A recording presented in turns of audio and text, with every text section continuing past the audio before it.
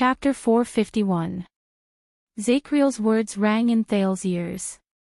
They echoed among the broken walls, but they sounded like a bronze bell being rung in a city tower. His voice lingered in the air and echoed. Sensory mystic. The Night of Judgment's words were so shocking that Thales only recovered from his shock after a while. He pondered over the horrifying meaning behind his words. Senses. What kind of name of origin is this? Thales thought in a daze in the silent dungeon. And she's the queen of the late king of Constellation, 82nd. What's her relationship with the bloody year? Thales was shocked by too many things that night. Thales did not even have time to care about the reactions of the people around him. He could only sense the people's emotions from the chaotic and rapid breathing around him. Barney Jr. was in a daze. Belden tightened his grip on his weapon. Tardin and Nalji widened their eyes at the same time. Brulee's panting and Cannon's low whimpers rose into the air one after another. Samuel's gaze was fierce, and Quick Rope bit his left index finger tightly, trying hard to make himself look inconspicuous. No, you mean, the second logistics officer Sazel Nayer's trembling breathing came from the dungeon. Everyone stared at Zachriel in disbelief. His chest rose and fell, and his emotions became unstable. Impossible. When she entered the palace, we all saw Queen Fiosa. We all remember what she looked like. Penal Officer Belden's face was pale. He seemed to be unable to believe his memories of the past. Even when Prince Kessel splashed hot black tea on her during the wedding banquet, she did not. The Night of Judgment snorted coldly. Really? The problem is, do you remember her face, or is it what the sensory mystic wants you to see? Belden's gaze froze for a moment. Zachriel questioned him coldly, what are you talking about? Ask yourself, did you see Queen Fiosa, or the Calamity Froland? Froland. Thales took a deep breath as he muttered the name. Confusion flashed in his eyes. Froland. Suddenly, Thales' memories trembled. It was as if a bell had rung from the distant past. Thales' gaze gradually froze. Froland. He heard that name before. Thales stared at the shocked crowd in confusion. He tried his best to remember. He must have heard it somewhere, but at that time, he must have been doing something that he couldn't afford to be distracted, so he didn't pay much attention to it. Where was it? His Majesty's Queen, she's Barney Jr.'s eyes were lifeless as he mumbled to himself, as if he was still digesting this fact.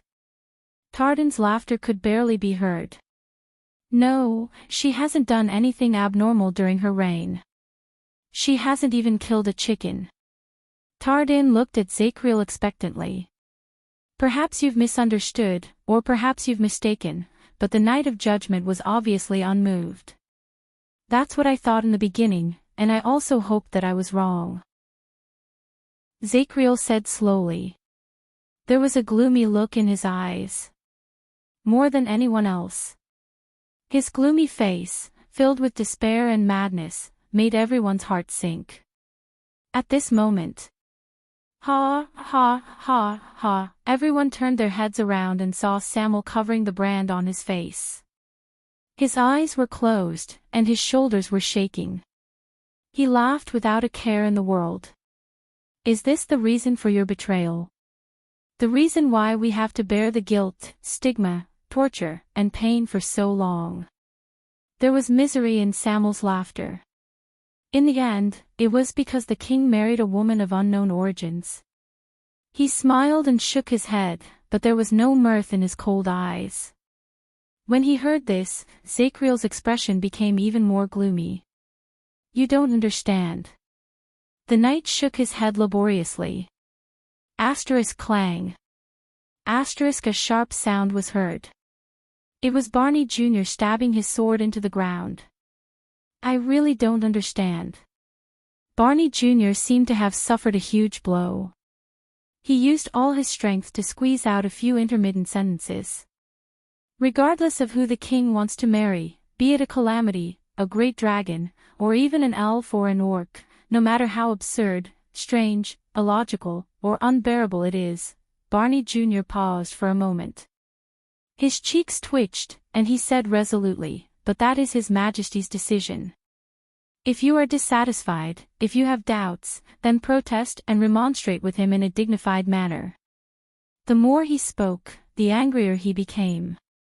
That should not be an excuse for you to participate in the rebellion and collude with the enemy to kill the king. No one knew which words stimulated Zacriel's sensitive and unstable nerves. He grunted in pain and also slammed his battle axe into the ground. Thud. I did it. Zacriel was like an enraged beast. The veins on his neck bulged, and his hair stood on end. His fierce gaze swept through the area like a blade. Everyone was shocked by him. I tried to remonstrate with His Majesty and warn him of the threat that came from his bedside, but he always brushed it off with a smile. I tried to contact the nobles who were still loyal to the royal family and trusted by the king, hoping that they could influence His Majesty.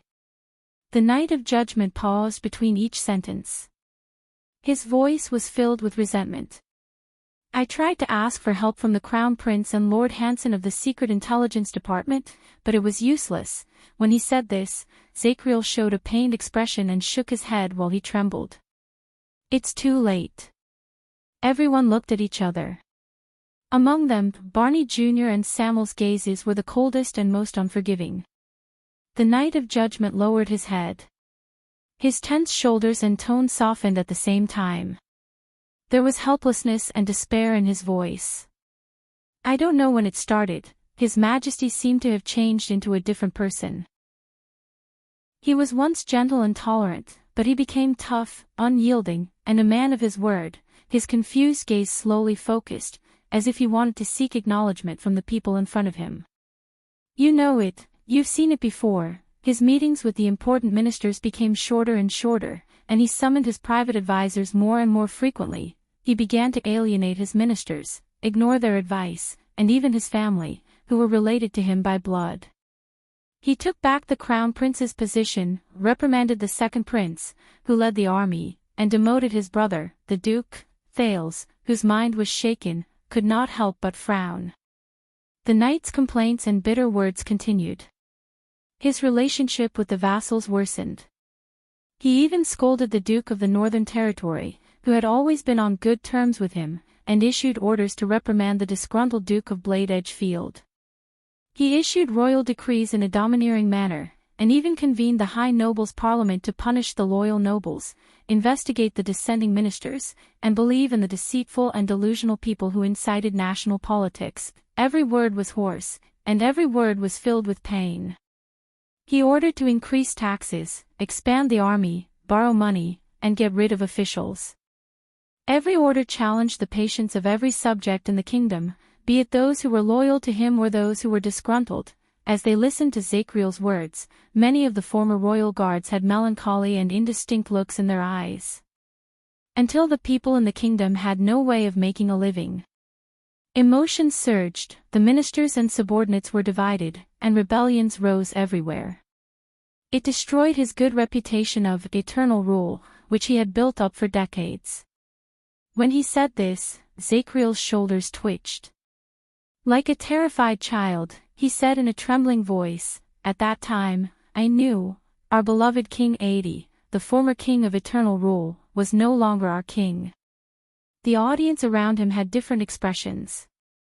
Some were angry, some were sad, some were hesitant, and some were sad.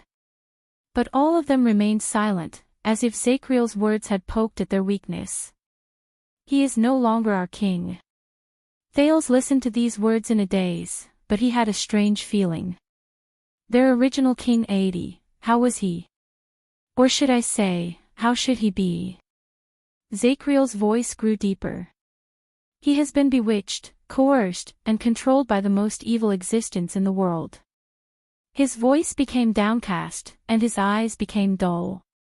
He was like a weak traveler who had been trudging through the desert and had drunk his last drop of water before he finally fell before the mirage where his hopes were extinguished.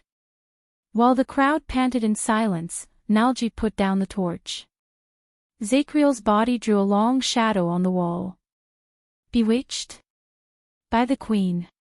By the calamities. After a long while, Barney Jr. squeezed out a sentence from his dry throat. How did you know? You judged the Queen's crimes and sentenced the late king to death based on a few words dug out from a pile of yellowed old papers? Zacriel snapped out of his daze and chuckled. How would I know? That night. His gaze drifted about, as if memories had been evoked. That terrifying, rainy night. The night of judgment forced these words out of his mouth, and it sent chills down everyone's spine. Rainy night. His Majesty dismissed all his followers, servants, and guards in the name of meditation, including the old captain and Barney Jr., who were in charge of the Supreme Shield and the Judgment Spear. And he held his new queen's hand alone and went to attend that unbelievable invitation. The royal guards felt their hearts tense. What invitation? Nalji could not help but ask. Zacriel's expression became dazed. It was as if he was lost in the past and could not walk out of the shadow of the past. That night, I held the supreme sword tightly, and with its power, I followed them to the sacred hall of stars. I hid in the shadows behind the pillars, and I did not even dare to breathe loudly. The night of judgment's pupils slowly shrank. Finally, I saw them. The dungeon was very quiet. Only the waning light from the torch illuminated the dilapidated old walls of the magic tower. It was like the dead silence after a coffin was buried. Barney Jr.'s expression was still stiff. Samuel pursed his lips, and the others looked at each other in confusion.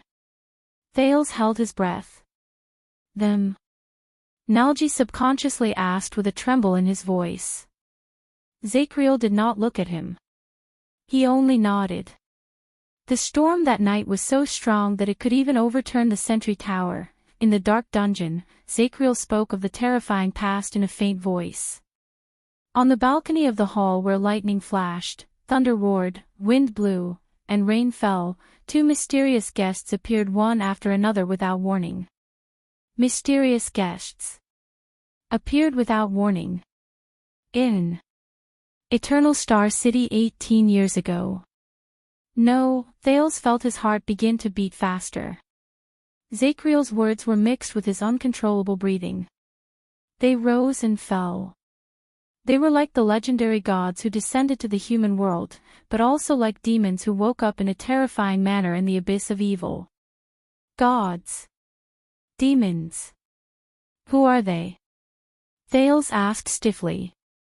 Zacriel suddenly lowered his head and cast Thales a cold glance. It made the latter's heart skip a beat. A few seconds later, a dry voice came out of the night of judgment's lips, which were almost drained of blood. That man appeared in the rain. His posture was elegant, and his actions were calm. But his body was as dry as ever, and as clean as new. Untouched by the wind and rain, he arrogantly sized up Renaissance Palace, as if he was looking at a chess piece that would be eaten sooner or later. Thales subconsciously tensed his body. In the dungeon, the knight's former colleague stared at him without blinking. And that woman, Zacriel shook his head.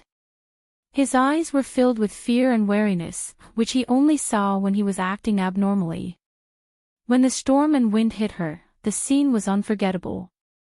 It was as if the wind and rain had instantly sunk into her skin, which seemed to be alive. They were absorbed completely, and not a single drop was left behind. Everyone slowed down their breathing, as if they were afraid of waking up a sleeping beast. They either respectfully or disdainfully called the queen by her real name, Froland. Zacriel shuddered for some reason. Similarly, our queen also called them by their names, as if she was reuniting with old friends. Those are two equally taboo names. Thales squeezed his eyes shut.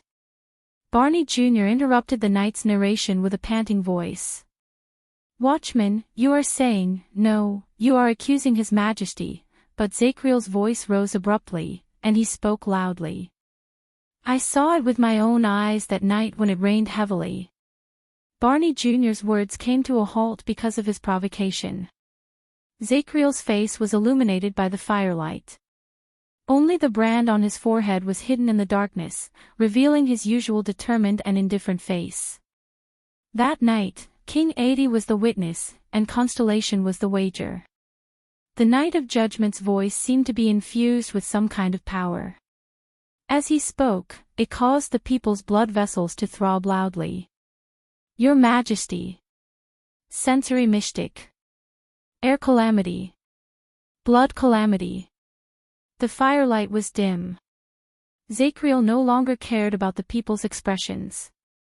He said coldly, the unprecedented alliance between the Supreme King of Constellation and the three great calamities. And so it was formed. At that moment, Thales opened his eyes. He remembered. Froland. He'd heard this name before.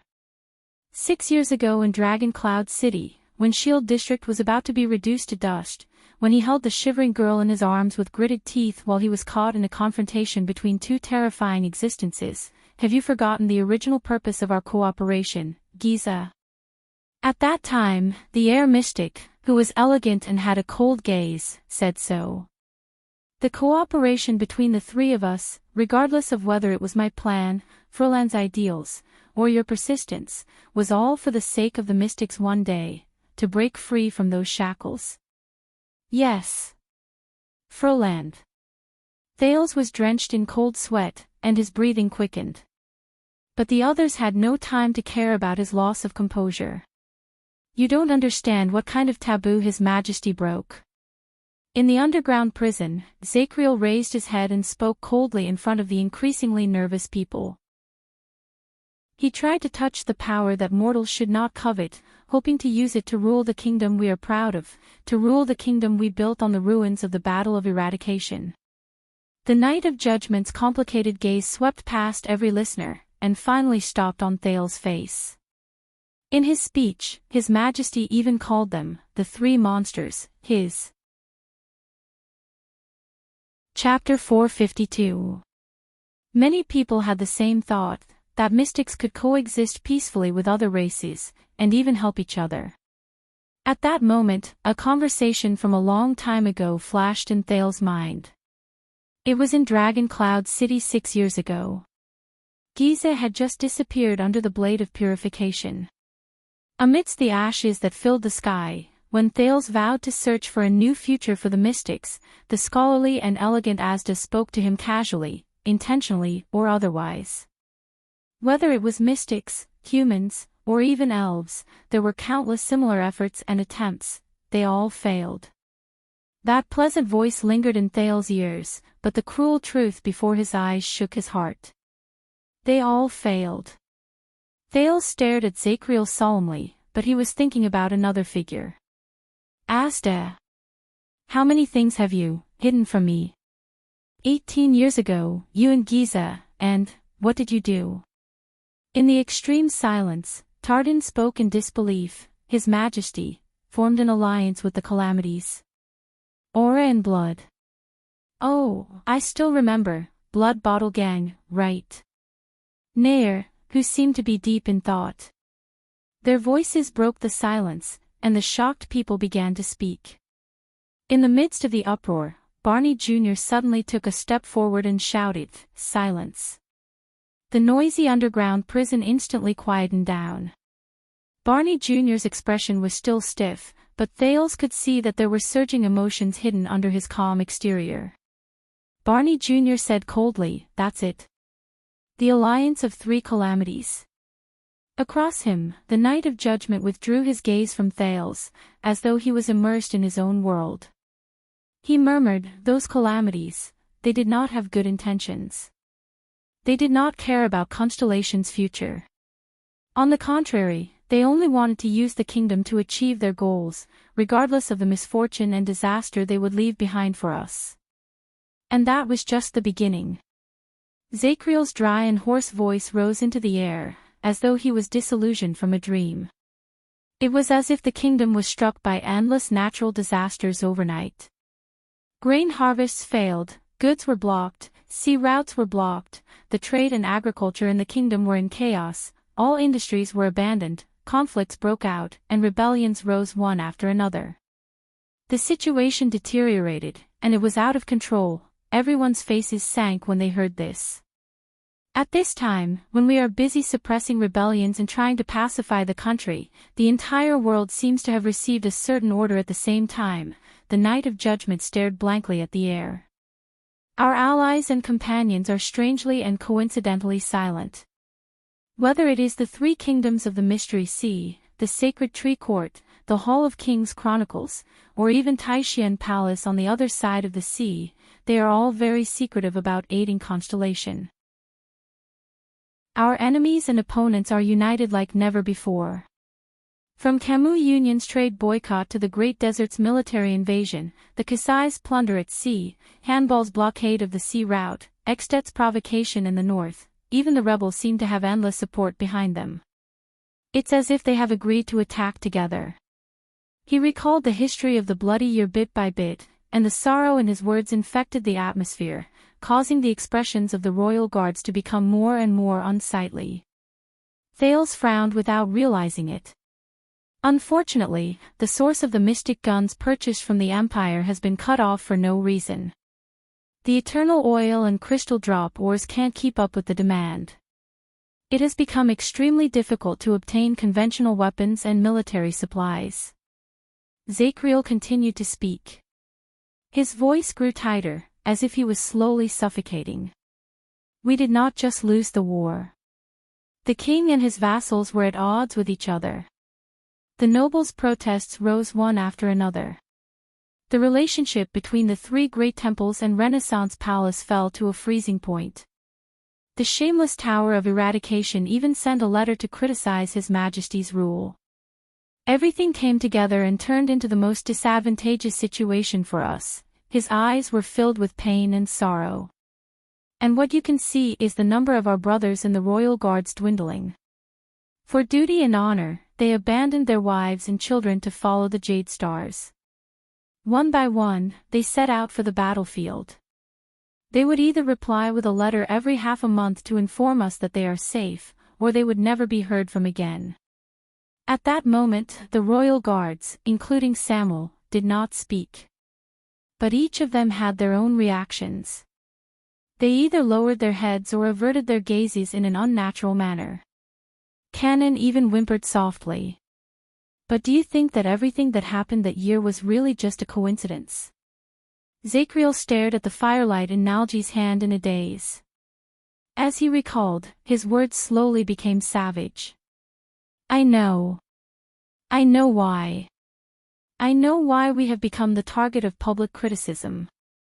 No matter what His Majesty's original intentions were, walking with the calamities is the origin and beginning of our disaster.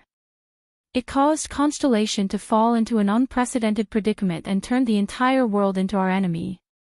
F***ck. Nalji slapped his thigh and cursed. No one knew whether it was for King Adi or for Zachriel.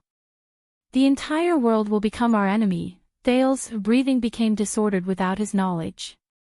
Why?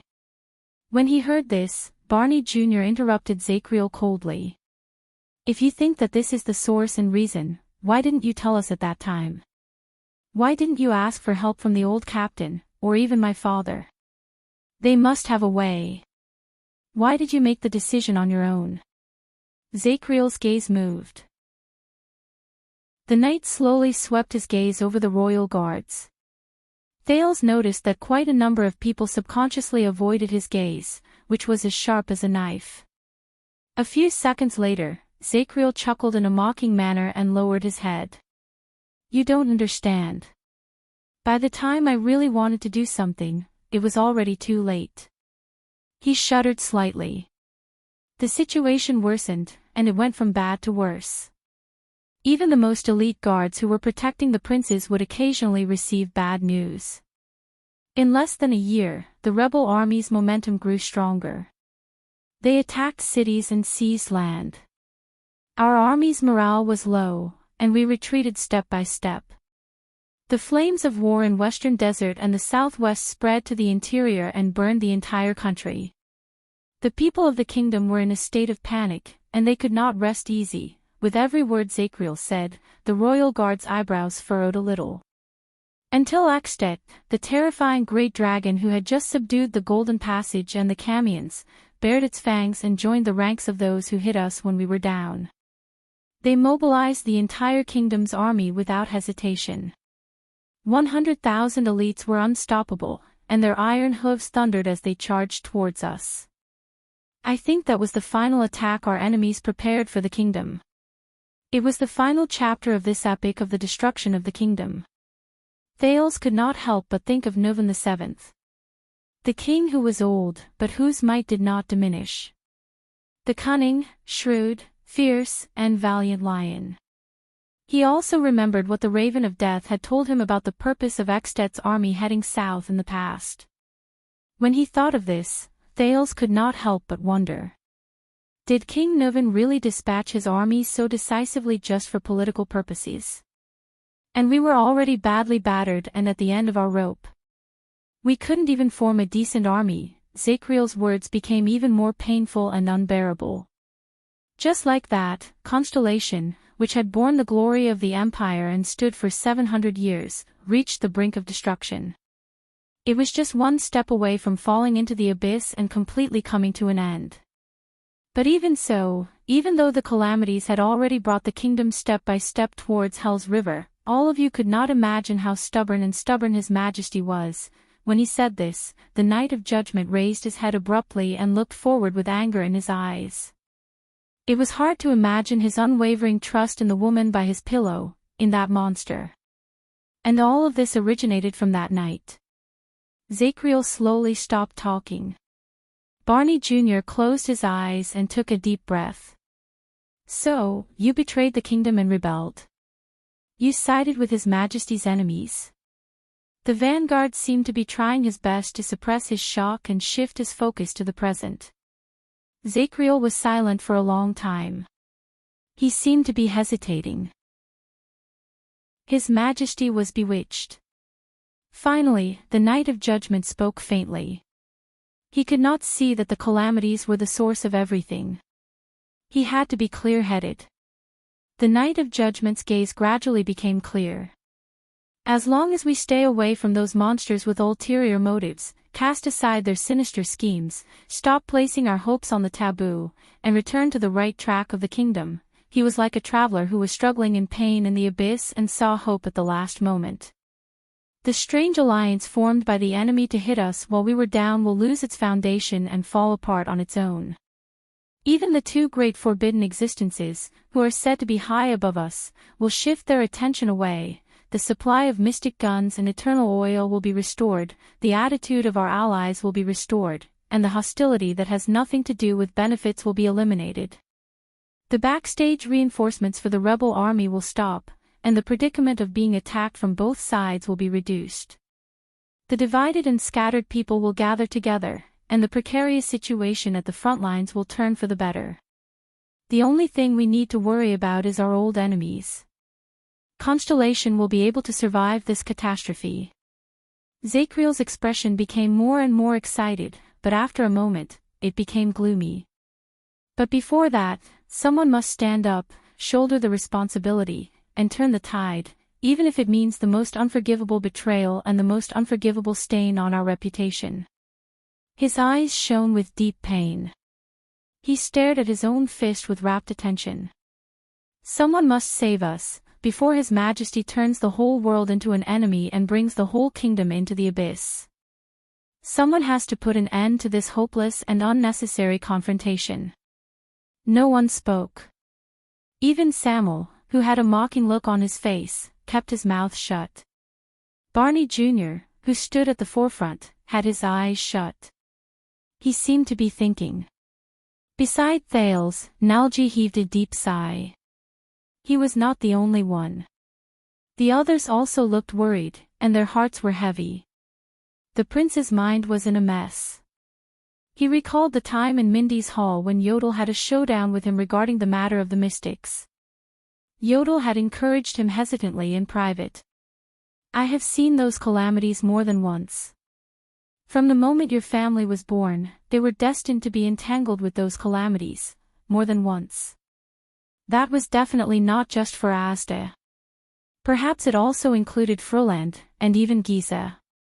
Speaking of Yodel, he remembered the Secret Intelligence Department and the Black Prophet. What role did they play in that calamity? Thales also remembered how Duke Arund of the Northern Territory questioned and blamed King Kessel hysterically in Renaissance Palace 6 years ago after his conspiracy failed. Just like your damn father, both of you knew what your choices would bring, but you never cared.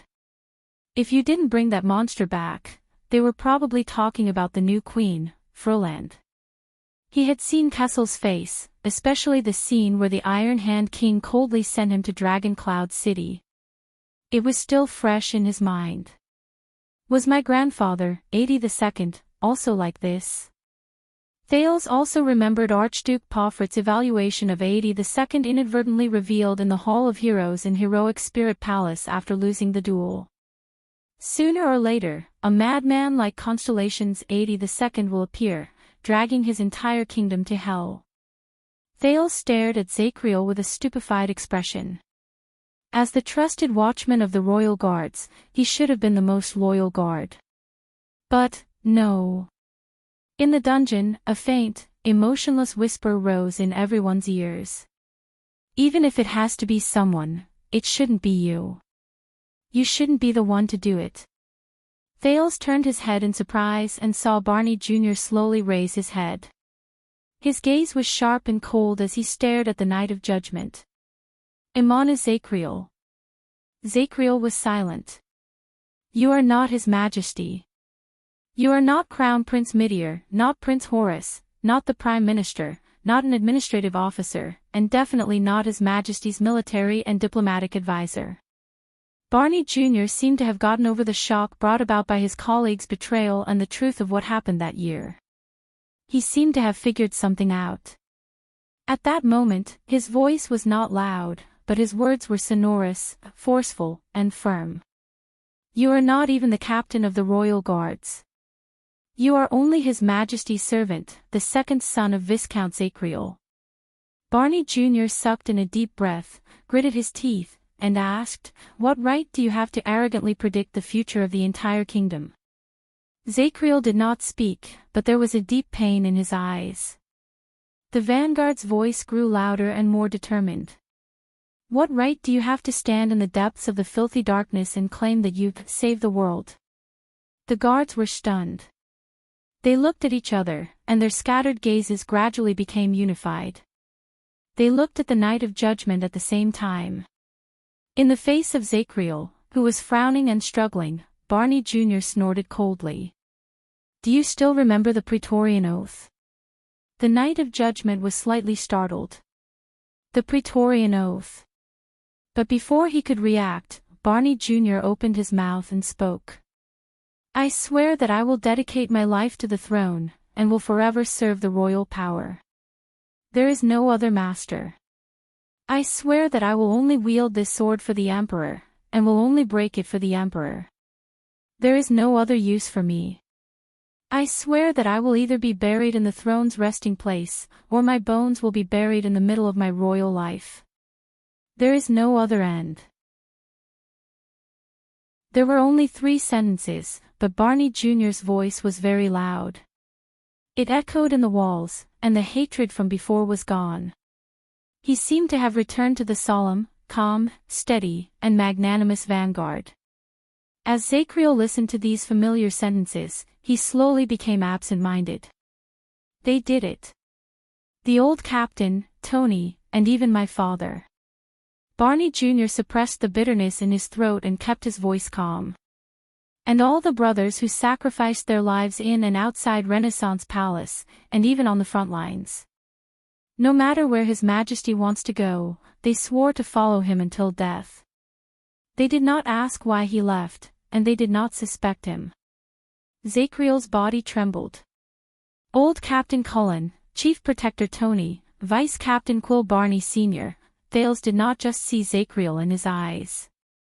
All the guards were in different states of mind. Samuel lowered his head and sank into a deep melancholy and internal struggle. Cannon leaned against the wall and covered his face as he trembled slightly. The big brule covered his chest tightly. Nalji stared at his torch expressionlessly, as if there was a beautiful magic trick in it. Tardin, Belden, and Nair were all in a daze. I believe, even when we are on our way to Hell's River. Barney Jr.'s voice also began to tremble. They will also do their best to snatch the boat to ferry His Majesty. And what about you? The Knight of Judgment's chest heaved. But Barney Jr.'s words were like a sharp sword that pierced through his weak points. What you have said, Zacriel, does not absolve you of your sins. It is just a dream that you convinced yourself of because of your own selfishness. Barney Jr. finished his words, leaving behind only a disgusted and scornful gaze. His words were obviously very forceful, and the royal guard seemed to have figured something out. They cast aside the hesitation and reluctance they had for their former brothers, and their gazes were replaced with the same disgust and rejection. This time, Zacriel was silent for a long time. Then, he opened his mouth with great difficulty. I do not want to absolve myself of my sins or shirk my responsibilities, much less ask for forgiveness. You said you wanted answers, the Knight of Judgment said softly. This is my answer. Everything that happened in the past, all the sins, I will bear them all. Barney Jr. stared at him for a very, very long time. Then, Barney's expression returned to normal. He seemed to have figured something out, and he shook his head with a wan smile. No. Chapter 453. The prison regained its frightening silence. At that moment, that's not right. Samuel, the only person among the royal guards who had escaped prison, interrupted coldly. If your goal was only to make the king sober, why didn't you take the legendary anti-mystic equipment and assassinate the so-called Queen of Calamities alone? At that moment, Samuel was cold and resolute, as if he was no longer the former royal guard. A thought appeared in Thale's mind. He remembered what Gilbert had told him about the calamity the Jadestar royal family faced during the Bloody Year, and he could not help but frown. Why did you use such an extreme method? Zacriel did not speak. Samuel continued to question him. And why did you put the entire Jadestar royal family on your elimination list? Why did you not stop until you slaughtered them all? Zacriel's lips trembled. The blood drained from his face, and he stared at Samuel in a daze. Yes. Tardin joined the conversation with a pale face. You know, even the most innocent concubines and grandchildren, and the most lively and naive Princess Constance, even they, he bit his lip and could not continue. Zacriel stared at Samuel and Tardin for a long time. Then, he sighed. That was not my intention. Thales felt complicated when he saw this, but he immediately thought of another problem. Then whose intention was it? The prince's words attracted the other's attention. You did not tell the whole truth. Thales raised his voice. Tell me, who were the people who worked with you to assassinate the king, the people who intended to overthrow Constellation? Most importantly, what were the group of calamities and King 80 plotting to bring about such a calamity? Thales asked through gritted teeth. Zacriel seemed to be stumped by the question. He was silent for a long time. In the end, he only shook his head and did not answer. Also, Samuel spoke again. If what you said is true, then why? The former flag-bearer stared at the former Knight of Judgment. Since you've already accomplished your goal, why didn't you stand up and admit that you were the traitor? You are not someone who is afraid of responsibility or death. You are even willing to take the blame for me when I escaped. With your personality, shouldn't you confess the truth openly and accept your trial like what you are doing right now? Zacriel pursed his lips tighter and tighter, but the prisoners gradually noticed that something was off. They frowned and looked at him. Why did he hide for 18 years? We tortured him for 18 years. Samuel's questions were layered, and there was indignation and indignation hidden in them. Why did you wait until now to suddenly jump out and tell us these things? Tell us that you are that damn traitor. If I hadn't stepped into this place and they hadn't released you, would you have continued living like this until you died? Zacriel did not move. He just sank his face into the darkness where the firelight could not reach. Samuel gritted his teeth and swung his arm, giving Thales a fright. In fact, I'm afraid that Samuel will not be able to do anything to you. Why is your target this prince? At that moment, Thales was shocked. Oh no. Why is it the prince? What are you still hiding? Samuel hissed. What secret is there that you would rather bring to Hell's River than tell us? Thales exchanged glances with Quick Rope, who had been restless and wanted to escape. He had a bad feeling. Why, are we back to this topic again? All the guards, including Barney Jr., scrutinized Zacriel suspiciously. Quite a number of them cast their gazes on Thales again. This is bad. Thales gritted his teeth. Zacriel did not reveal my secret before, perhaps because he still feels guilty towards the royal family and does not want to tarnish the Jadestar family's reputation, but now, Thales glanced anxiously at Zacriel, who seemed to be hesitating. Now, he had already revealed the truth about 82nd's alliance with the Mystics. He no longer has anything to hide, right? At that moment, Zacriel opened his mouth quietly. Summon souls. The Knight of Judgment said flatly. This caused the others, especially Thales, to be stunned. Summon souls. What does he mean? Zacriel inhaled slowly. His eyes were filled with wariness. Be it the invasion of the prison of bones today, the appearance of this prince, the disaster swords, shadow shield, or even the dragon breaker, none of them are coincidences. A thought appeared in Thales' mind. Not coincidences. Zacriel raised his head abruptly and looked at Thales. Your dagger, your highness. Dagger. Thales could not help but gulp. What?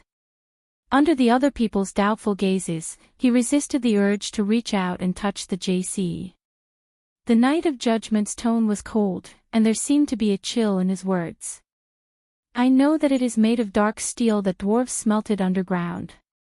It is similar to the material of the Supreme Sword, but it is mixed with special crystal drops for another purpose. It is exceptionally different. Without waiting for Thales to react, Zacriel's next words revealed the origins of the JC. That is the Assassin's Flower, the unique weapon of the Charlton family. It is also proof that every Charlton has ended their training and officially started their career as an assassin. Everyone was shocked. Even Quick Rope looked at Thales in horror. As for the main topic of the conversation, Thales himself felt his entire body stiffen, and he could not move. He knew. But, Zacriel's gaze was filled with vigilance and wariness, as if the mentally unstable prisoner who had just escaped from prison was just an illusion. The appearance of this dagger in your hands, your highness, as well as the threatening and tempting attitude of those Shadow Shield assassins just now, shows what it means. As participants of the assassination that year, I do not know why they infiltrated the Jadestar royal family again and got close to the special, you. When he said the word special, Zacriel paused again, and it made Thales break out in cold sweat. But it must have something to do with the misfortune those calamities brought that year, and their failed plot. The gazes of the prisoners flickered as they moved back and forth between Thales and Zacriel. This time, the Knight of Judgment's face was filled with wariness, as if his eyes were filled with enemies. I can feel that there are people who are indignant. They are unwilling to let go of the tragedy that happened in the past. Zacriel's gaze burned. They are still digging up the taboo of the past, searching for the legacy of the past, and trying to, for the catastrophe and disaster 18 years ago. Soul beckoning. Soul beckoning. Thales stared at Zacriel blankly. No, it's not like that, He turned his head around with great difficulty. This dagger. This dagger was given to me by Jayla in the past, but when he thought of this, Thale's thoughts froze for a moment. Wait a minute. The police and the assassin's flower might be a misunderstanding, but Shadow Shield, Thales could not help but remember what Stake said in my home. From almost madly assassinating the members of the royal family 18 years ago, to now doing everything in their power to ensure the prince's survival, the change in Ting's attitude before and after can only mean one thing. The prince's existence must mean something. Zachriel no longer paid attention to the prince's abnormality. He continued to speak, and his words were as cold as ice. They must be stopped. He emphasized the word stopped, and his voice was firm and unquestionable. Before the tragedy of the past reappears, and before the next mistake is made. When Zachriel finished speaking, Thales felt a chill run down his spine. Samuel smiled. Soul beckoning, Samuel repeated while he shook his head. He seemed to be disdainful. What a lame reason. But you have yet to answer my, enough. At this moment, Barney Jr. seemed to have lost his patience. He interrupted Samuel without hesitation. Samuel cast a displeased glance at Barney Jr., but the latter ignored him. So, you are not prepared to surrender, and you intend to continue attacking the prince, right? Barney Jr. stared straight at Zachriel, who was in front of him. Zachriel was silent for a second. He did not answer directly. He only coldly repeated what he said just now. They must be stopped. When he heard this, Barney Jr.'s expression became even colder. Very well. The former vanguard removed the shield hanging on his back, raised his long sword, and pointed it at Zachriel. His murderous aura surged. Then, you must be stopped as well. All hesitation and apprehension disappeared from Barney Jr.'s face. He said coldly, in the name of the royal guards, we must account for our sins and severely punish those who betray us. In return for justice. Thales immediately sensed that everyone's bodies and nerves tensed up. Belden, Bruley, Tardin, Cannon, Nair, Nalji, and the prisoners of the royal guard slowly spread out. They picked up their weapons again, stood in formation, and revealed their murderous intent. But they no longer targeted Thales and Quick Rope. Instead, they targeted the Knight of Judgment in front of them. Even Samuel, who stood on the other side, slowly drew his long sword. It was as if they had returned to their wartime state, and the scene of them meeting their old friends just now was just an illusion.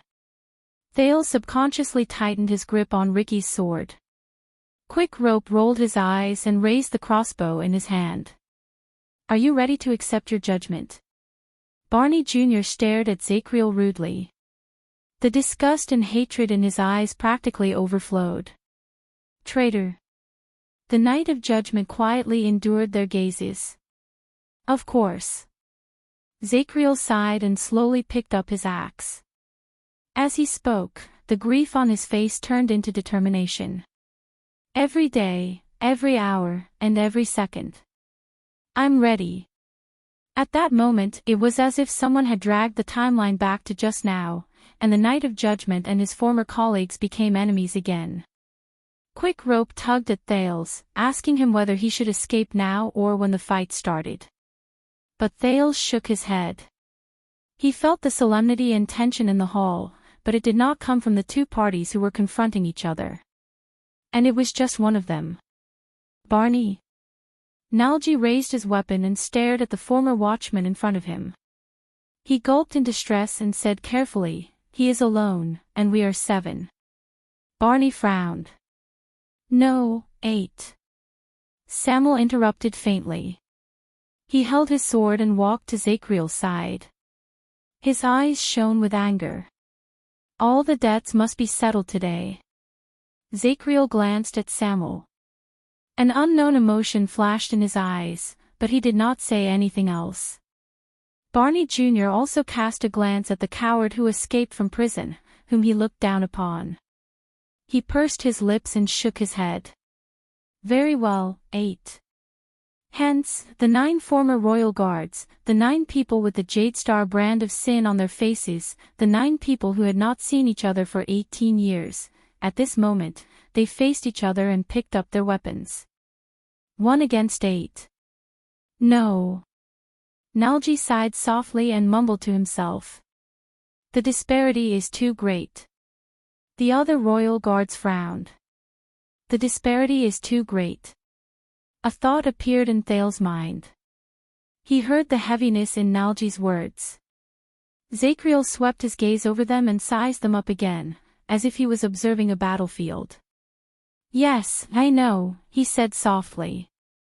He got rid of all the emotions that he should not have and became the calmest and most terrifying knight of judgment once again. I will fight against 8 of you alone. Zacriel held his battle axe upside down and took a step forward. Asterisk thud, thud, thud. Asterisk, indeed, for all of you, his aura and pressure slowly accumulated with each step he took. It was like a monstrous wave that seemed to be moving slowly in the distance, but would eventually come crashing down. More or less, Zacriel raised his axe and faced his opponents, who were ready for battle. His gaze was serious. Chapter 454. When Zacriel's axe collided against Barney Jr.'s shield, the reactions of the prisoners were beyond Thale's expectations.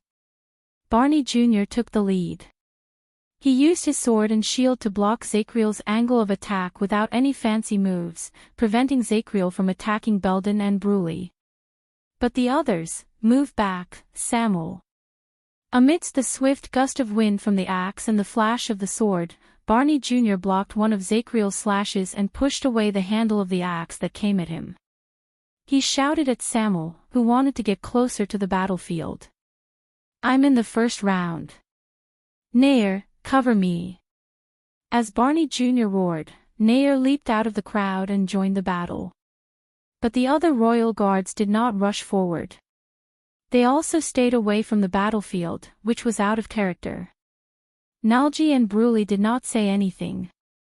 They forcefully dragged Thales to the left and leaned against the wall. Barney Jr. and Nair were the only 2 people on the battlefield.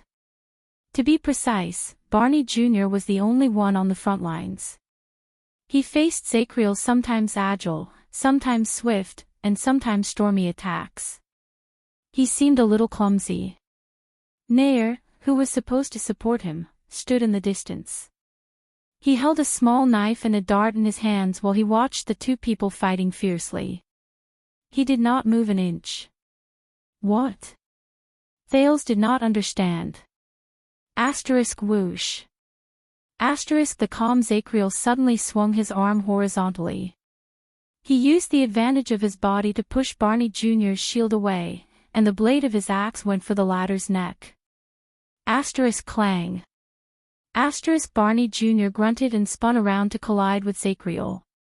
The 2 of them separated right after they came into contact with each other. They each avoided their opponent's next attack, but it seemed that Barney Jr. was at a disadvantage. A wound appeared on his right arm. As he watched their fight, Thales, who was puzzled, finally gave up struggling. He turned his head and asked the people beside him anxiously. What's going on? But before anyone could answer, Samuel, who was on the other side, found an opportunity to squeeze his way over.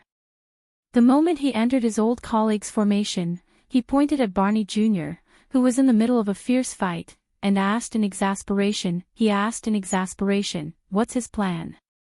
Is he trying to get himself killed? Asterisk whoosh. Asterisk another gust of wind from the axe was neutralized by Barney Jr.'s perfect counter stance. However, he was immediately caught up in Zacriel's subsequent attacks. He seemed to be in a difficult situation. Faced with Samir's impolite interrogation, the other's expressions turned ugly. But Belden did not care. He looked worriedly at the 2 people who were engaged in an intense battle. He paid attention to the entrance of the stairs that Zacriel had blocked behind him. Barney said that the first round is a test. We'll act according to the situation and try to break through to the ladder. Samuel frowned and seemed to be a little hesitant. Thales could no longer hold back the questions in his heart. He cast a glance at Quick Rope and asked resolutely, "Why didn't you help him?" The prince looked at Barney Jr., who was surrounded by danger, and he was very anxious. "There are 8 of you," but before he could finish, he was interrupted by Belden's hoarse and intermittent voice. "I can't." Thales was stunned. "Can't do it?" He turned his head and glanced at the others, only to find that they all had the same expression on their faces, solemn and helpless. "Why?" On the other side, the duel between Zacriel and Barney Jr. was reaching its climax. Both of them seemed to be truly enraged. Their faces were ferocious, and their movements were fierce. Zacriel had just roared and pulled back an axe strike that nearly split his skull open when Barney Jr. used his life to force him to launch an equally fierce and risky attack. A strong gust of wind blew, and steel clanged. "We can't help him," Nalji sighed softly. He stared at the battle between the two people and said softly, "Zacriel is not an ordinary person, and he's definitely not a normal supreme-class warrior." Not an ordinary person. Thales and Quick Rope were both stunned. Nalji stroked the weapon in his hand and stared at the two people who were fighting to the death. There was a gloomy look between his brows. His power of eradication is called Chaos of Armies. It's a rare variant of Pegasus music. The key lies in his unparalleled perception. When they heard Nalji say this, the royal guards were a little dazed. Pegasus music. Thales found it a little familiar. "Wait, I heard Waya, the real Waya, say that it's Miranda's power of eradication." When he thought of this, Thales became serious. Chaos of Armies. Perception. What do you mean? This time, the one who answered him was Belden. Focus. Belden's voice was hoarse and incoherent, as if it had been washed by sand. But this did not affect Thales from hearing the anxiety in his voice. He also saw the hesitation in Belden's eyes. A person's energy and attention are limited. He cannot multitask. Even when he is fully focused, he can only pay attention to 1 or 2 things at the same time. If there are more things, we will lose enough attention to our targets. We will be unable to pay attention to the things in front of us, behind us, and to the left. Focus, Thales chewed on this word. On the other side, Barney Jr., who was at a disadvantage, finally made a somewhat successful counterattack. At the cost of a knee strike from Barney Jr., he sliced open Zacriel's shoulder. It was only a few millimeters away from Zacriel's vital spot. Thales thought that it was a pity. But Zacriel is different. Belden's words became even more solemn. At the same time, there was pride in his honor, and the pain of his old friend's betrayal. Chaos of Armies takes the perception, observation, and rhythm emphasized by Pegasus music and pushes it to the limit. Zacriel can effectively distribute his attention within a certain area without distracting himself. He can multitask and grasp all the variables in a battle. His upper limit is unknown. Multitask. Thales looked at Zacriel, who swung his axe skillfully, and then at Barney Jr., who attacked with all his might. Puzzled, he asked, "What do you mean?" Samuel snorted coldly and interrupted. "It means that the Knight of Judgment has countless eyes, and he can observe countless targets at the same time. He is no longer afraid of being surrounded, and he is no longer afraid of group battles. His attention when he faces 10 people is no less than when he faces only 1 person. He will never lose sight of others because he is outnumbered." Samuel held the sword in his hand tightly. His gaze never left the battlefield, as if he was ready to attack at the next moment. His words made the prisoners look even more worried. Bruley even snorted and pointed at Nair, who was still holding the dart tightly in his hand. "No, Bruley." Tardin shook his head, as if he understood Nair's indecipherable groan. Nair cannot easily attack unless he is in a life-threatening situation. That might be disadvantageous to Barney. He will never lose sight of others because he is outnumbered. Thales carefully understood this sentence, and his expression changed drastically. What is this? The knight will not die when he is alone. There are no openings in his back. He remembered the scene just now when Zacriel faced 5 or more Shadow Shield assassins. The unparalleled Knight of Judgment who attacked consecutively within a few seconds and killed 5 people at just the right time. Another muffled thud rose. This time, Barney Jr. used a charge that was almost suicidal to force Zacriel, who seemed to be apprehensive, to retreat. The prince turned his head to look at the battlefield and asked anxiously, "So, whether it is 1 against 1 or against many, it makes no difference to him?" This time, Tardan's voice was desolate and resigned. It was as if he had seen through the world. "It is worse than that." Tardan shook his head. He seemed to be sentimental as well as bitter. Zacriel is a genius rarely seen in the world. He has developed the advantage of the chaos of armies to the extreme. He is multitasking, and it is not just when he is fighting against his enemies.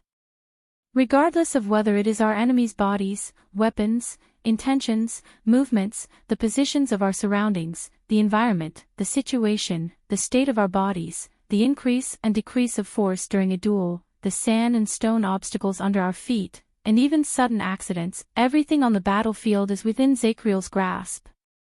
He has even taken it a step further and perfectly transformed it into his strategy to fight against his enemies.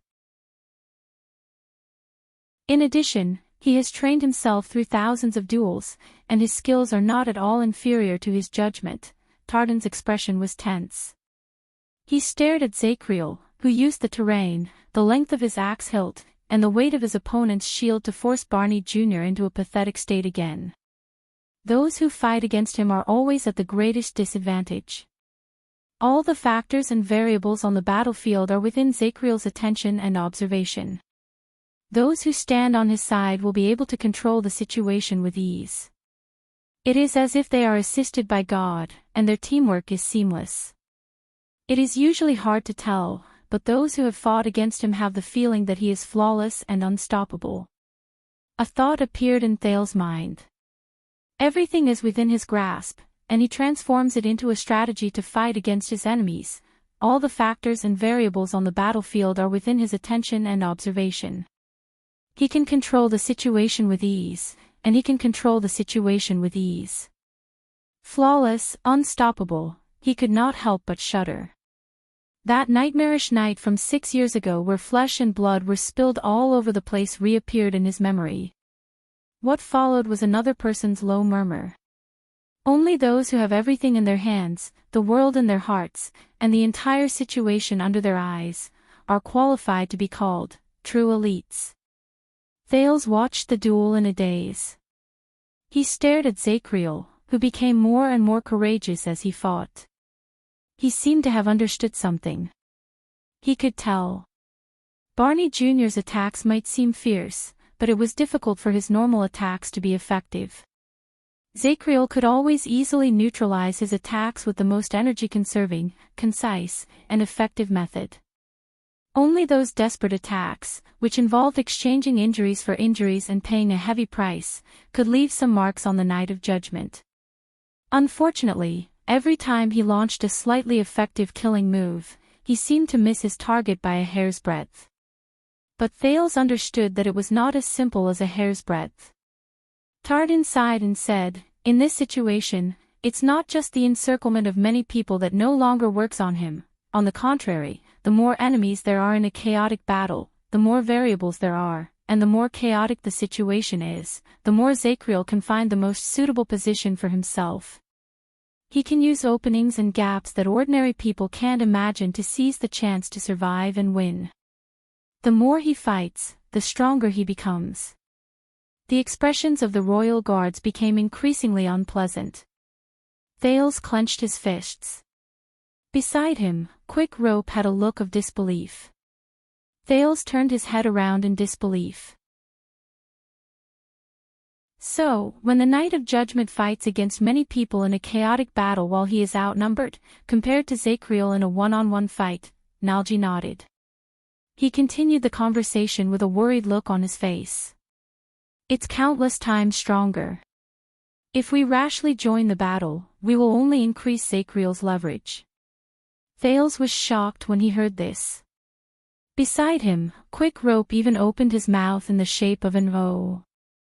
So, for Zacriel, fighting against 8 people alone is more advantageous. He's practically the human version of the blood mystic. He gave me pointers on my sword style, Samuel said coldly by the side. So, I know that when you face him, you won't just be facing Zacriel, but the entire battlefield known as Zacriel, which truly belongs to him, the chaos of armies. His words were sonorous and forceful, but they made people feel heavy-hearted. Thales frowned hard. Just like an army. Samuel stared at him. He was silent for a second before he nodded. Just like an army. In the distance, Barney Jr. moved in a flash. He roared and crashed into Zacriel's body with a dual stance that he did not hold back at all. Thud. Both of them fell to the ground at the same time, then jumped up at the same time. Both of them panted. Let go, Barney. This is not the ending you want, Zacriel said softly. Barney Jr. snorted coldly. Why didn't you let go in the past? In the next second, both of them moved, and their weapons clashed against each other again. By the side, Quick Rope could no longer hold back. Isn't this a little too much? The rookie mercenary rubbed his face and widened his eyes. He pointed at Zacriel, who was fighting the enemy in silence. Can he fight against 100 people alone? Can he fight against an entire army alone? In the face of Quick Rope's rather doubtful words, the prisoners stared at him with hostile expressions. Quick Rope could not help but tremble. He remembered the grudge he had formed with them, and he took a step back in embarrassment. Thales looked at the group and felt that they had something to say. As expected, the corners of Nalji's lips curled up. Do you know the battle that made Zacriel famous? The battle that made him famous. The prisoners shuddered at the same time. Quick Rope blinked, and he immediately put on a wary look that said, I'm not going to take the bait. Nalji stared at the Knight of Judgment, whose expression did not change even in the midst of the fierce battle. A fascinated look appeared in his eyes.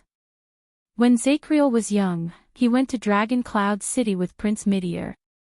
His Highness was too eloquent, and he made the Northlanders unhappy, so they used force to make things difficult for them. Midir, Dragon Cloud City, Thales recalled the relevant scenes in his mind. Barney Sr. told me that at that time, Zacriel, who was only 17 years old, faced the enemy alone. Nalji clicked his tongue and shook his head. He spoke in a tone that was half proud and half despondent.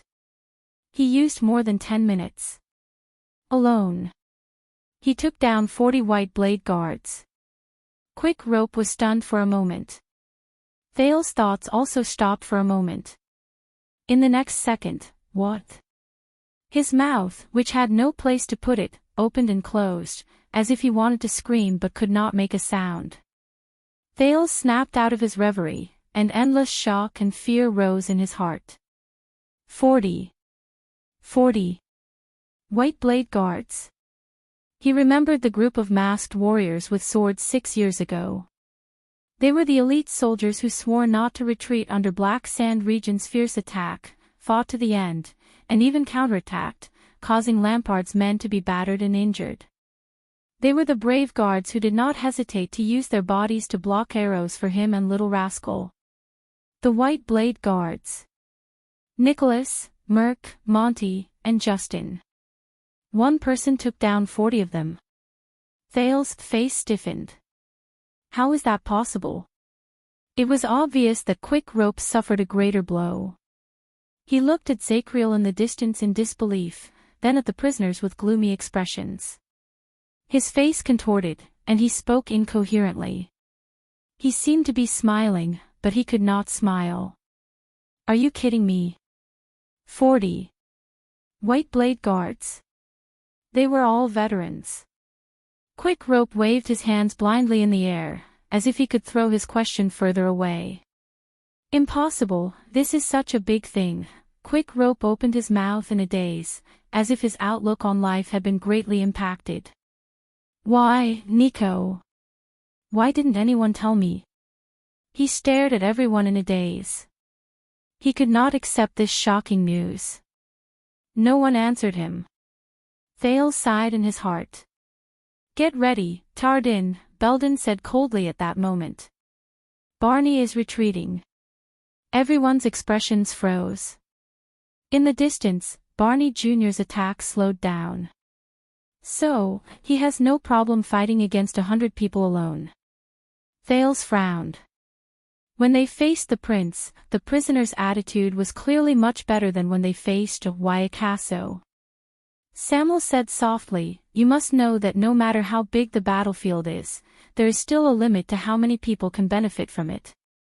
Other than the special battle formations, even if 1,000 people attack one person at the same time, only 6 or 7 people at the innermost part of the circle can attack the enemy with all their strength at the same time.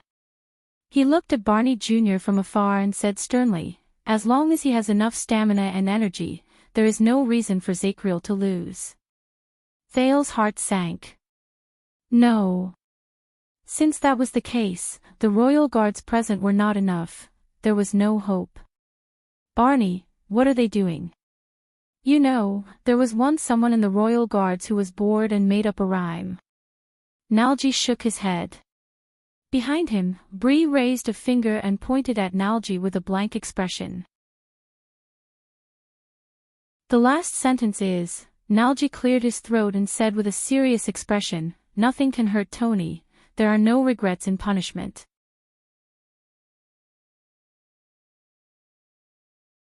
Chapter 455. The seemingly evenly matched duel between Zacriel and Barney Jr. only lasted for a few minutes. Right after Nalji finished speaking, Zacriel pressed forward with his entire body. Asterisk clang. Asterisk a piercing sound rose. Barney's blade was caught by Zacriel's axe at a strange angle. Barney Jr.'s pupils shrank. You fight like a Northlander. Zacriel crossed his left arm diagonally and accurately caught his opponent's shield, which was used to attack him. But your thoughts are still that of a constellatiate. Barney Jr. gritted his teeth and withstood Zacriel's strength.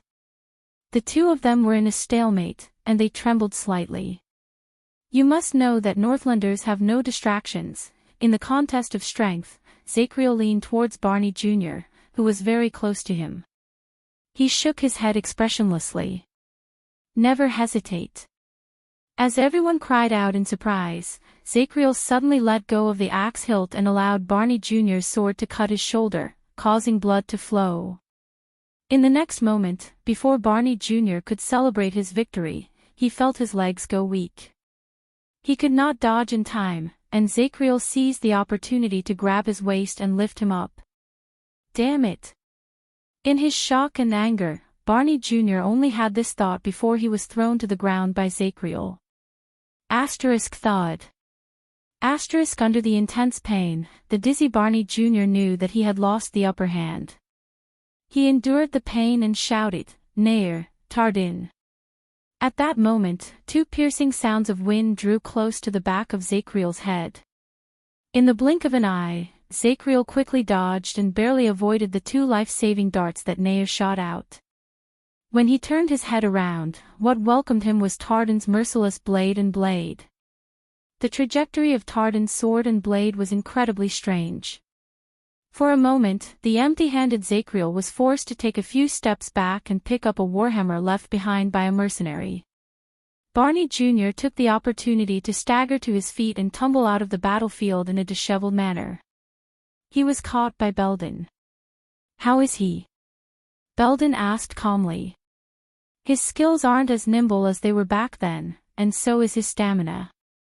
Barney Jr. panted softly as he watched Tardin, who took his place to fight against Zacriel. There's also a rather serious new injury on his back. It's making his movements a little sluggish. The prisoners of the Royal Guard surrounded Barney Jr. and rearranged their weapons. They listened attentively to the conversation between the vanguard and the penal officer. Very good, so we have a chance. Samuel touched his sword and asked with narrowed eyes. As Thales watched their brief exchange, he suddenly realized that this was like a small military conference during a war. Barney Jr. glanced at his colleagues and remained silent. A few seconds later, he shook his head under everyone's disappointed gazes. I don't think so. His instincts and consciousness are still clear. He can turn his weakness into an advantage at any time. Barney Jr. took the sword and shield from Bruley and coughed loudly. I even suspect that he purposely let me discover the wound on his back just now to lure me into attacking his side. Then, you all saw it. If I didn't attack with that sword, perhaps I wouldn't have. Everyone shuddered. On the other side, Zacriel and Tardan's movements became faster. The latter's attacks were strange and urgent. The sounds of weapons clashing against each other sounded like wind chimes. Then, what should we do? Belden's expression did not change. He was like an unmoving hill. Barney Jr. watched Tardan's movements closely. Tardan's movements are very sneaky. He can stall for time, but he did not say anything else, but Thales could feel that the mood of the guards had become gloomy. Barney Jr. shook his head and stood up. His gaze became sharp. I will replace him later. This time, I will not test him. I will kill him at all costs. At all costs. When he said this, the expressions of Belden and the others darkened. Samuel also frowned. Barney. Nalji looked hesitant. He wanted to say something, but he did not.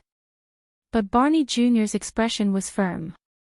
He did not give anyone a chance to refute him. More importantly, I will force him to give way. All of you will seize the chance to bring the prince and run upwards. He turned to Thales, causing the teenager's heart to tense. Until we escape from the prison of bones and reach the surface. Everyone's expressions instantly changed. Samuel frowned and crossed his arms over his chest. Belden remained silent. Bruley's neck was red, and he stuttered. Nalji and Cannon looked at each other. They were dejected. Looking at them, Thales had a bad premonition. Very well, we run away. Samuel shook his head sarcastically. These words were barely audible in the midst of Zacriel and Tardan's fierce battle, but to the people who heard them, they felt as if they weighed 1,000 pounds. Barney Jr. ignored Samuel's sarcasm. He was silent for a while before he spoke again. If Nair and I don't succeed, and he catches up to you, he calmly glanced at everyone and slowly said, next, the order of going up is Samuel, then Cannon, then Bruley, Nalji, and finally Belden. When he heard this, Thales' heart sank. Go to the top, they were going to. Every opponent's fighting style is different, and there's a huge difference between them. Zacriel needs time to get used to it, so he can drag the fight for a longer time. Samuel snorted coldly. How long? Barney Jr. whipped his head around. As long as you can. He cut Samuel off coldly. Do you understand, Vice Flag Bearer? Or are you not satisfied with being the first in line? Samuel snorted softly and did not say another word. Thales noticed that Barney Jr. no longer addressed Samuel as a coward. The teenagers stared at the people with brands on their faces. They were dirty, ragged, but had stern expressions. He could not help but speak. In fact, we can also help a little, but Barney Jr. rejected him bluntly. No, you must run away, Your Highness. Barney Jr. put his hand on Thales' shoulder. His eyes were filled with emotions. Run to Blade Fang's camp and use your identity to find the army. Thales frowned. Barney Jr. turned solemnly to Zacriel, who was engaged in a fierce battle. Let them use the hooves of the cavaliers and the mystic guns to seek justice and clear their names. The breathing of the guards quickened. Nalji opened his mouth. He wanted to say something, but stopped. Thales could not hold it in anymore. He shook off Quick Rope's hand, which was pulling him back, and took a step forward. Do you really intend to die here? Barney Jr. paused slightly. Die? Of course not. He turned around and cast a glance at the dark scene in the prison of bones. With a complicated expression, he exhaled a long breath. Today, we can be considered to have lived in this place. His tone was bleak. Thales was immediately startled. When they heard this, the guards, who had been slightly agitated, fell silent at the same time, as if they had gone mute. And I am honored to fight alongside you, guards. Barney Jr.'s back was facing them. He pressed the hilt of his sword against his chest and sighed softly. May the legacy not be destroyed, and the empire be eternal. There was silence. Behind Barney Jr., Belden raised his fist expressionlessly and pounded it against his chest gently. Aside from Samuel, the other guards also raised their fists and pounded their chests lightly. As he watched them, Thales felt his chest tighten. Before the slightly dejected Thales could adjust his thoughts, in the next second, Barney Jr. sped up and charged towards the battlefield. Tardin! He shouted loudly. Tardin, who had been gradually losing his strength, retreated without hesitation when he heard this. He jumped out of the battlefield in an unpleasant posture. Zacriel frowned and turned around. Without stopping, he charged towards Barney Jr. again. Come, let's end this, watchman. Asterisk clang. Asterisk their weapons clashed. Barney Jr.'s expression was ferocious. This time, his movements were obviously much more dangerous than before. He swung his sword boldly, and he did not care about himself at all. This made Zacriel shudder involuntarily. That sense of danger rose in his heart again. He knew that this time, his opponent was serious. From now on, I will take over the command of the vanguard. On the other side, Nalji had just supported Tardin, who was drenched in sweat as he retreated. Belden then spoke to the group decisively. Barney will create a chance for us to break through. We will seize the chance to rush to the stairs. Do not care about anything else, and go up with all our might. If Zacriel stops one of us, he cast a glance at everyone. The answer was self-evident. The guards glanced at Zacriel, who was in the middle of the battlefield, and started to move. Thales' arm was grabbed by Belden and pulled forward. He stared at Barney Jr., who had practically given up on defense and was madly charging at Zacriel with the determination to die. He also stared at Nair, who was holding a dart by the side. He felt terrible. Is there a better way? But at that moment, another arm appeared out of nowhere and pressed down on Belden's shoulder.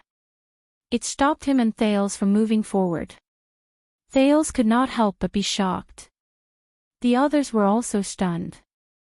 Belden frowned and looked at the person who stopped him in puzzlement. Samuel, if we follow Barney Jr.'s plan, we will all die, Samuel said coldly. He turned to Thales, and there was a cold glare in his eyes. Including him. Samuel's warning gaze made Thales' heart tremble. Belden was stunned for a moment. He glanced at Barney Jr., who was attacking like a madman. Then, his anger showed on his face. That is the best way, and it is also the vanguard's order, but before he could finish speaking, Samuel interrupted him fiercely. We have to climb a total of 18 steps to reach the surface. Samuel pointed at Zacriel and said resolutely, there are only 6 of us left. Even if we don't care about our lives on the ground, will we be able to hold him back for even 6 minutes? Belden was stunned. You were both penal officers before, Belden. Many of the special prisoners up there were escorted by you from the capital. He is familiar with the terrain here, and he will catch up to us sooner or later. That is not a good idea. Use your rationality and think. We can't escape. Samuel looked at each of them sternly. We have to find another way out. We can't escape. Belden fell silent. He knew that what Samuel said was true. The others also froze. Find another way out. Thales thought of something. Belden was a man of few words, but he had a strong personality. He watched Samuel's actions in displeasure. Just as he was about to flare up, Thales suddenly spoke. Do you mean that you have an idea? Samuel nodded and pointed at the stone stairs. Go down to the bottom. I know a path, a mysterious exit. Zacriel doesn't know about it. It might be our only chance of survival. Thales' eyes lit up. Are you saying that there is another exit in the Prison of Bones? It was built by the wizards of the Alchemy Tower? Alchemy Tower. Belden frowned and exchanged glances with Tardin. Samuel turned to the other prisoners. His tone was slightly agitated.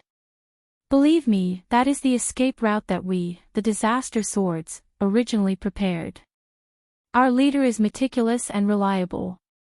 If he says there is one, then it must be true. Belden looked at him suspiciously. Then, where is your leader? Samuel was instantly speechless. He looked at Thales with a complicated expression.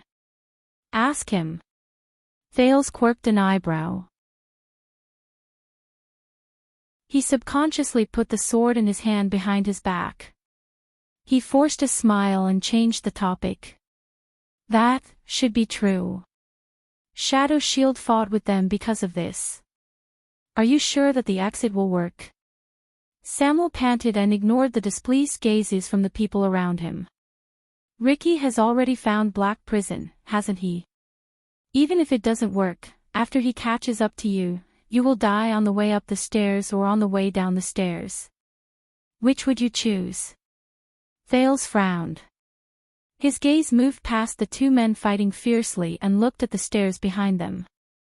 Up, down, in the battlefield, Barney Jr. rammed a desperate blow into Zacriel's ribs, but he was hit by Zacriel's knee. Both of them grunted and retreated at the same time.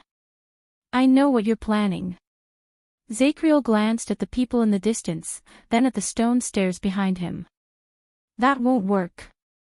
Across him, Barney Jr. trembled as he lifted his shield. He sensed the numbness in his limbs. This is bad. This battle was harder than he imagined. Zacriel knew his determination, so he blocked his way in front of the stone stairs and did not give them any chances. He was prepared to use the safest and most effortless method, to grind him down. As long as I kill you, Barney Jr. said through gritted teeth. It will work. I have to fight for a chance. He pounced on Samuel again. On the other side, Belden was silent for a while, but he still shook his head. Barney is doing his best to fight for a chance for us. The path he chose might not have much hope, but I will not risk the prince's life with you. Samuel stepped forward and pressed down on Belden's shoulder. He gritted his teeth and said, You know that it's an order that will lead to your death, but you still stubbornly move forward. This is foolish. Belden's eyes burned with anger. He pushed Samuel away. Penal Officer Belden, Thales said when he saw that the two were about to fight. Maybe it's worth a try. He's right, we can't escape. Belden's expression changed. Your Highness. But Thales shook his head and tightened his grip on the long sword in his hand. In the name of the Jadestar family, I released all of you today. Compared to watching all of you die one by one. Thales stared into the distance with a profound gaze. I'd rather take the risk. His words stunned everyone in the area. Even Belden, who was in a hurry to refute him, was rendered speechless. Quick Rope exhaled and shrugged. Ah, that's him. The royal guards fell silent. At that moment, Barney Jr. roared and crashed into Zacriel. The two of them rolled together. No matter where we go, we must go. Tardin, who had been paying attention to the battle, tightened his grip on his sword. He sensed something. Now is the time when Barney's offense is at its strongest. Zacriel might not be able to free himself to stop us. Belden widened his eyes and looked at Samuel, then at Thales. He seemed to be hesitating. Nalji interrupted cautiously. I think that what His Highness said makes sense. Anne. I hate climbing stairs, and I hate being chased upstairs even more. Belden's eyebrows furrowed even more. Thales no longer cared about the hesitant royal guards. Instead, he turned to the two people who were fighting. His expression was tense. If we want to go down, is there a possibility that we can save Barney and Nair? Belden pursed his lips. His expression was one of pity. Your Highness, but they were prepared to be sacrificed here. Thales clenched his fists. Samuel snorted coldly. Zacriel is not a hound who will obediently run away after throwing a frisbee. He watched the increasingly intense battle and said in a cold voice, someone must restrain him, before he cuts us to pieces. Hold him back. Thales stared at Zacriel and furrowed his eyebrows tightly. Did you just say that the key to the Chaos Army is to surpass a normal person's perception, observation, and attention? Belden sighed. Yes. But Your Highness, please reconsider. However, the teenager ignored him. Instead, he turned to the others and muttered, perception, observation. Thales suddenly raised his head and swept his gaze over the crowd. Is Zacriel invincible in the world? Is there no one who can defeat him? Defeat the Night of Judgment. The prisoners of the royal guard stared at each other. Quite a number of them were obviously still struggling between Samuel and Belden. They were struggling between orders and risks. There is. At this moment, Nalji spoke faintly. There is a follow-up to the battle that made Zacriel famous. A follow-up. Thales narrowed his eyes. Nalji shrugged. It's still what Barney Sr. said, when the young Zacriel defeated 40 opponents and made the Northlanders' faces turn ashen, that uncle came. Thales asked curiously. Uncle? What uncle? The prisoners of the royal guard stared at each other. Nalji raised his head and glanced at Zacriel, who was locked in a stalemate with Barney Jr. That was Zacriel's only defeat in his life. The enemy he cared about the most was also the humiliation he hid deep in his heart. He challenged him twice in the next few decades, but he never won. Thales was instantly shocked. Only defeat. Nalji stared at Zacriel in the distance, who had a calm expression on his face. He sighed and said, it was not only because he lost, but also because of his enemy's skills, bloodline, and identity. In short, everything about that uncle made Zacriel care about him so much that he felt ashamed. The enemy I cared about the most. Thales rolled his eyes. Most importantly, before they fought, in front of everyone, before Nalji finished speaking, he spoke with a faint sigh and pity, like a bard. That legendary uncle said something like this to the young and hot-blooded Zacriel, one sentence. As he listened to Nalji's words, Thales' pupils slowly shrank. A few seconds later, Barney Jr. strenuously withstood Zacriel's counterattack and took a few steps back. He had just managed to leave a sword wound on Zacriel, but he did not manage to force his opponent to move away from his original position. Damn it! If this goes on, we won't be able to find a breakthrough. At that moment, Castellan Lampard. A teenager's voice rose. It was loud and sharp, and it echoed in the dungeon. Do you remember him?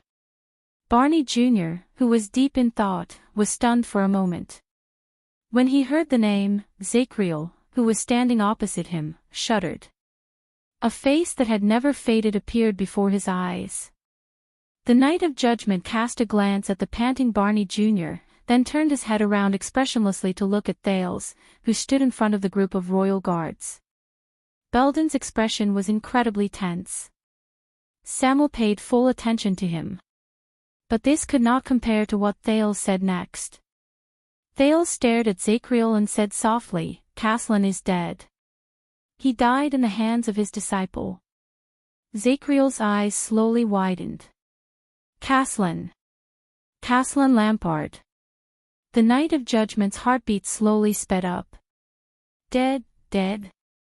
He asked in return, as if he had not noticed anything. Yes, Caslin the Earth Shaker is dead. Thales took a deep breath and walked forward slowly. But the person who defeated him, the undefeated and invincible strongest man in the Western Peninsula, the star killer Sori Nicholas of the White Blade Guards, Zacriel stared at Thales quietly. His expression gradually became perplexed. It was as if he had returned to the past. Thales exhaled and suppressed his increasingly rapid heartbeat. He did not forget you, nor did he forget his teacher's opponent. When you were in prison, he asked someone to deliver a message to the royal guards. Thales stared at the perplexed Zacriel and gritted his teeth. A sentence that you are very familiar with. Just as he expected, he saw Zacriel's eyebrows slowly furrow together. A sentence, a very familiar sentence. Thales took a deep breath and puffed out his chest. He recalled the old man who treated him to a drink in the tavern 6 years ago. He imagined the old man's heroic, majestic, and imposing manner. "Come, little brat from the south." Thales was calm and composed. He placed his hands behind his back and spoke in a gruff and disdainful voice. "I can give you a handicap, with 2 hands. Give you a handicap, with 2 hands." At that moment, it was as if time had stopped. Zacriel stared at Thales stiffly. He did not move, as if he had lost consciousness. "Little brat from the south, no," he mumbled in a trembling voice. A scene from many years ago slowly appeared before his eyes. "Give you a handicap, with 2 hands, no." Zacriel lowered his head and slowly puffed out his chest. The veins on his neck popped up, and the muscles on his arms formed inch by inch. "No," Thales subconsciously gulped when he saw the Night of Judgment moaning with his head lowered. A chill that he had never felt before rose from the soles of his feet. The sin of Hell's river roared uneasily in his veins. Immediately after, a heart-wrenching roar exploded in the underground prison. "No!" Before Thales could react, Zacriel, who was roaring ferociously, instantly rose to his feet and charged at him with the force of a tsunami. Caslin, his aura was shocking. Thales felt a chill run down his spine. The guards behind him were just about to take action when 2 strong gusts of wind rose from behind Zacriel. But the Night of Judgment, whose eyes were as red as those of a wild beast, seemed to have eyes on the back of his head. The warhammer in his hand flew behind him in a seemingly unintentional manner, and Barney Jr.'s fatal longsword was deflected. It crashed into Nayer's dart, which came from the other side. It only left a scar on his back. At that moment, he only had eyes for the figure in front of him. Just like many years ago, that person held his hands behind his back and puffed out his chest, mocking him with contempt. "That damned Yankee. 2 hands for you. 2 hands. How dare you, how dare he? Lampard. Thawed." Zacriel roared furiously. His expression was ferocious, and his charge was unstoppable. At that moment, Thales felt the sin of Hell's river boil endlessly. He gritted his teeth and made up his mind. The next second, he closed his eyes and turned around.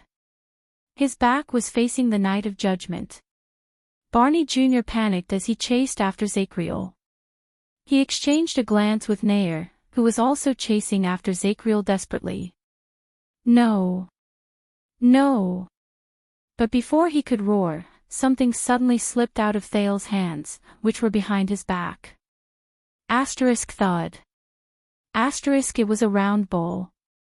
It fell on the ground and bounced a little. Everyone was stunned.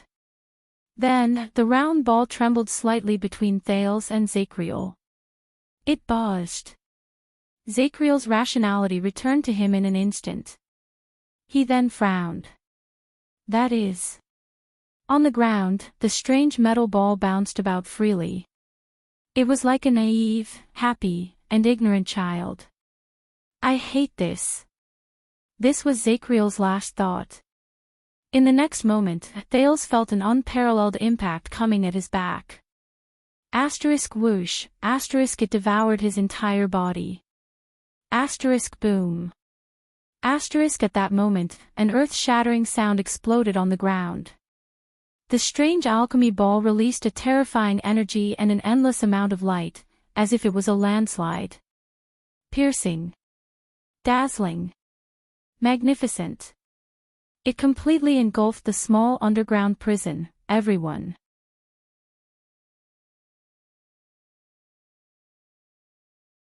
Chapter 456.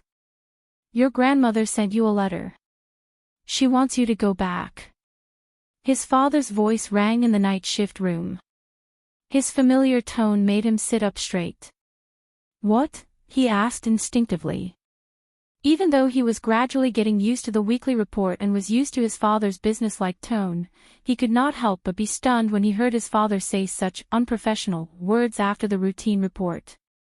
The night shift room of the guards was located in a remote corner of Renaissance Palace. Compared to the noisy palace gate that faced King's Lane and the Hall of Stars that made people hold their breaths, this place was not noisy or quiet. The atmosphere was just right. His father spoke faintly, and his voice was hoarse. Your cousin is not in good health. In truth, it is very bad. He is not doing well in managing his fiefdom, and he needs help. Grandmother. Cousin. These two names that he had not heard for a long time echoed in his mind, and he was dazed for a moment.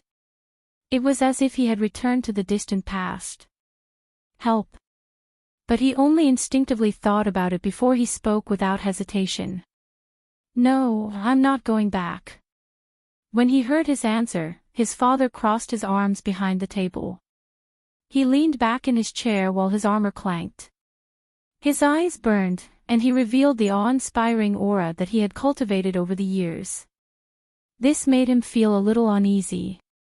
It had been a long time since he was alone with his father and talked about housework without a third person. But his father did not frown, and he did not show any hesitation. He seemed to have expected his answer.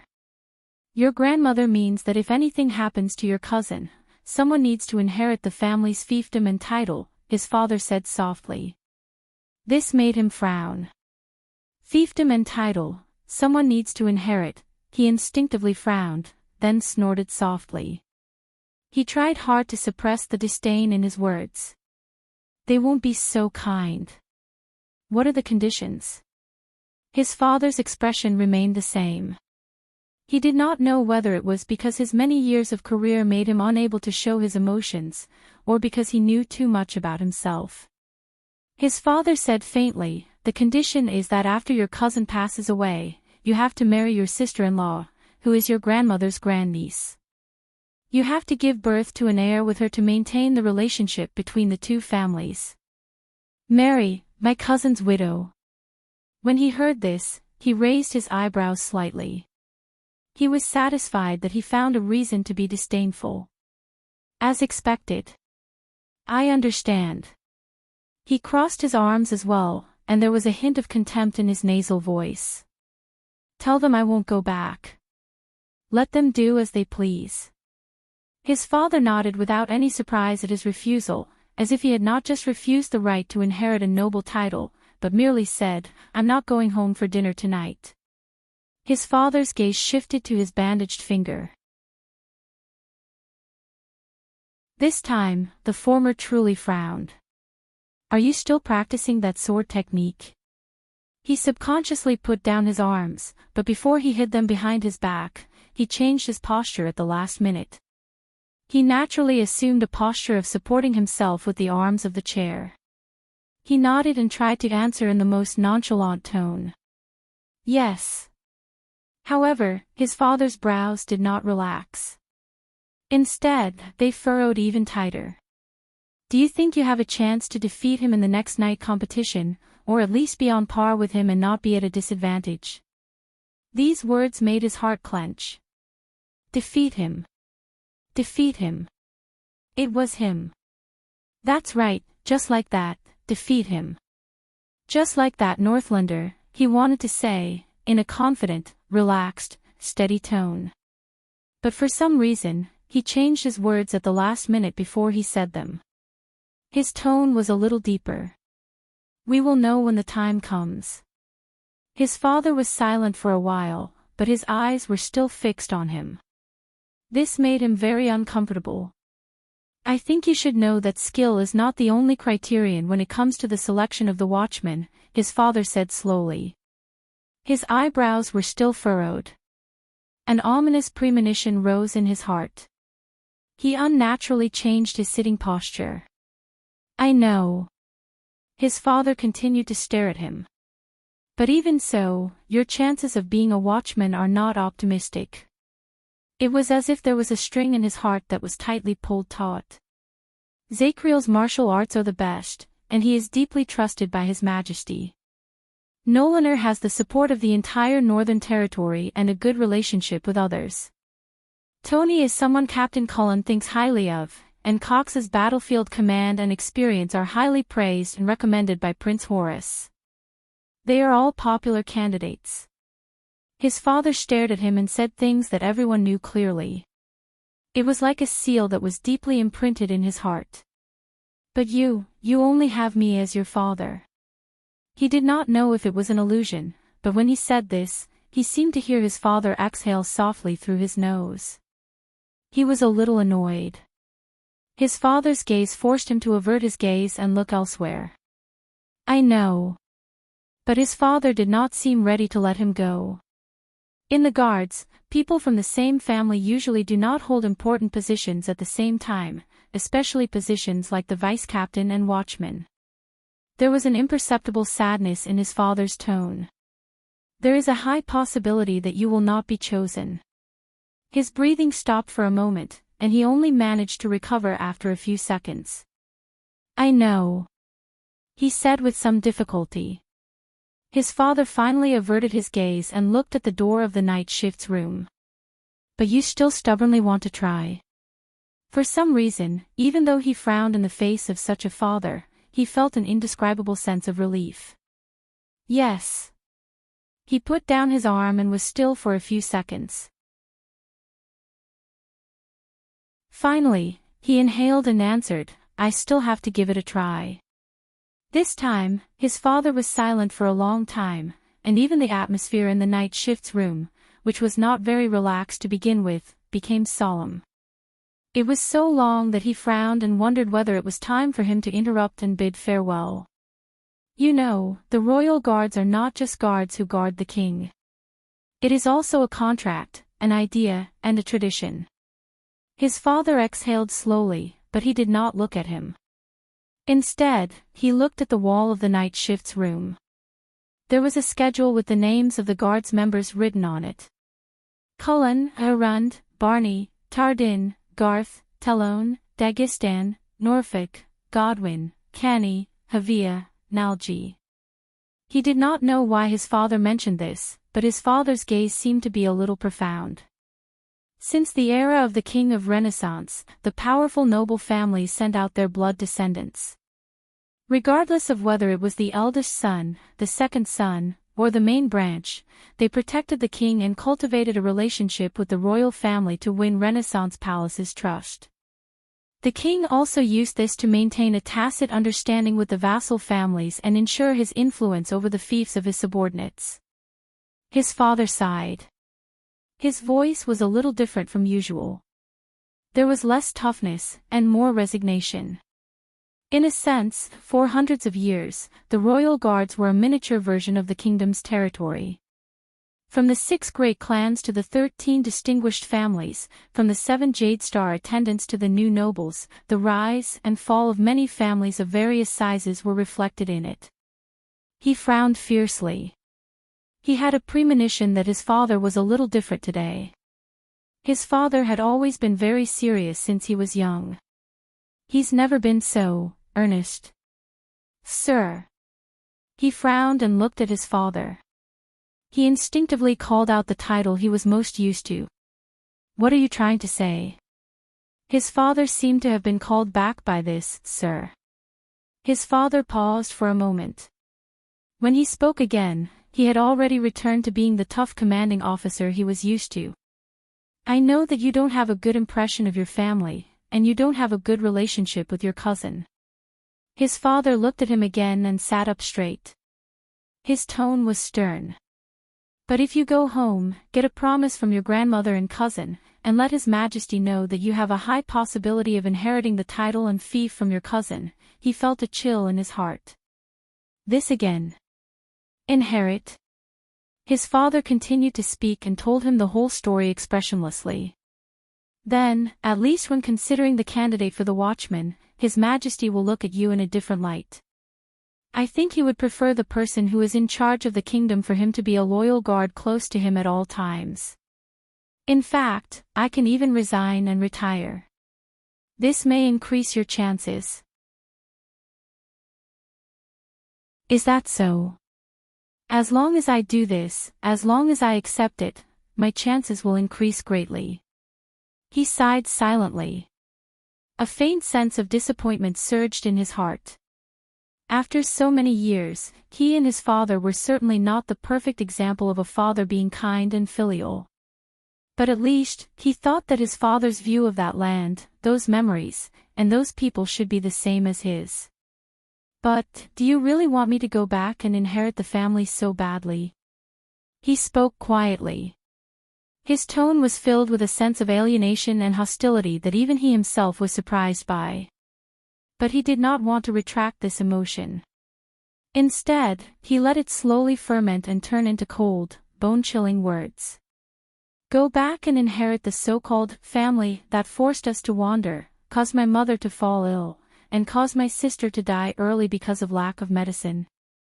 In his cold snort, it was as if someone had opened the cold window of winter.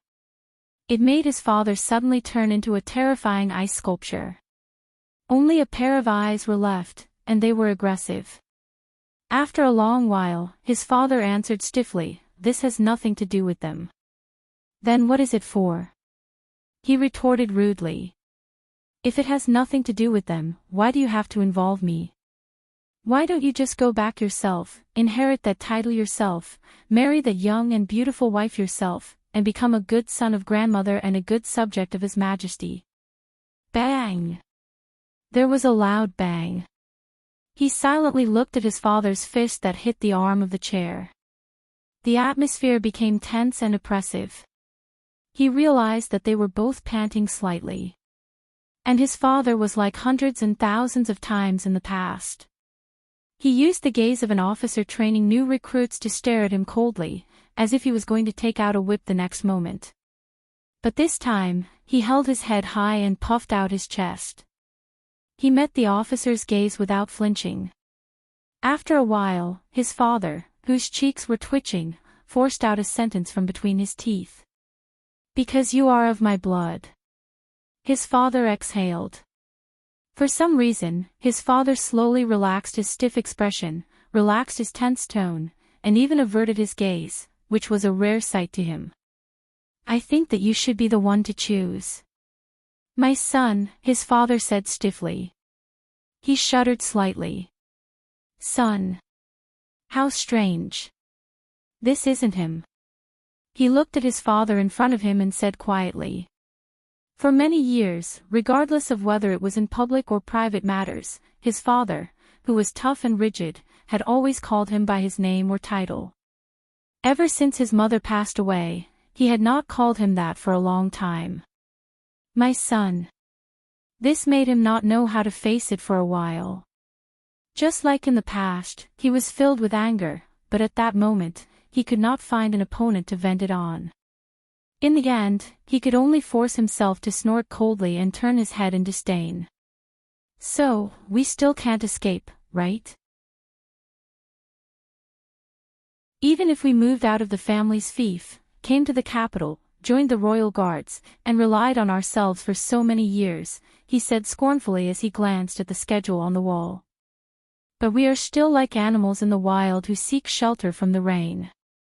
No matter where we go, there is always a dark cloud above our heads.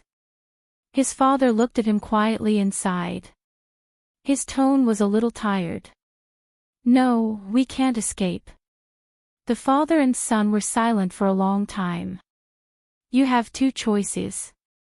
Accept your grandmother and cousin's conditions, and you can win a respectable title and fief.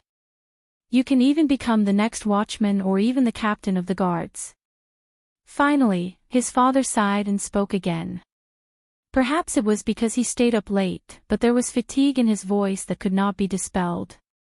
Or you can refuse, he cut off his father's words. I refuse. I don't care about the title and the title. He said resolutely and left no room for doubt. He stared at his father without showing any signs of weakness. I won't go back. I don't even want to have anything to do with them. That so-called family with a black heart. He thought coldly. His father frowned. Even if this means that you might lose the competition to become the watchman of the royal guards, and that you will only be a small, yes. He answered without hesitation.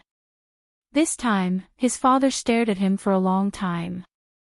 For a long time. During that time, his father's gaze changed a few times. His emotions were unclear. But he also stared at him quietly without wavering. Finally, his father averted his gaze. Very good. His father snorted softly, and his voice became much lighter. Then, don't go back. This surprised him quite a bit. In his memories, his father had never given up so quickly when they were in a fight. He could only cross his arms again and work hard to get rid of the anger that he had nowhere to vent. He felt that the air on that day was particularly unsuitable for him. The two of them seemed to be a little awkward. They were silent for a few seconds. All right. His father cleared his throat. Then, today's report is over. You can leave. His father sat up straight and said faintly. Vanguard Quill Barney. In an instant, his father's expression became cold again. It made him almost unable to believe that the tired father who called himself his son just now was the same person as the cold, indifferent, and stern officer now. He stood up stiffly and felt that the disdain and resentment that had not disappeared from his body had found an outlet again. All right. He also returned to his most habitual tone. Before he left the night shift's room, he glanced at his father one last time and closed the door coldly. Sir, Vice Captain Quill Barney. Asterisk crack. Asterisk the door to the night shift's room was closed with a bang, and Barney Jr. was jolted awake from his muddled memories. He gradually regained his senses and felt that he was moving. Thank sunset, you're better now. I thought we were going to lose you. It was Nalji's voice. There was a faint joy in his voice. It was hazy, as if it came from afar. It did not sound real. Lose me? Am I still dreaming? Barney Jr. tried to open his eyes, but he groaned in pain. His eyes hurt, and when he opened them, he cried. There was also a strange buzzing sound in his ears. What's going on? Nalji, put me down. He endured the pain and opened his eyes. He could only see a blurry light and shadows. He could vaguely see a small team formed by a few people fumbling about as they moved forward.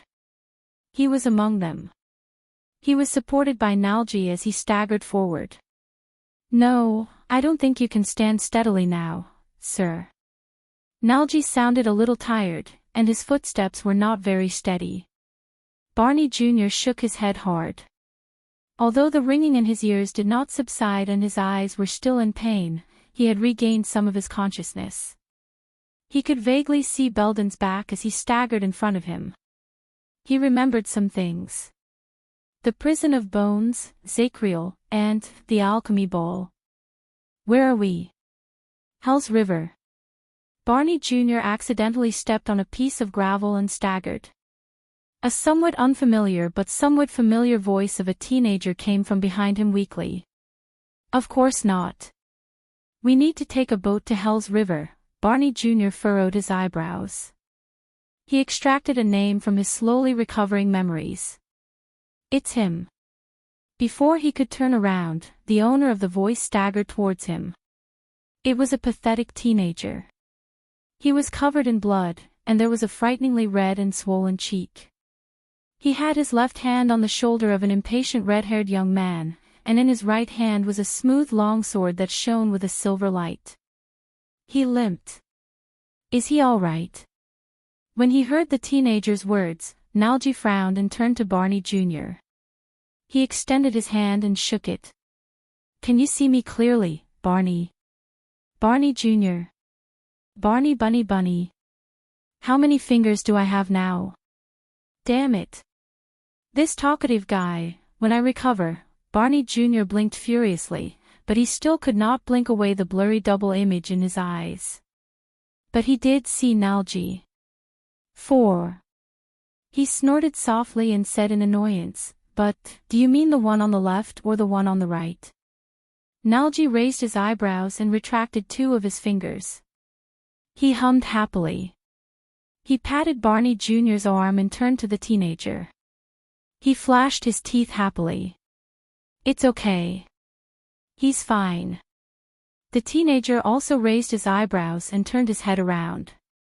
What the F***ck do you mean by fine? At that moment, wow, wow, wow. In front of them, the person supported by Belden suddenly spoke loudly. He was surprised and delighted. I think I heard a voice.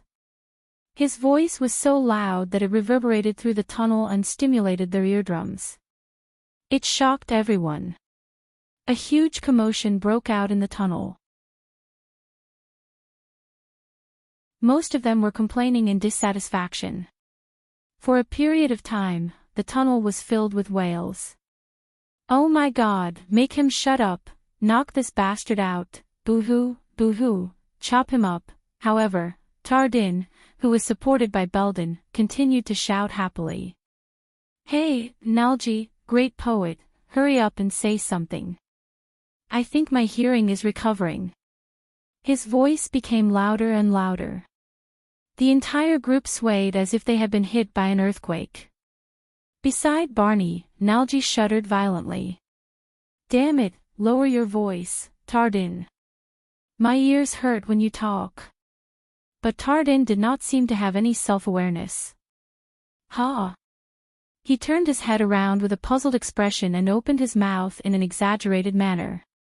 What did you say? What hurts? Can you speak louder? His voice lingered in the air, and it was deafening. The group wailed loudly again. Don't talk to me. Nalji covered his ears in pain. His voice also became louder. Even now, I still see double, and I still bump into walls when I walk. The more Barney Jr. listened, the more agitated he became, but he slowly calmed down. They were all there. Quiet. Barney Jr. found that his sense of balance was recovering, so he slowly steadied his footsteps and removed some of his weight from Nalji's shoulders. What happened? Barney Jr. knew who he should ask. He turned to the teenager beside him. Your Highness, that alchemy ball, what's going on? Beside him was Thales Jade Star, whose eyes were also glazed over. He grimaced in pain and yawned. He exchanged glances with Wyeth beside him and smiled at him rather awkwardly.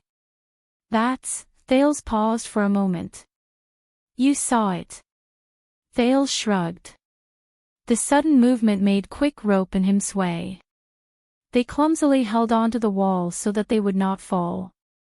That alchemy ball is a Thales racked his brains and finally found a word that was easy to understand. What do you mean, flash bomb?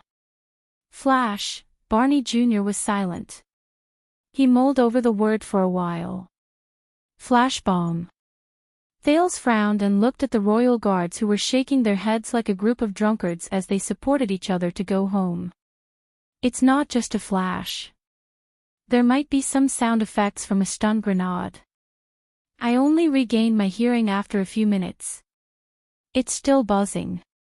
And that light. Thales closed his eyes in frustration. Even though I covered my eyes in advance, it still hurts. Barney Jr. was silent for a while before he asked the question he was most concerned about. What about him? The group fell silent. They knew what he was going to ask. Thales glanced at Barney Jr. and saw anxiety and longing on his face. Barney Jr. had a bad feeling. Tell me, what about him? The vanguard frowned. Did you kill him? Barney, about that, Nalji said in a troubled manner. Zacriel, Barney Jr. quickly asked, what happened to him? The group was silent for a while. In the end, Belden still spoke. Let's put it this way. The penal officer's calm voice rose. It sounded like he had not recovered from the shock of the alchemy bowl. Zacriel's senses and attention were more sensitive than ours, and he was also more focused. After he lost his sight and hearing, he was more affected than anyone else. He roared at the air. Barney Jr. felt that something was amiss. He cast aside these details and asked directly, did you kill him? The entire group froze because of his question. Samuel, who was at the forefront, coughed and said faintly, he went crazy. He's gone berserk, but his battle instincts are still there, and he's even more aggressive, swinging his weapon madly. Samuel panted, as if he was relieving the pain in his eardrums. You should have seen how he was at that time. He searched for every living thing without a care for his life and tried to cut everything within a 2-meter radius into pieces. Nalji tried to get close, and he almost got his head chopped off. As for me, Samuel patted the bloody bandage on his left arm and sighed. Barney Jr. paused for a while and gritted his teeth. Long-range attacks. Belden shook his head and said softly, we tried. I've tried. That guy is Tardan's fake nephew. Do you remember him? He tried to shoot an arrow from a distance, aiming for Zacriel's head. I don't know why, but he missed. He only shot his shoulder. Thales felt Barney Jr.'s gaze on him. Quick Rope, who helped him move forward, lowered his body and lowered his head in fear, as if he wanted to stuff his entire head into Thales' arms. Missed? Barney Jr. stared blankly at Quick Rope, who lowered his head in embarrassment. Belden sighed and said, Zacriel felt pain. Zacriel felt the pain and felt the direction of the arrow. He ran into the darkness in the opposite direction. Barney Jr.'s expression froze. Tell me. After a while, Barney Jr. stared at the darkness under his feet and said in a daze, you killed him. No one spoke, and Thales subconsciously fell one step behind him. Many of the royal guards also lowered their heads. Barney Jr. exhaled heavily and gritted his teeth. Why? He stomped his foot so hard that Nalji, who was beside him, staggered. Why? Why didn't you chase after him and kill him? His tone was filled with hatred, and his voice was loud. It was so loud that everyone's fragile eardrums hurt again. Barney. Belden spoke calmly. The power of that alchemy ball was extraordinary. We were also affected by it quite a bit. Many people, including Quick Rope, instinctively stared at Thales. The prince could not help but raise his eyebrows. What does this have to do with me? For a few minutes, all of us were deaf. It was as if someone was blowing a conch in our heads. We had problems with our balance, and when we stood up and took 3 steps, our heads would sway. Belden sighed and said, even if our situation was better than Zacriel's, it still took us quite some time to stand up and escape down here. Barney Jr. stared at Belden in disbelief, then at the others, but many of them turned their heads away from his gaze. "Don't worry," Samuel said softly. "Zacriel's senses are more sensitive than ours, and he was more affected. I guess he needs more time to recover compared to us. He might not be able to fully recover. At least we're still alive." Barney Jr. fell silent and lowered his head quietly. The entire team continued to move forward slowly. Then, where did it come from? Just when Thales thought that everything was over, Barney Jr. suddenly spoke. "Alchemy ball." Thales' eyelids twitched, and he exchanged glances with Quick Rope. What do I say? It's the Jade Star royal family. They always have some reserves." Thales said hesitantly. Barney Jr. frowned. "Why didn't you use it earlier? Or just give it to us?" Thales furrowed his eyebrows. Then, he relaxed them and said confidently, "Isn't it the best time to release it when he's fully focused? If I waited until Zacriel saw it before I threw it, I don't think it would be so effective. Am I supposed to tell you that it's because I forgot to use it earlier?" Fortunately, Barney Jr. pondered for a while and stopped asking. Thales retracted his resentful gaze.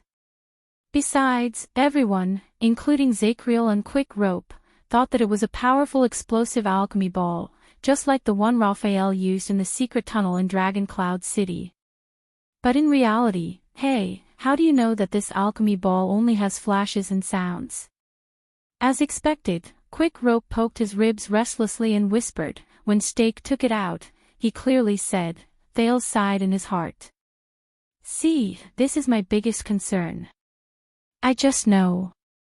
Thales smiled and shrugged with a look that said, "I'm very knowledgeable. I know that this thing is not fatal." Quick Rope frowned when he saw this. "But what if it's the kind that explodes? You must know that there are no obvious markings on alchemy balls. Only a few people." The rookie mercenary looked at him in dissatisfaction. "Many years ago, I saw one." Thales coughed softly and stopped the topic. "It's not. The Jade Star royal family has a long history, and they have a way to identify alchemy balls." He smiled mysteriously. "Just like how our blood is golden." Quick Rope put on a disgusted expression that said, "Forget it if you don't want to say it." He turned his head around in boredom. Thales sighed in relief. Indeed, when he faced this alchemy ball that Stake used to threaten him and Zacriel, he was also trembling in fear at first. But all the mysteries were revealed after he found the anchor point and rationally entered a state of losing control.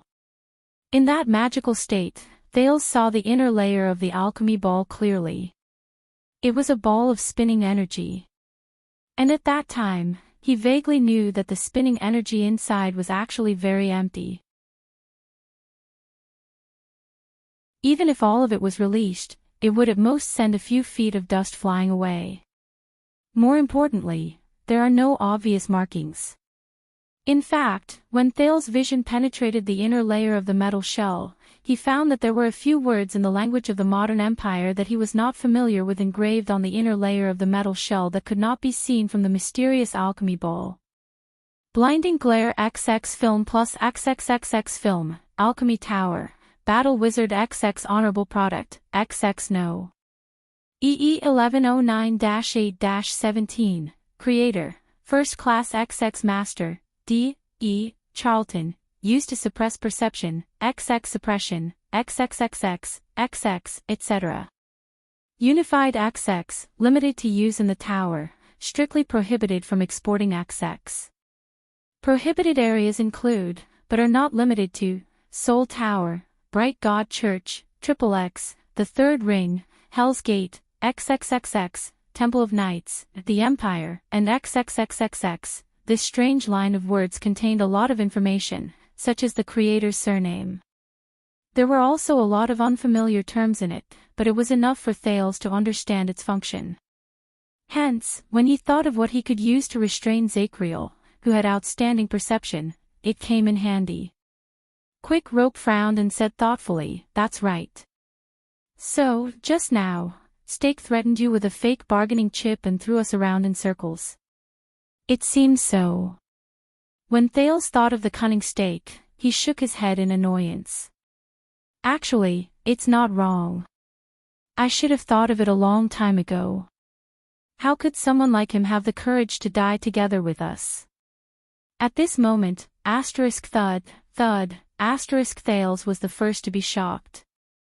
Under the torment of that XX film, everyone's speed of recovery was different. They supported each other as they moved forward unsteadily. But at this moment, almost everyone tensed up. Thud, thud, thud, behind the team, in the dark tunnel, a series of undisguised footsteps suddenly sounded. Thud, thud, thud, star.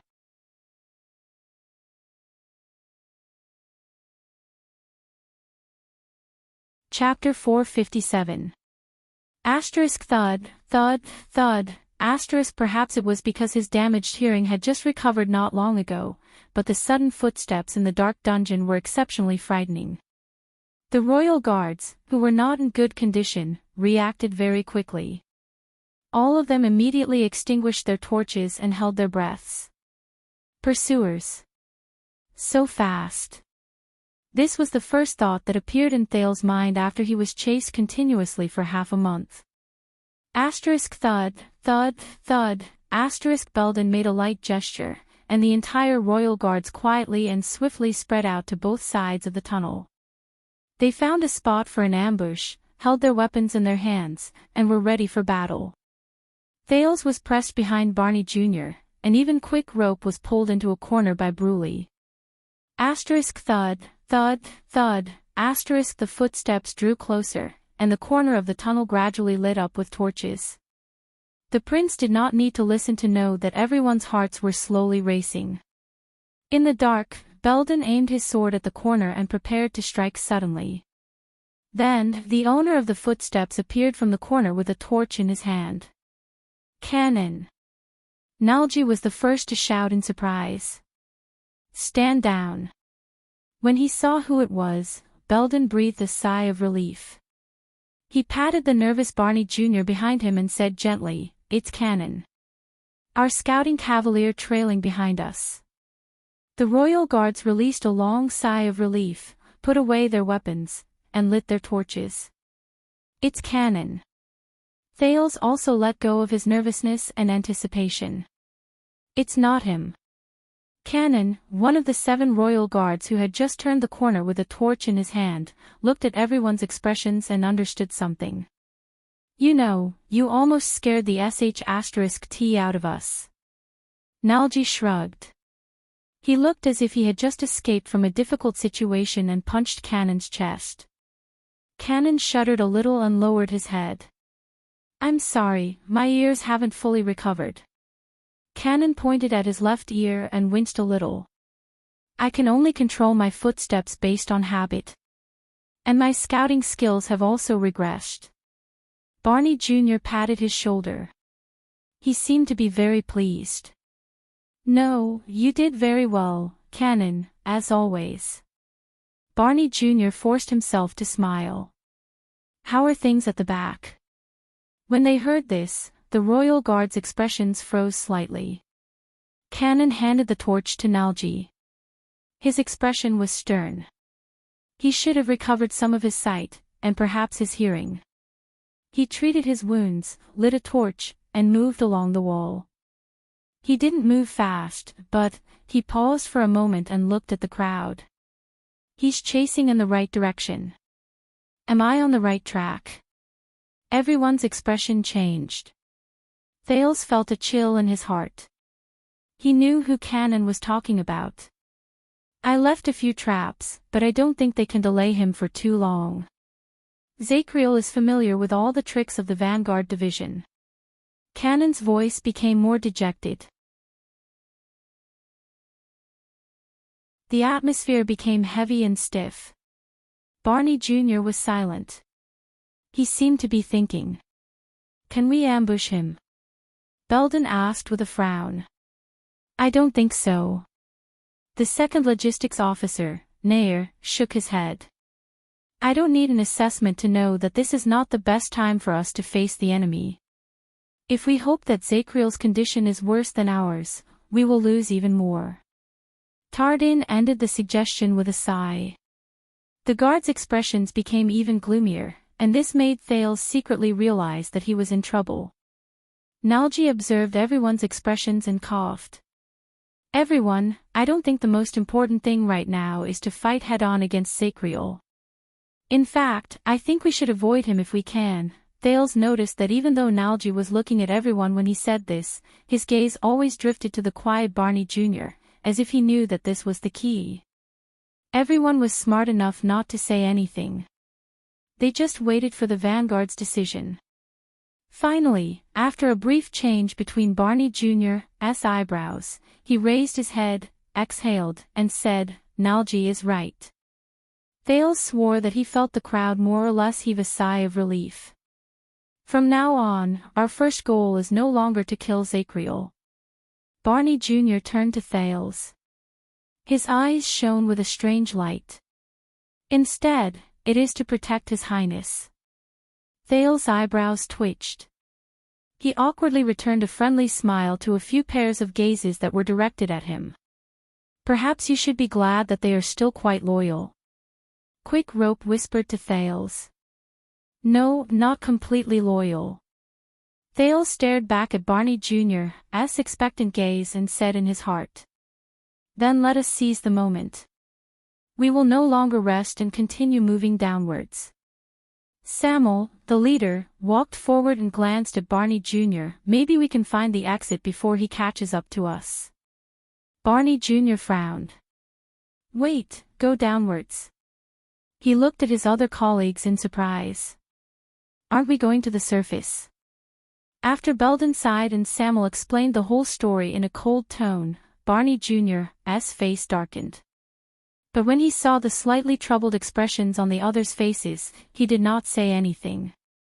He only clenched his fists and urged everyone to continue moving downwards. Hence, the royal guards and the two princes continued moving forward. But this time, their footsteps were much faster. You better find the so-called exit, Samuel. Barney Jr. walked to the front of the group and stood beside Samuel. He suppressed his emotions and spoke in a calm tone, but Thales could feel the Vanguard's dissatisfaction. Otherwise, everything we do today will be meaningless. Surprisingly, Samuel did not refute him. He only cast a profound glance at Barney Jr. and continued moving forward. The group of people walked quietly in the deep darkness. They felt less relaxed and more solemn. Samuel led the way forward. While he recalled what Ricky told him, he discussed their route with Penal Officer Belden, who had some understanding of the prison of bones, behind him. Barney Jr. occasionally joined the discussion, but his communication with Samuel was still stiff. Behind the Vanguard were Thales and Quick Rope, who were trembling in fear. Nalji and Nair stood guard beside them. Bruley and Tardin, who could not speak, stood behind them like two iron walls, acting as a second barrier. Cannon was still at the back of the group, constantly paying attention to the movements behind him. In a few minutes, they walked down many stone steps and finally arrived at the empty hall on the last floor. The moment the torches illuminated their surroundings, everyone's expressions froze. Corpses. Corpses all over the floor. They were the Disaster Swords mercenaries. There were more than 20 of them, and they were scattered all over the floor. The blood that flowed out from the corner of the wall and the distance to the floor tiles under their feet was enough to soak the entire hall. These people died in different ways. Some died from decapitation, some had their throats slit, some had their necks broken in an irregular shape, some had their bodies pierced by crossbow bolts, and there were even some who had been nailed into the wall by a terrifyingly large axe. Without exception, their faces were still filled with terror before they died.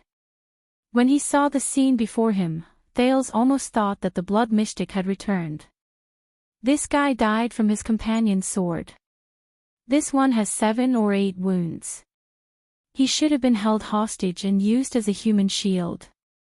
As for the one on the wall, he should have been unlucky enough to bump into the axe beside him when he was attacking. Barney Jr. swept his gaze past the corpses with a stern expression. His expression was not very natural.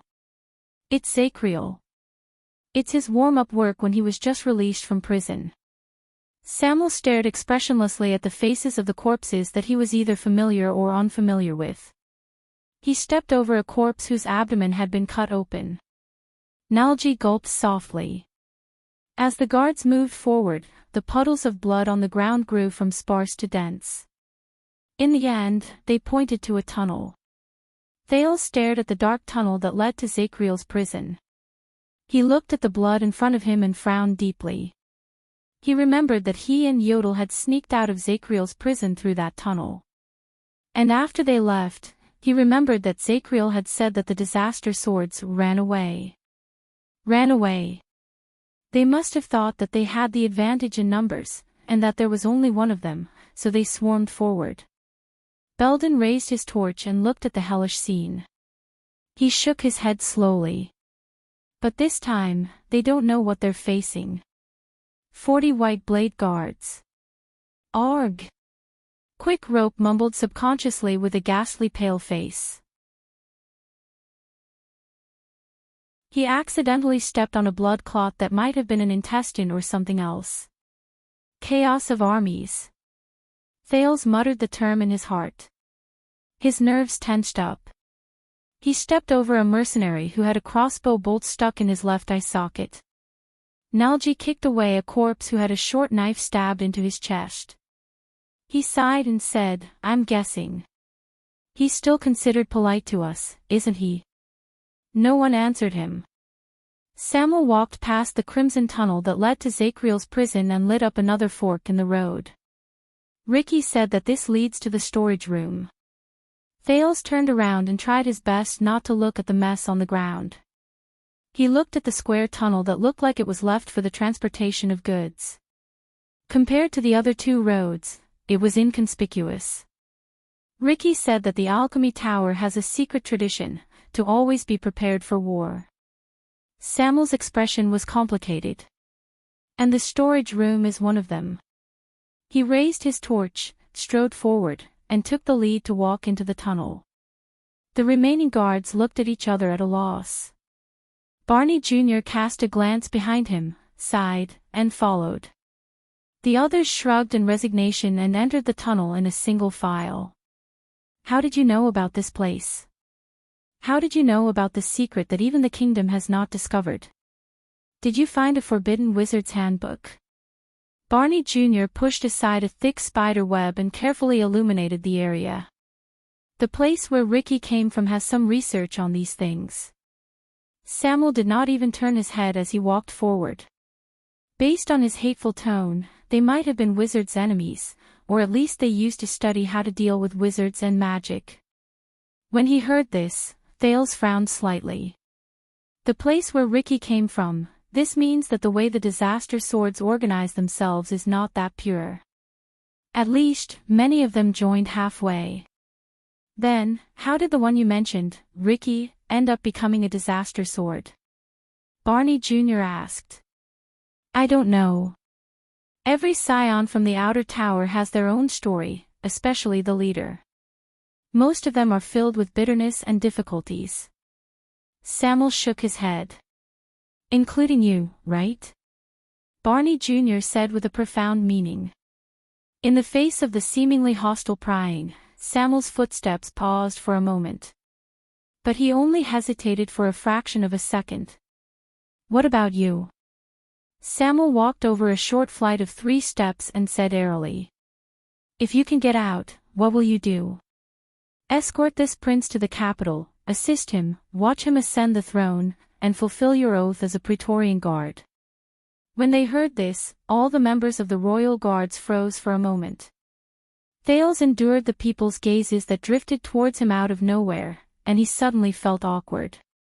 Barney Jr. was silent for a few seconds. "That's not all. Those brothers who died in vain, they must be held accountable."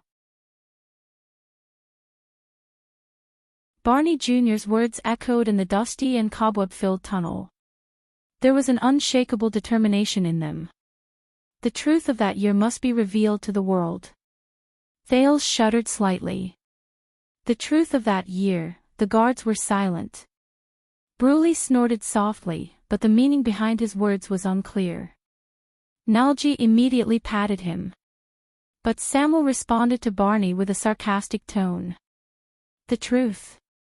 Are you talking about what Zacriel said about the cooperation between the late king and the Calamities? He sneered at the front of the group. If that is true, based on my understanding of Kessel, he would never admit it, whether it is from the perspective of Constellation or the royal family. Samuel's words were very cold. He would rather all of you be buried in the grave forever, along with the secret and disgrace, never to be known. Even if you saved his precious son. As soon as he said this, the royal guards became even more silent. For a moment, only hurried footsteps could be heard. Barney did not answer. Thales pursed his lips. He felt a little melancholy in his heart. He knew that what Samuel said was very likely to be the truth. He wanted to say something, or at least refute Samuel and motivate the others. But what could he say? When I return to the capital, I will work hard to vindicate all of you. Thales thought of King Kessel's cold face and the Black Prophet's gloomy gaze. He pursed his lips again. He felt that his tongue was heavy, and he felt sad. Quick Rope obviously understood the atmosphere very well. He hid behind Thales obediently and did not dare to breathe loudly. Nalji coughed. Barney. His voice rang behind Thales, and it sounded a little shaky. I was thinking that maybe we need to hide part of the truth. At this moment, Barney Jr. suddenly spoke and interrupted Nalji. That's why we need this prince even more. Thales was stunned. He looked through the crowd and saw Barney Jr.'s back, but the latter did not turn around. He only stubbornly walked forward. Barney Jr. said airily, "He is luckier than us. He is luckier than the former king and the former princes. He was born after the tragedy, and he is not shrouded in the shadows of the past. I believe that compared to the king on the throne and the princes in Renaissance Palace, he is more qualified to handle this matter properly and reveal the truth of the past. Just like just now, if he was unwilling to abandon his companions, then he would definitely understand us. He understands the souls of the deceased 18 years ago, and the grievances they suffered during these 18 years. The breathing of the guards became disorderly. During the arduous trek, some of their footsteps even strayed from their original rhythm. Thales listened to his words and endured the gazes that drifted to his front and back. He only felt that his shoulders were getting heavier. At least, I believe that he can find the best way to reveal the truth for us and preserve the reputation of the royal family. Barney Jr.'s voice was intermittent, and he sounded like he was having a hard time speaking. No matter how difficult it is and how long it takes, many sighs came from the group. Thales lowered his head. No one knew what he was thinking. Only Quick Rope patted his back gently and sighed so softly that it was almost inaudible. "This is why you do your best to protect him," Samuel said airily. His tone seemed to be even more tired than before. "You see him as your savior. You see him as the savior of the royal guards?" Thales was dazed for a moment. Barney Jr. snorted, and there was a hint of loneliness in his voice. "At least," he said absent-mindedly, "I hope that the 45 royal guards who were imprisoned that year, including us, will no longer have to bear the shame of collaborating with the enemy and committing treason. The entire royal guards will no longer have to suffer torment and bear the brand of punishment for one person's heinous crime. They will not be able to die in peace even after 18 years. We will no longer have to cry at night, tremble in nightmares, and rot in guilt." Many of the guards turned their heads and looked at the two sides of the tunnel. It seemed like there was something worth observing there. There was a hint of relief in Barney Jr.'s voice. "That's enough. Samuel did not reply to him. Everyone's footsteps remained the same, but Thales felt that his footsteps had become heavier. Barney Jr. took a deep breath, as if he had recovered from his emotions just now. His tone became a little louder. So, yes, we will wash away the stain on us and return to Eternal Star City with dignity. At least, we will be able to see our families again. There was a hint of hope in his voice. I remember that Nair had a daughter who was just born. Nair, who was walking behind him, sighed. At this moment, Barney Nalji suddenly spoke. His tone was very dejected and terrified, like a lost child. Then, what about Zacriel? When they heard this name, even the light around them seemed to have dimmed for a second. After a while, Barney Jr.'s tone became cold, as it should be. Ah, that traitor, he snorted softly. His words were filled with strong disdain and hatred that could not be erased. Zacriel's shameful deeds must and will definitely be made known to the public. All of Constellation and the entire world will know of his evil and shameless deeds. He will pay for his betrayal. The guards were once again immersed in the cold. It was as if Barney Jr.'s words through gritted teeth caused the temperature around them to drop. Regardless of whether he was alive or dead, he will forever bear the infamy and torment of a traitor.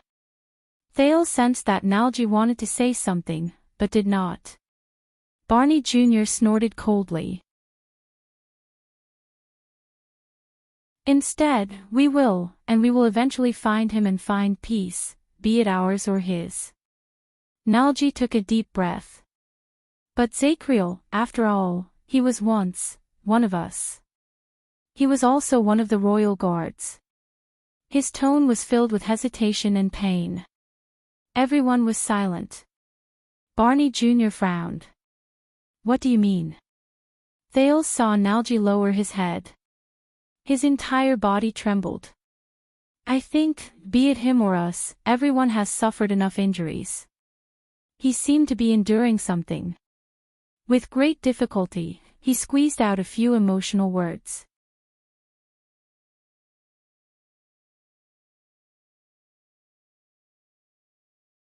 Chapter 458. Brothers, killing each other. Barney Jr. paused for a moment. His gaze was unfocused. It was as if he was recalling the past. When they heard this, the expressions of the guards varied. Belden and Nair were silent. Tardin snorted coldly. Bruley squeaked anxiously. Cannon, who was walking at the back, even lost his composure and let out an "aw." Nalji held the torch in pain. The light flickered. Barney, please, after we go out, can we just forget about it? Barney Jr.'s frown deepened. He seemed to be unable to understand. Forget about it. Nalji hummed in acknowledgement. His words traveled in the tunnel, and there was a vague emptiness in them.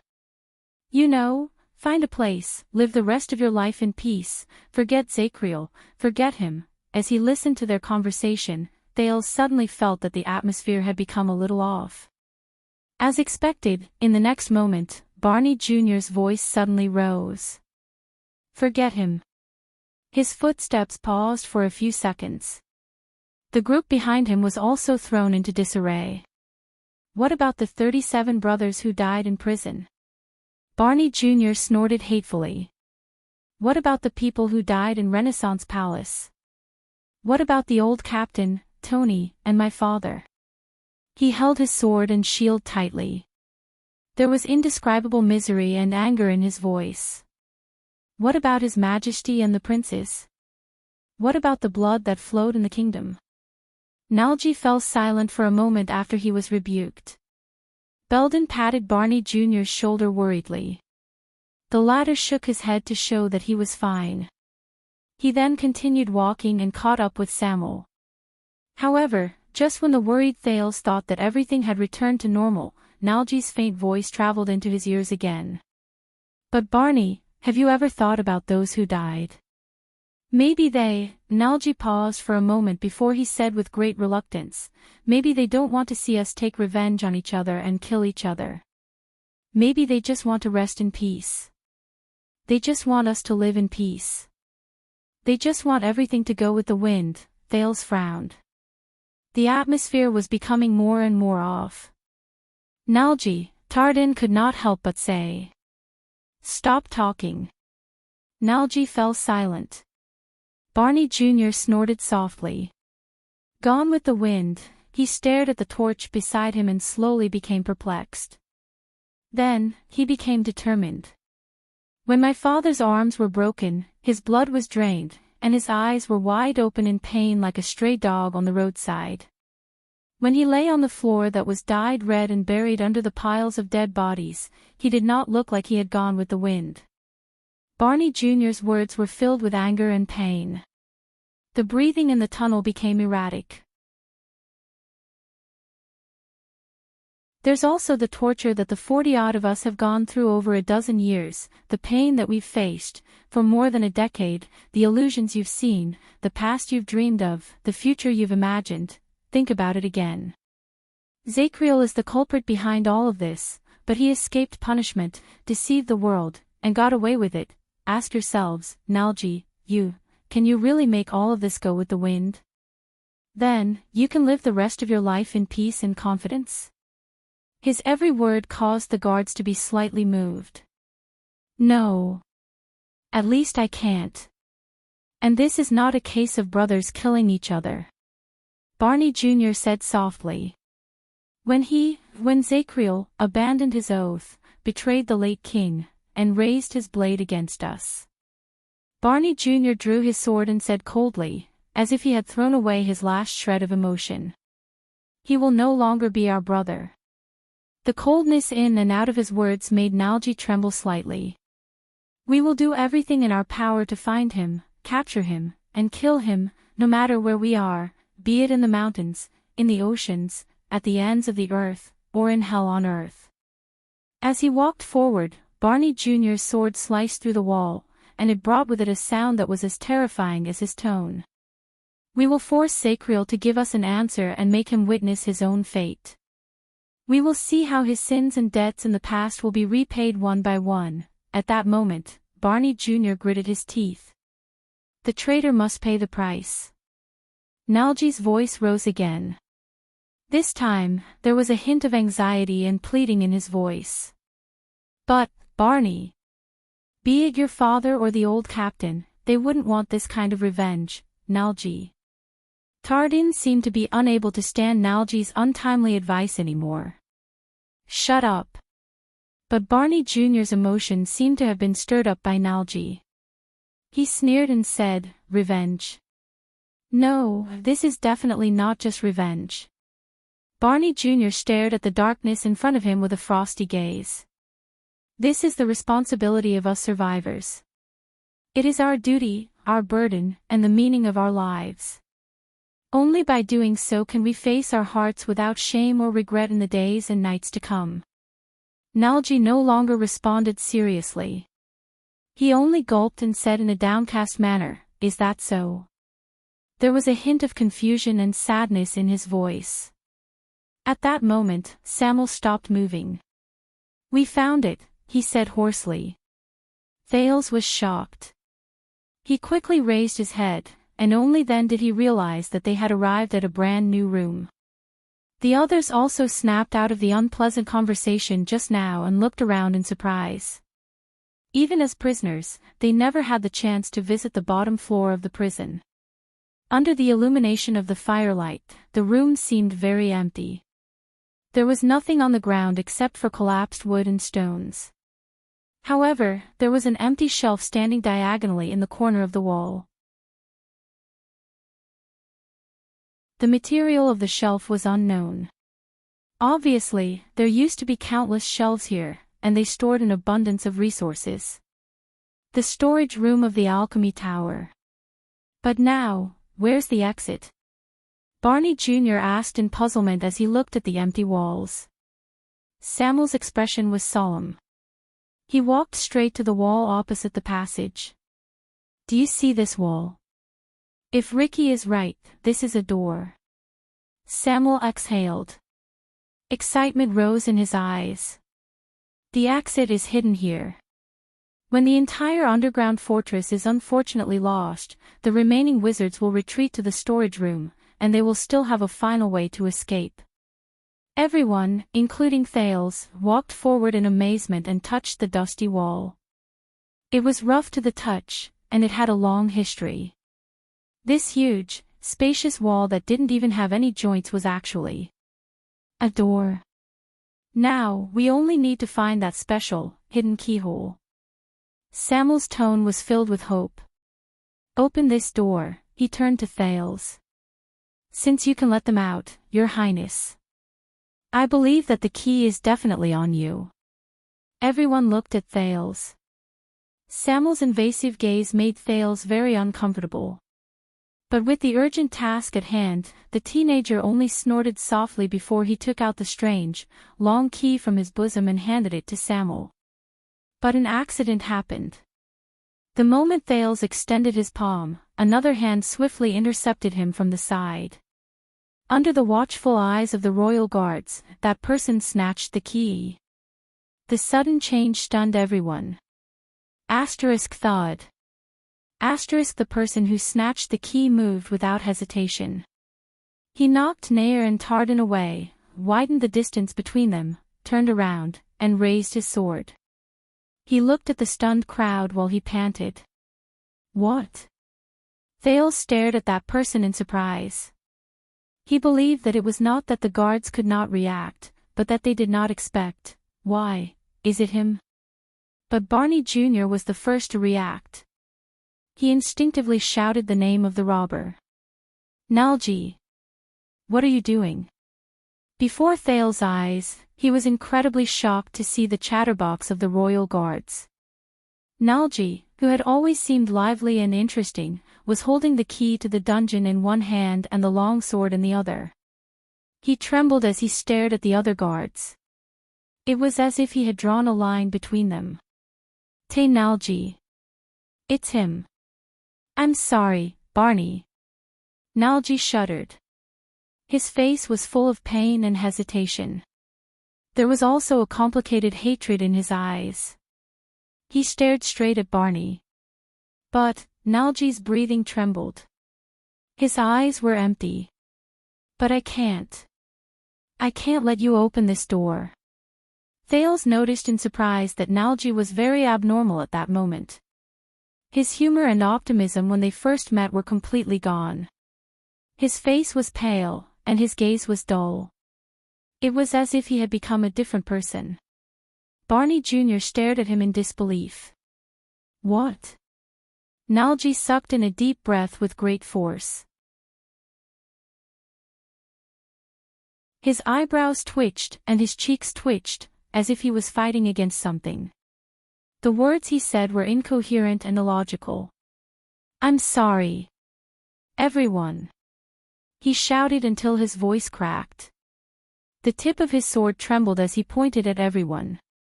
But I can't let you, especially not Barney, go up. This change of events caused the rest of the royal guards to be dumbfounded. Samuel's eyebrows were furrowed tightly. Tardin and Nair looked at each other worriedly. Bruley's whimpers became more agitated. Cannon looked as if he had seen a ghost. Belden clenched his teeth. Nalji. What's wrong with you? Are you sick again? Tardin tried his best to tone down the nervousness in his voice as he asked tentatively. Sick again. Thales' heart tensed. Nalji stared at the nervous Tardin. Pain and regret first appeared in his eyes. A second later, his twitching cheeks curved, and he smiled strangely. Maybe, but I think I can't take it anymore. Can't take it anymore. When they saw Nalji's abnormal behavior, the royal guards burst into an uproar. Belden wanted to approach him quietly, but he was forced back by Nalji's trembling sword tip. Nalji, what happened? Nair asked with a gloomy expression. Nalji shuddered again. He stared at the key in his hand before he looked at Barney. What happened? What happened? He raised his head and flashed an ugly and pained smile. I can't let that idiot Barney go out and mess up everything. Everything is going well, I can't let him go up just like that, and do what he said. Whether it's for the living or the dead. When Barney Jr. heard this, he stared at Thales with a ghastly pale face. Thales still stared at Nalji in shock. This former member of the Royal Guards was the first to come to him during the rescue operation. He was clearly very normal just a moment ago, wasn't he? He was still arguing with Barney about whether he should take revenge or let go, but why now? Nalji. Based on his previous experience of comforting Zacriel, Thales handed the long sword to Quick Rope and carefully raised his hands to show that he was not hostile. He said gently, "Listen to me, calm down, okay? So what did you see?" But it would have been better if he did not speak. The moment he spoke, Nalji shuddered again and turned his head swiftly towards Thales. "Your Highness, why?" Nalji's face was contorted, and he sounded like he was about to cry. Thales was stunned.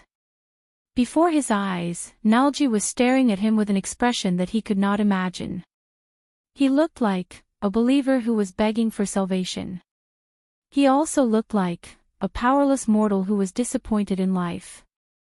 His eyes were filled with despair and conflict. He could not understand it. Why what? Thales asked subconsciously. Nalji's face was full of despair, but he forced himself to laugh and said miserably, "We were already prepared to spend the rest of our lives in this hopeless hell and die in silence." His voice grew hoarser, and he sounded like he was about to tear his throat. "But why did you have to be cruel and indifferent here, in this hell? Your Highness. Why did you come to us?" The more Nalji spoke, the more agitated he became. The tip of his sword trembled continuously, and Belden had to pull Thales back a little. "Why did you send us back to this unbearably ugly human world again?" Thales stared at him in a daze. "Why? What is he saying?" Nalji. Barney Jr., who had gone through shock and puzzlement, finally could not hold it in anymore. His impatience turned into anger. "Hand over the key.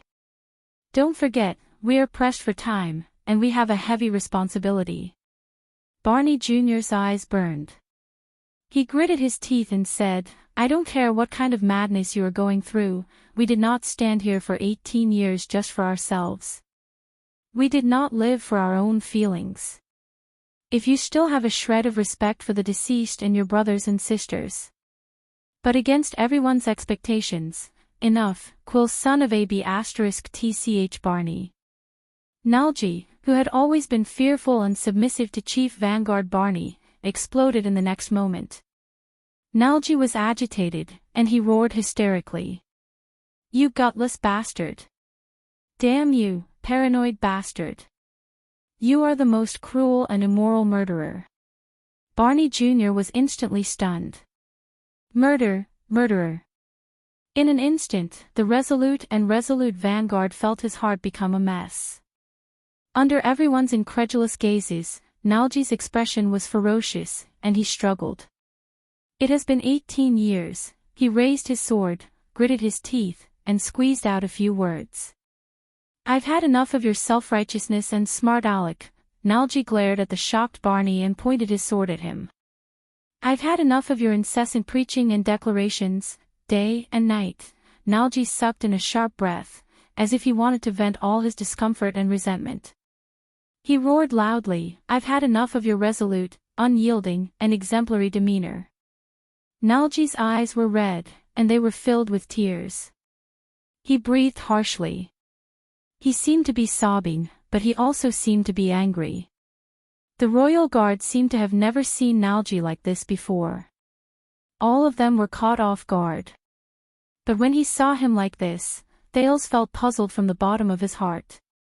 That's not right. The sin of Hell's river surged into his brain.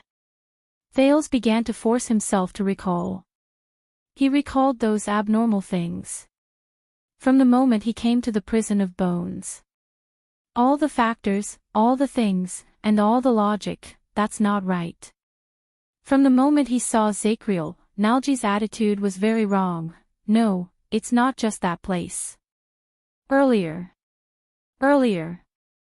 Nalji. At this moment, Thales spoke in a daze.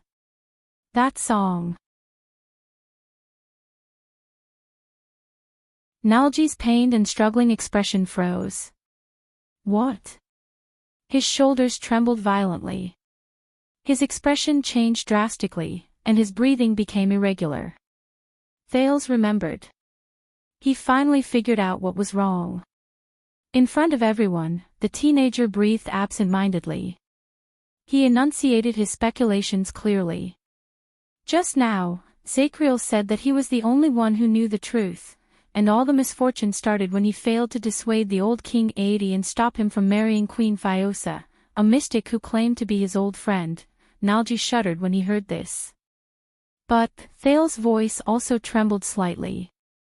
He seemed to have thought of something terrifying. But that song. Thales stared at him in a daze. But when we met for the first time across the prison cell, that song you sang to appease Cannon, Barney Jr., Samuel, Belden. The others frowned. That wasn't a coincidence, was it?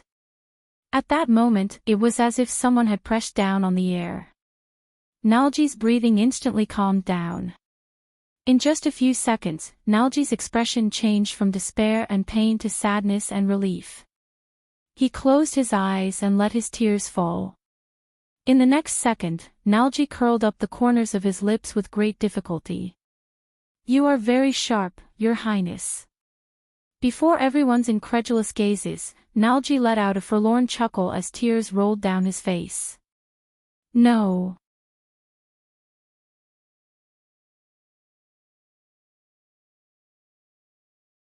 Chapter 459. Thales fixed his gaze on Nalji and began to size up this person whom he had not paid much attention to previously. Nalji held the key to the prison of bones tightly. He looked panicked and miserable. In fact, when Ricky and his disaster swords found the prison cell, Nalji was the first one to speak. His voice always had a lazy, leisurely, and indolent tone, as if he had nothing to do with anything. But Thales did not remember when Nalji's voice began to lose its lazy tone. It became short, nervous, and uneasy. Now that he thought about it, it should have been when Zacriel appeared before them. But what made him react so strongly to the Night of Judgment's appearance? Was it pure fear and panic, or was it something else? The key, Nalji. Barney Jr. only wavered for a second before he resolutely pulled his thoughts away from Nalji's seemingly profound words. He spoke in a commanding tone. Unfortunately, Nalji was no longer as obedient as before. We have already escaped, the prince is safe, and Zacriel is free. Nalji moved the corners of his lips laboriously. The tip of the sword he pointed at the group trembled non-stop. It was as if he did not hear Barney Jr.'s orders. Then, we just have to hide our identities and live the rest of our lives. Zacriel can do whatever he likes, and this young prince will return to Renaissance Palace to be the heir of the royal family. One day, he will rule the world and become a hero of his generation. Isn't this good? Nalji looked at Thales. His voice was pleading, which made the latter even more puzzled. Isn't it a happy thing for everyone to bury the past that we cannot bear to look back on? Right then, Nalji looked like a despairing wife questioning her heartless husband. In the end, he turned to Barney Jr. His eyes were filled with resentment and hatred. But why are you so stubborn, Barney? Nalji questioned Barney Jr. His abnormal behavior made many people uneasy. Belden's face was so serious that it looked like it was about to crack at the next moment. Tardin was bewildered, as if he was meeting Nalji for the first time. Nair lowered his head in deep thought. Samuel showed an expression that was even more surprised than when he learned that Zacriel was a traitor. Bruley, who could not speak, shook his head while he trembled. Cannon started mumbling incomprehensible words again. Not to mention Barney Jr. Thales guessed from the vanguard's trembling hand as he held his sword. It took him a lot of willpower to suppress the urge to stab his former comrade. Why do you have to return to the capital? Why do you have to dig up the past? Nalji's tone was tired and sorrowful. He sounded like a sinner who was being tortured before his execution. Why do you insist on forcing Zacriel to a dead end and making things go out of hand? At this moment, Nalji, who had turned into a pacifist, looked terrified. He turned his head and looked around the group with a pleading gaze. In the next second, Barney Jr. seemed to have run out of patience. The tip of his sword went straight for Nalji's left hand. He wanted to seize the key while Nalji was unprepared. Until another sword slashed out from the side and pressed against Barney's throat with a cold gleam. Quick Rope cried out in surprise. Almost in an instant, several of the royal guards subconsciously raised their weapons and faced each other in the wind. When Thales came back to his senses, he was shocked to find that the situation had become a little abnormal. The tip of Barney Jr.'s sword was pointed at Nalji's left hand, and his throat was pressed against Samuel's sword. Belden and Tardin responded faithfully. They used their axes and swords to block Samuel, who had suddenly turned against them. Cannon seemed to be terrified. He raised his weapon, but he did not know why. Bruley squeaked anxiously. Nair stood by the side and held his dart tightly in his hand. Thales was dazed by the sudden split of the guards, and he could not quite grasp the situation at that moment. He could only exchange a glance with the equally confused Quick Rope. What is the meaning of this, Samuel? Barney Jr. stared at the key in Nalji's hand. He felt the coldness in his throat, and his face was pale. Are you finally going to show your true colors? Samuel's expression was cold. He held his sword against the incredulous Barney Jr., completely disregarding the fact that his vitals were shrouded by 3 weapons. He glanced at Nalji, whose eyes were lifeless. Let him finish. Tardin held his sword and saber against Samuel's vitals at the back of his waist. He seemed to find it hard to understand. Wait, Samuel, do you realize that we are running for our lives? Samuel snorted coldly. He tilted the sword in his hand slightly, forcing Barney Jr. to move to the side. Do you think I care about running for my life? After 18 years on the run. His emotionless and disregard for life and death made the other guards look at each other at a loss. The veins on Barney Jr.'s neck almost popped out of his flesh. Quick Rope looked at the wall behind him, which was supposed to be the exit, but it was empty. He scratched his hair in pain and whispered to Thales, "You constellations are so troublesome." Thales frowned as he watched the royal guards fight amongst themselves again. Yes. Unless, that's not a simple, troublesome matter. Once he finished speaking, Samuel did not even look at the angry vanguard. Instead, he turned to the person who sees the only chance of survival in the field. Tell us, Nalji. Aside from that song and what Zacriel said, what else do you know about the Bloody Year?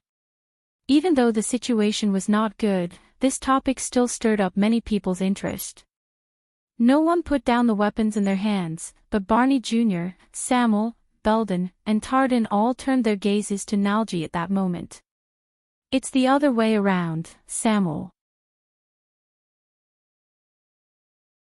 As he watched the brothers turn against each other, Nalji chuckled strangely, as if he had been relieved of something. What you should ask is, what else do you not know about that year? Things we don't know. Questions appeared on Barney Jr. and Samuel's faces at the same time. This was probably the only thing they could find in common at that moment. Barney Jr. looked at Belden in puzzlement. But Belden shook his head at Barney Jr., indicating that he did not know. Nalji noticed their interaction, but he laughed nervously. Didn't you notice? Thales watched in astonishment as Nalji's face was dyed with madness and delight, but there was despair and gloom reflected in his eyes. Didn't you notice that when Zacriel wantonly exaggerated his dissatisfaction towards the late king and expressed his hatred towards the calamities, his acting was really bad? His explanations were very far-fetched, and his words were pale and powerless. Bad acting, his words were pale and powerless.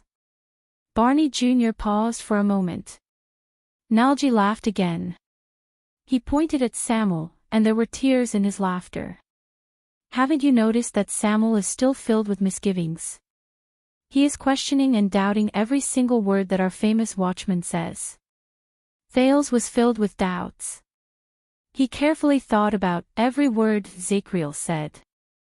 What does he mean? Is Zacriel lying? He was not the only one who was puzzled. Barney Jr. and Belden looked at each other. They were very puzzled. Then, Samuel continued Nalji's words.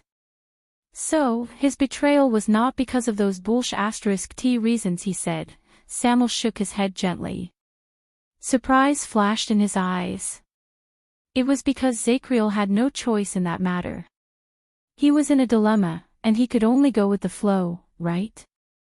Nalji turned his head and cast a tired glance at Samuel. He did not say a word, but his tense face relaxed. Thales noticed that many people's expressions had changed. Samuel was still holding his sword, but all his attention had been shifted to Nalji. He asked skeptically, Nalji. He asked tentatively, and today, when the truth is about to be revealed, he is also in a dilemma. He is in a dilemma, and he would rather bear all of this himself. When he said this, Samuel's expression slowly changed. I still remember that when Zacriel gave the main force of the royal guards the strange order to lure them away from their base and weaken their defense, most of the people behaved. Nalji laughed again. This time, he laughed especially happily. Samuel, you son of AB*TCH, you are indeed a member of the flag-bearer division. Samuel's expression changed completely. Barney Jr., who was held in the middle of the field, could no longer stand it. He said loudly, what are you talking about? The absent-minded Nalji seemed to have only noticed Barney then. He snorted softly. Ha ha ha, Barney. He looked at Barney Jr., who was holding a sword of righteous indignation, and shook his head in disdain. I was thinking, just how stupid and bigoted do you have to be to believe that the noble, virtuous, and cautious Knight of Judgment is the source of all evil and the mastermind behind the scenes? That you will believe that he is the person who betrayed his loyalty and killed the late king because of righteous indignation, delusion, injustice, and anger? Then, you will deceive yourself and search for your so-called justice on him. Nalji held the key and pounded his chest. He swept his gaze over everyone with a mocking gaze. Do you really think that he can make dozens of noble, outstanding, smart, and powerful royal guards, including us, obey his orders without hesitation, easily dismantle the defense of Renaissance Palace, and allow the despicable assassination to happen just because he is the watchman? Many people frowned even more. Wait, he means, Thales' expression slowly changed. Samuel wanted to say something, but he stopped. Barney Jr.'s expression did not change, but the meaning in his eyes slowly changed. Do you really think that the betrayal and assassination that shook the Western Peninsula in Eternal Star City all those years ago? Nalji panted, and the brand on his face became even more unpleasant. With just Zacriel's power and one order, he could complete it. Everyone was stunned. They quietly watched Nalji, who was on the verge of breaking down. Then, a few seconds later, what do you mean? Barney Jr. recovered from his daze with great difficulty. Nalji took a few deep breaths and paused for a second, as if he was savoring the complicated feelings in this moment. Everyone subconsciously held their breaths. That's right. Under everyone's gazes, Nalji still spoke.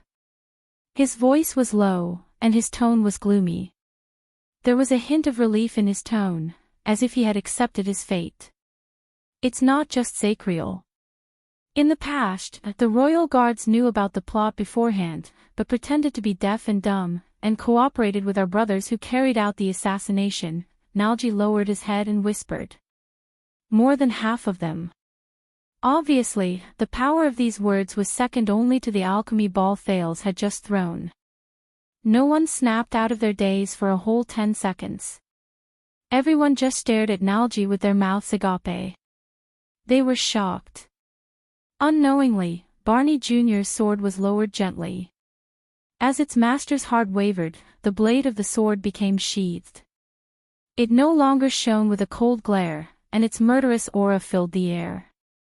Almost at the same time, Samuel also lowered his weapon.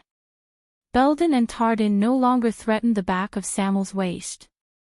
But at that moment, no one wanted to care about the unpleasantness that had just occurred. Thales only blinked furiously and tried hard to sort out the chaotic thoughts in his head at that moment. Wait.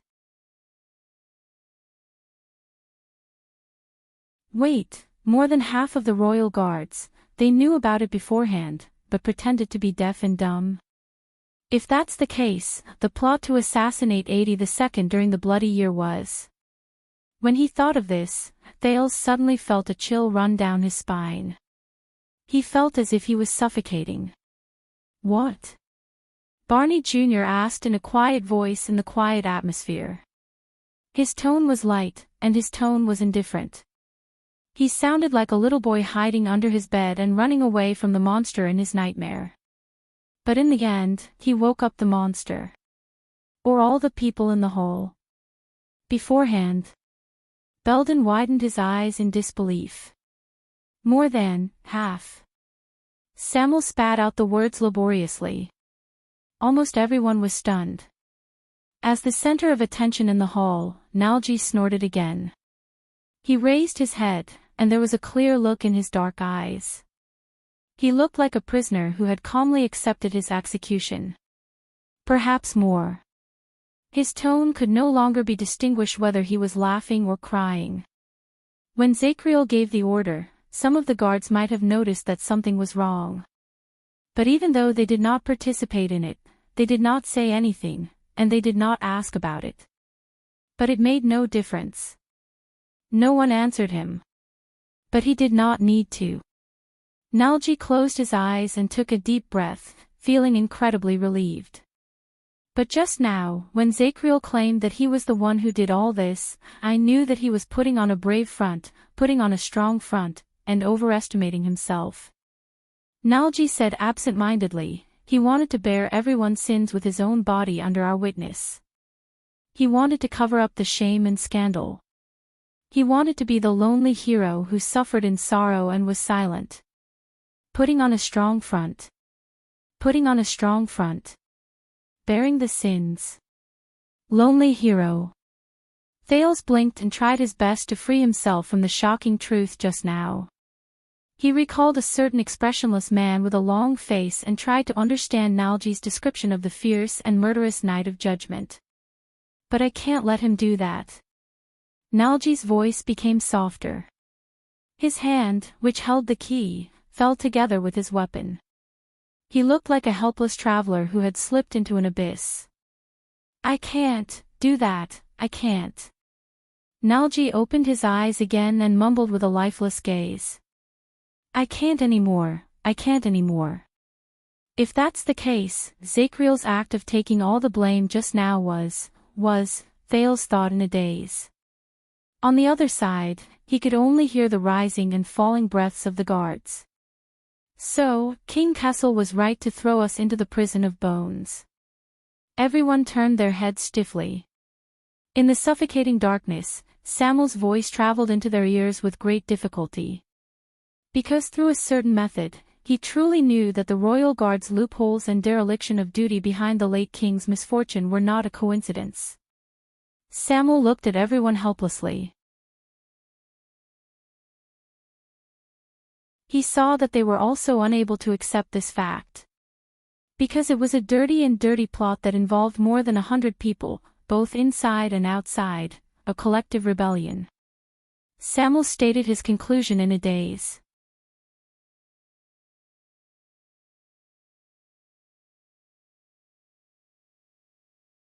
Chapter 460. A collective rebellion. Thales stared at Nalji, whose breathing was unstable. Royal Guards. Rebellion. No one responded to Samuel's heart-wrenching words. Time seemed to have stopped for a moment. Everything stopped in the past and no longer moved forward. It was only when Barney Jr. inhaled and sneered in disdain that everyone snapped out of their shock again. Ridiculous. Barney Jr.'s voice sounded a little disheveled. Nalji, your shameless lies are just like lies. Nalji retorted loudly like an enraged animal, cutting off Barney Jr.'s unnatural question in his throat. Lies? There was a despairing coldness in Nalji's tone, and it made everyone shudder even though it was not cold. He looked around at his fellow guards, who all had different expressions on their faces, and said to Barney Jr. with the ghost of a smile, "Then take a guess, Barney. All these years in the dungeon, the 37 brothers whom you said you would avenge and seek justice for, why did they pass away?" 37, without any warning, Barney Jr. shuddered. He was not the only one who reacted this way. Samuel, Belden, Tardin, Cannon, and many others had different expressions on their faces. Thales was still immersed in the shocking news of the guards' collective rebellion. He sized up the crowd again with a pale face. Based on what Nalji said, half of the royal guards knew about the king's assassination. Perhaps many of them were not participants, but at least, they were bystanders who did not do anything. Then, in the royal guards, most of the participants and insiders who were no longer alive, what was their relationship with the bloody year, the tragedy of the royal family, and the mastermind behind the scenes?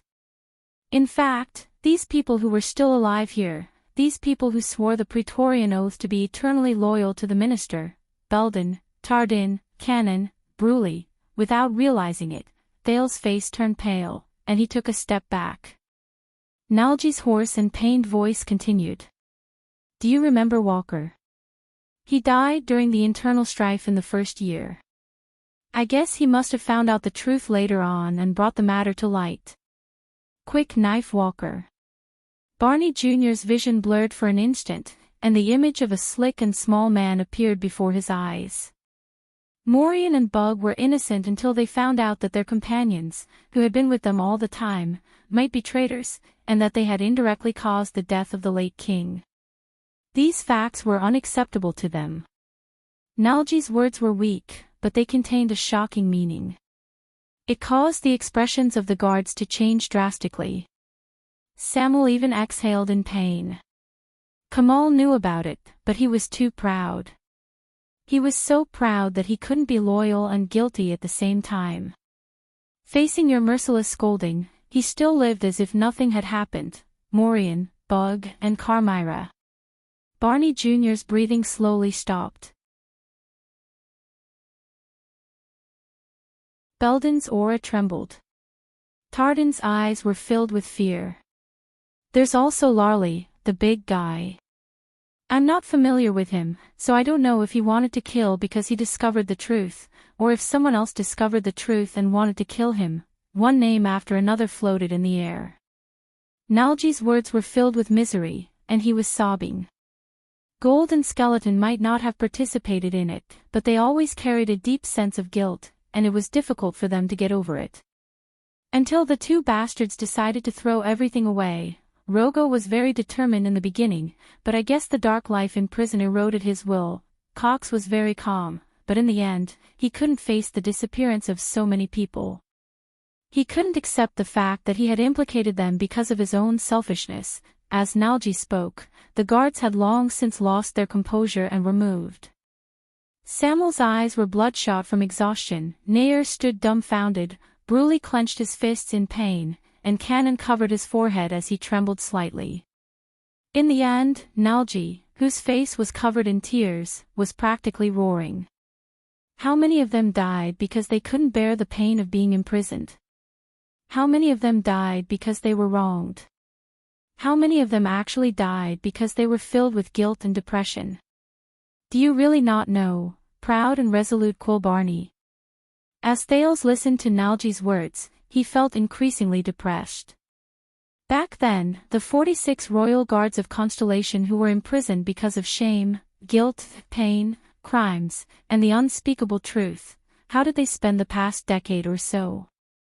Barney Jr. opened his mouth helplessly, but he had no words to say. He could only gasp for air. But Nalji's words became sharper and sharper. Nalji gritted his teeth and said, "And you paranoid maniac, have been complaining about your injustice in front of them day and night for more than 10 years. You've been cursing the damn traitors, and you've been spitting on shameless conspiracies." Barney Jr. seemed to have remembered something. His expression became dazed, puzzled, and surprised. A few seconds later, the emotions on his face turned into the deepest fear and panic. When you made a solemn vow in front of those 37 people that you wouldn't turn back even if you died, threatened to dig out the truth, exposed everything, threatened to make the sinners pay the price, let our brothers avenge their humiliation, and even forced them to support you, Nalji's tears flowed down uncontrollably. Do you really know what your seemingly righteous and loyal accusation and determination meant to them, who were already dispirited and unable to escape from their nightmares? At that moment, Barney Jr.'s body swayed. He stabbed the tip of his sword into the ground so that he would not fall limply. But the vanguard's face was already as pale as a sheet, and he was drenched in cold sweat. No. Barney Jr., who was almost absent-minded, was like a timid and helpless child at that moment. No. You don't have King know what you're talking about, Nalji. Barney Jr. staggered a step back and shook his head madly. His emotions were filled with terror. Over the years, I watched them die, I buried them, I gave them a speech. For them, for the sake of clearing their injustice one day, I have been able to drag out my ignoble existence until now. Barney Jr.'s condition had almost hit rock bottom. He talked to himself like a madman, and he was not any less than Zacriel in the past. The guards stared at each other in an almost absent-minded manner.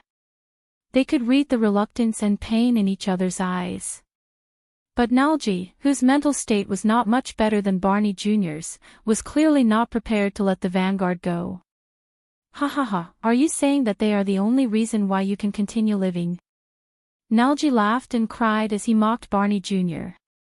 "But you don't know, most of them carry shame, guilt, self-blame, pain, and torture after they are imprisoned. They face their ugliest selves and struggle to survive. Every day feels like a year, and you, Quill Barney." Nalji pointed at Barney Jr. with hatred written all over his face. "You thought you were encouraging them, saving them, and redressing their grievances, but in fact, you were constantly lashing at their hearts, reminding them, recalling them, and deepening their impression and shame of that night. You used your noble and loyal moral integrity and personality, your righteous slogans, and your determination to make them suffer even in prison. You forced them to have nowhere to go, and they tortured themselves." As he listened to Nalji's words, Barney Jr. was like an unfortunate traveler who fell into an abyss. He trembled in fear, and even his breathing became uneven. "It's you." Nalji's vicious accusation was engraved in his heart. "It's you. It's you," one after another. Day after day, you used a method that seemed to encourage them, but was actually cursing them. You forced them into a dead end, and in the end, you forced them to die to free themselves. Nalji's words were heart-wrenching. They echoed in the underground prison, and the expressions of all those who heard them changed. You are the real murderer of those 37 brothers. Quill Barney. Clang. While everyone's minds trembled, the sword and shield in Barney Jr.'s hands fell to the ground at the same time, and they trembled non-stop. No. Barney Jr. covered his face with his hands in pain, and his entire body trembled. No. No, it's not me. His voice was timid and fearful. In the face of Barney Jr. in this state, Nalji laughed loudly. "And you, the young soldier, are still returning to the capital in a righteous and high-spirited manner to uncover the truth and seek justice for them. His smile slowly faded away. Stop joking, you son of a b*tch, Barney, you don't know that when you stood there and accused Zacriel just now, every word you said made me sick. Barney Jr.'s moans became even more pained. Thales watched this incredibly cruel confrontation with complicated emotions. The discomfort and puzzlement in his heart were tormenting him as well. He remembered the brutal and merciless confrontation between the Star Killer and the Raven of Death in the land of barren rocks in the city of faraway prayers. But even then, it could not be compared to the scene before his eyes. The other guards watched this scene in a daze. Even Samuel was speechless. For a time, only Barney Jr.'s pained moans could be heard in the underground prison. He bent down and pressed his hands on his knees. He inhaled and exhaled mouthfuls of air, as if this was the only way he could obtain nourishment to continue living. But, all of you don't know, do you? Barney Jr. turned to the others while trembling. He no longer had the calmness and awe-inspiring air of a vanguard. That's right. It's impossible for all of us not to know about such an important matter. Tell me, he must have made this up. His tone was almost begging. He hoped to get an answer. But the answer was usually not what he wanted. I suspected it. A deep voice rose. But he lowered his head under everyone's gazes. His face was ashen. The order that day was too strange. It was too rare, but no one stood up to oppose it, so later, when I was in prison, I also suspected it, but he did not continue. Barney Jr.'s gaze was first filled with shock, then despair grew. Belden stared at Nair in disbelief. Another calm, frail, and frighteningly frail voice cut in. It's true. Everyone turned their gazes to the other person. It's true. I know what Nalji said. The speaker answered with a lifeless voice. Barney Jr.'s voice trembled as he looked at the speaker. Tardin. You. Thales furrowed his eyebrows. Tardin threw down his sword and spoke in a desolate and deathly manner. If they told me that this would happen, if I knew that Constance would. Then I wouldn't have, as he spoke, tears rolled down his cheeks. I wouldn't have, Tardin's throat seemed to be blocked. It lowered along with his head, and he no longer responded. Samuel stared at him in shock. No. This was the dumbfounded Barney Jr. A third trembling voice rang out. It shouldn't have been like this. Thales turned his head. Cannon was shivering as he leaned against the corner of the wall. I was the one who delayed them. I recalled the sentries and left the door open. But according to the plan, everything should have been simple and straightforward. It should have ended before they even realized it. Then I should have died with the assassins. I shouldn't have lived until now. Cannon's eyes were lifeless as he muttered to himself, I'm sorry. The light in Barney Jr.'s eyes gradually dimmed, as if his last glimmer of hope had been extinguished. Cannon. Cannon let out a strained laugh. Nalji was right. Samuel was also right. This is our fault. We can't run away from it. He shook his head nervously and muttered to himself, we can't let Zacriel be alone. He's already shouldering too much. When Nalji finished speaking, the dungeon was silent for a long time. Then, Barney Jr.'s hoarse and numb voice rose again. Is there anyone else? A few seconds later, Bruley sobbed in pain and knelt down. He stuttered in pain. Bruley. Barney stared at him in a daze. Nalji chuckled softly. His eyes were unfocused. This is why he can't speak anymore. Nalji said softly, he doesn't have the courage to face it. The last hint of expression on Barney Jr.'s face disappeared. Tardin, Cannon, Bruley, Nalji. The vanguard stared numbly at the four people in front of him, who were behaving differently. Over the past decade or so, 37 people. Why? Why didn't you tell me the truth? His voice echoed in the four walls. No one spoke. Thales watched them with a depressed heart. At that moment, it was as if nothing else mattered. The truth.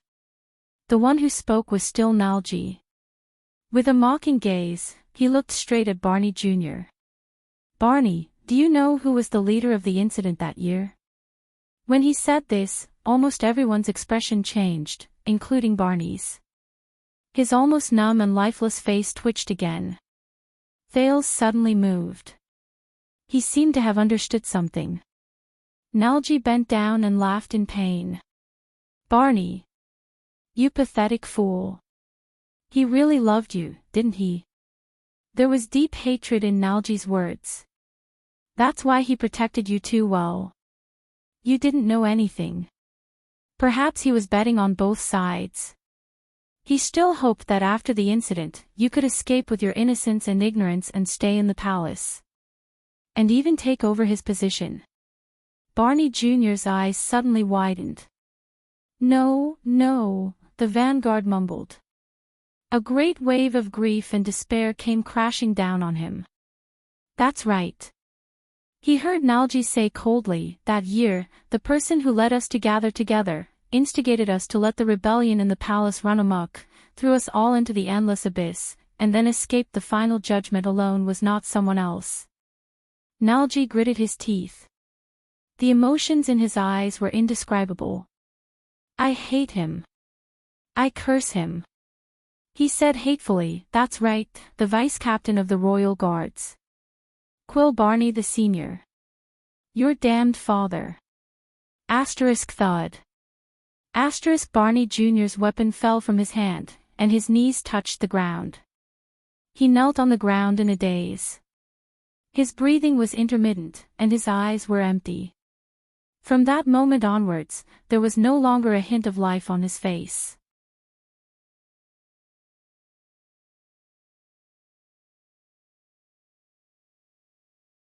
Chapter 461.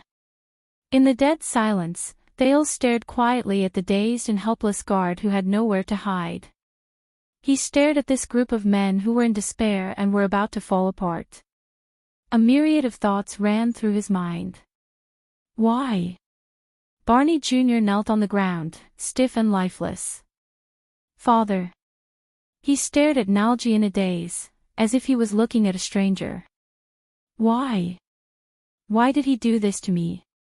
Aside from Nalji, almost everyone turned their faces away. Only Belden and Naya were left. They were also shocked and speechless. Do you really not know? Nalji asked in return. He sneered and mocked. So, you live like a child in Renaissance Palace, don't know anything, don't care about anything, and only want to be a loyal and stupid chess piece. No one spoke. Only Quick Rope whispered in Thales' ear, the situation is bad.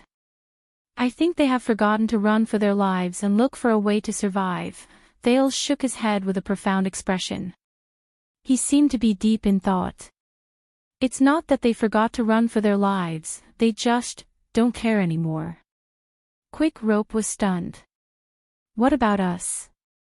But Thales still shook his head with a serious expression and ignored him. Quick Rope was so anxious that he scratched his ears and cheeks. Why, father? But Barney Jr. was still expressionless like a puppet. It was as if he was talking to the air. Why did he do this? Nalji stared at Barney Jr. with hatred and snorted softly. Samuel looked at Barney Jr. with a solemn expression and clenched his fists gently. You really are an anomaly, Barney. Nalji stared at the crumbling Barney Jr. His expression was relaxed after taking revenge, but his voice was still sad. Quill Barney, you are a noble existence who abandoned your family and bloodline like a pair of worn-out shoes. But in fact, if it weren't for him, if you weren't born into the Barney family, one of the 7 Jade Star attendants, you wouldn't even have the chance to enter the guards. Nalji said coldly, just like all of us. A noble existence who abandoned his family and bloodline like a pair of worn-out shoes. Barney Jr.'s lips trembled. When he said this, Belden, Nair, the dejected Tardin and Bruley, and even the trembling Canon all lowered their heads. Only Samuel continued to stare at Nalji without moving. But Thales sensed something. He subconsciously took a step forward. Why? The young man's sudden words attracted everyone's attention. If you don't want to tell him, then tell me. Tell the last descendant of Jade Star. Thales' words echoed in the dungeon, and even Quick Rope was shocked. This sentence stunned Nalji for a moment. He stared at the teenager in front of him, as if he was getting to know him all over again. It was as if he wanted to recognize something from the other party's serious face. Hey, these lunatics are enough of a headache. Quick Rope pressed on Thales' shoulder and whispered anxiously, we should focus on finding a way to survive now. What else do you want? But Thales only sucked in a light breath and firmly pushed Quick Rope's hand away. Just like you said, find our way out. Quick Rope was stunned. Thales looked at Nalji again. His gaze lingered on the key in Nalji's hand. Tell me, why did Barney's father and you, and even Zacriel, do that? Thales furrowed his eyebrows tightly. Or should I say, what else did the King of Eternal Rule, 82nd, do aside from the so-called alliance of the three disasters that Zacriel mentioned? Nalji's gaze gradually became confused. Barney Jr. raised his head in a daze, but he only repeated the same sentence. Why, father? Nalji looked at everyone in a daze, but he found that many people had shifted their gazes away. Only Samuel was staring at him. Finally, he seemed to have figured something out. He chuckled in relief. You are right, Your Highness. The tragedy at that time was far from just the fight between His Majesty and the cunning vassals, not just a game of loyalty and betrayal, and not just the hostility between Constellation and the world. Be it the natural disaster or the rebel army, there was naturally a reason for the chaos in the kingdom at that time. Thales' frown deepened. The Knight of Judgment thought that the late king was bewitched by some legendary monster and that some people were conspiring to bring chaos to the kingdom, but that was just his wishful thinking. Nalji returned to his state as if there was no one else around him. It was as if he could see the past. Because Zacriel was just an antique family name that had been in decline for 1,000 years, and did not even have a castle or a fief, he was too naive. He could not sense it. He could not sense our despair. When he said this, Nalji shuddered. On the other side, Tardin sighed softly. A thought appeared in Thales' mind. Despair. Nalji sucked in a breath and recalled the most unbearable years. He smiled bleakly and said, back then, there were countless rumors circulating in Renaissance Palace. Not everyone knew about the taboo between the late king and the calamities, but there was one thing that everyone was very clear about. Many people's breathing became chaotic. Barney Jr. slowly focused his gaze while he knelt on the ground. What is that? Thales listened solemnly. Nalji turned his head and said absent-mindedly, during those years, His Majesty wanted to make a difference. He gave many orders. Make a difference. Many orders. Thales' heart clenched. For some reason, he suddenly thought of the old crow's class. So, regardless of whether it was the 7 Jade Star attendants, who were directly under the royal family like Belden, Tardin, and Barney, or the so-called 13 distinguished families like Talon and Caribbean, or the 6 great clans who founded the kingdom like Arund and Tabark, we saw and experienced it all. Barney Jr. recovered from the shock and stared at Nalji in a daze. Nalji swept his gaze over each of his royal guards and said airily, with every move His Majesty took, our days became harder, our future became more hopeless, and our future as nobles became even bleaker. Thales was shocked. Tardin's expression changed slightly. He wanted to say something, but he did not. But before he could say anything, Thales, who had a premonition a long time ago, hurriedly urged him. What happened? Nalji raised his lifeless eyes and shook his head with the ghost of a smile. His tone was full of grief. I don't know. First of all, because of the land measurement order, my family's fief was reduced rapidly.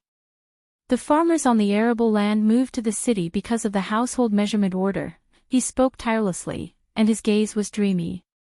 Every word he said was filled with complicated and chaotic emotions. The suzerain's bureaucrats lost their prestige after the cleaning of officials was issued.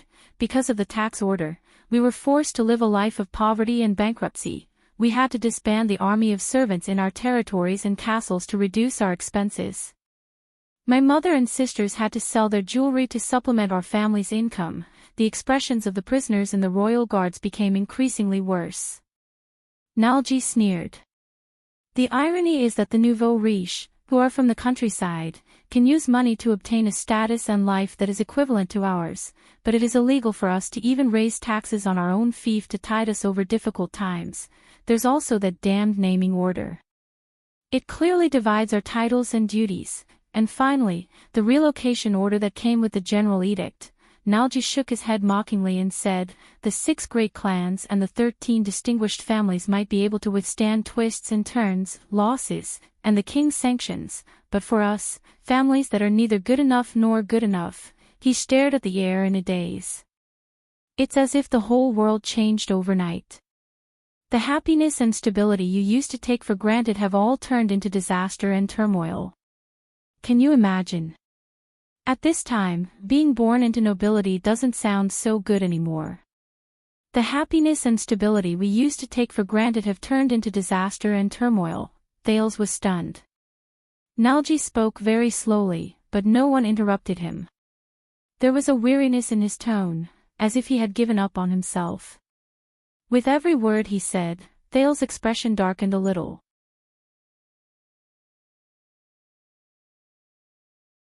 Assassination, foreign enemies, war, conspiracy. In the past, he thought that this was everything that the bloody year would reveal, but now it seemed, Thales remembered the old crow, Hicks.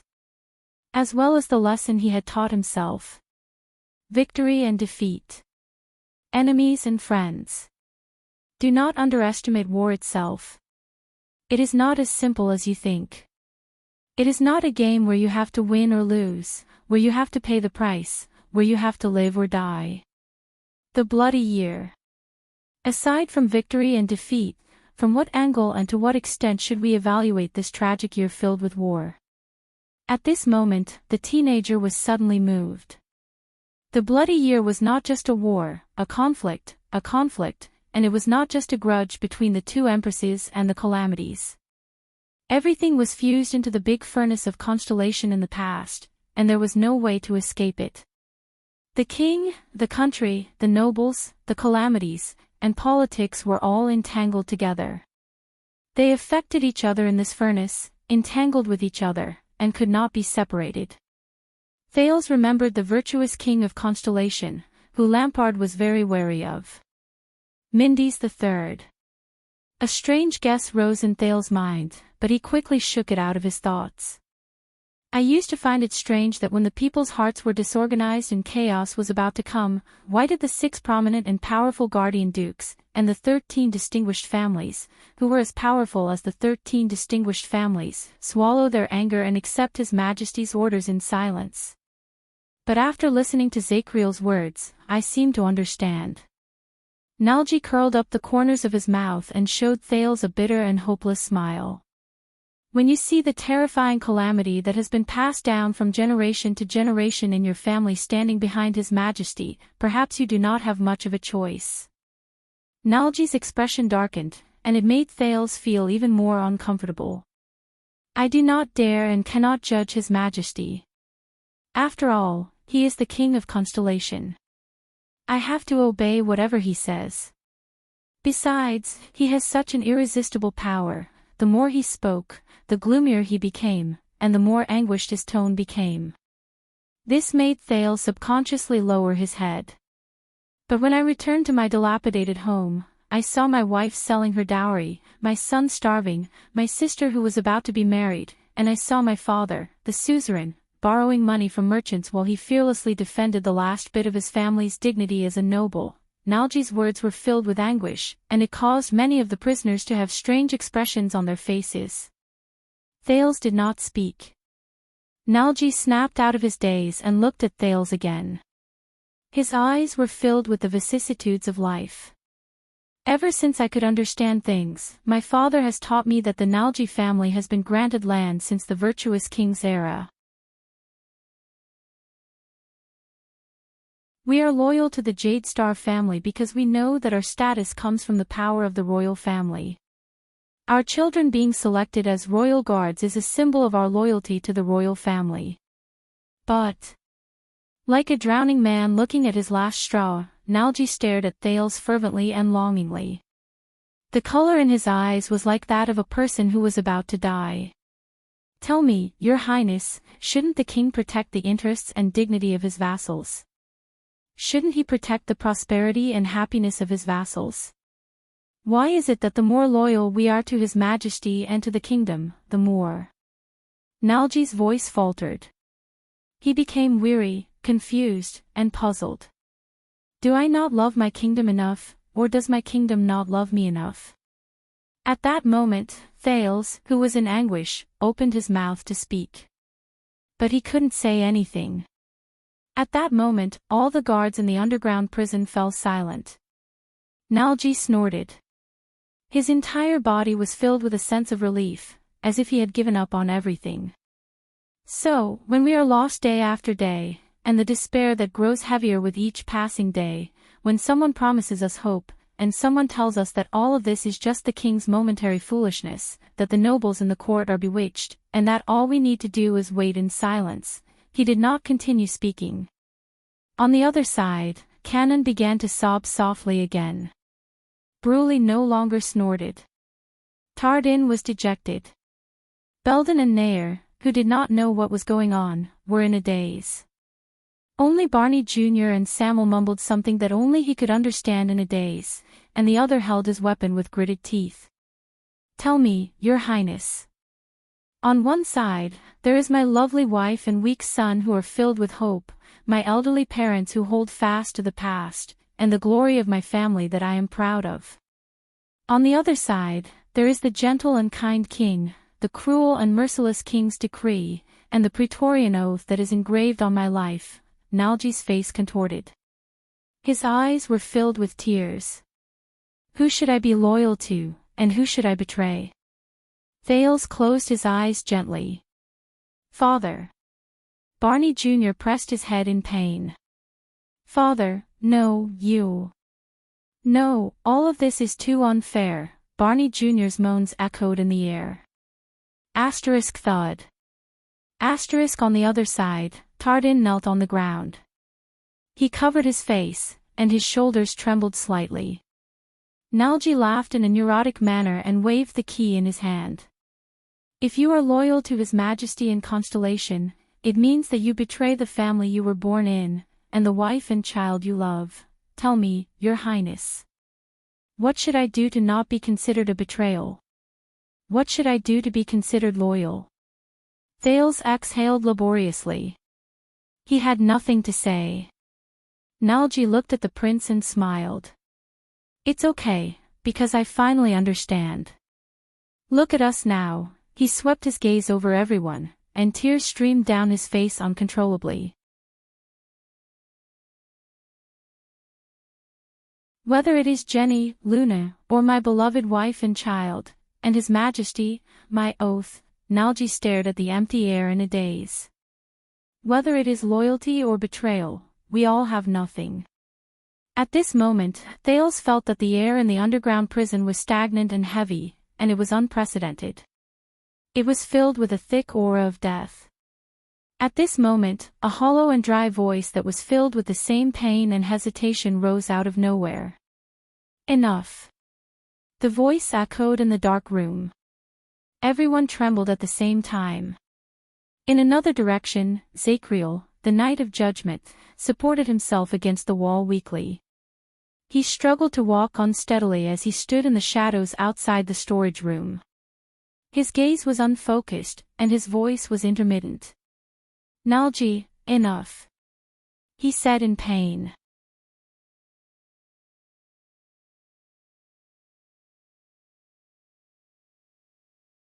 Chapter 462. Even though he was prepared for this, Thales still tensed up when Zacriel appeared. He still chased after him. The Night of Judgment. At that moment, he was the greatest threat in the dungeon. Zacriel did not seem to be in a good condition. The knight was already in a sorry state. At that moment, his eyes were half closed. He seemed to have suffered a great deal of damage from the flash grenade just now. His footsteps, which were once as steady as an abyss, now needed the support of the wall and the weapon in his hand to stand properly. His right shoulder was wrapped in thick bandages, and there was a patch of blood on it. But even so, no one dared to underestimate him. Zacriel gritted his teeth, held the wall, and stepped into the storage room. He was like a beast that gradually revealed itself in the darkness. "No, King." Quick Rope nervously raised his crossbow, but before he could fire, Thales pressed his hand down. "Calm down." Thales held Quick Rope's arm tightly and spoke through gritted teeth. "Not now." Not only Thales and Quick Rope, but Samuel, Belden, Nair, and the others also had unpleasant expressions. "Ha ha ha, say no more." Nalji recovered from his daze and smiled sadly. "No." Nalji's expression changed. He swept his gaze over everyone. "Everyone here has the right to make me shut up." Nalji raised his trembling finger and pointed at the Night of Judgment. "Except you." "Zacriel." Zacriel stopped in his tracks. He was already covered in wounds as he stood by the door. He looked at Nalji, who looked as if he had given up everything. His gaze swept past the group of his former colleagues, who were dejected and were unable to get up. The prison was very quiet. Only the pained or rapid breathing of the people could be heard. Zacriel shook his head slightly and looked away. "Nalji. You're tired." The Night of Judgment murmured softly, as if he was coaxing a child. But Nalji did not appreciate it. "Yes, I'm tired." Nalji took a few steps back and smiled brokenly. "I've had enough of your arrogance, Night of Judgment." Zacriel frowned. "You don't want to tarnish the royal family's reputation, but you can't bear to expose us shameless traitors." Nalji's breathing became more rapid. "You always want to find the most comprehensive solution."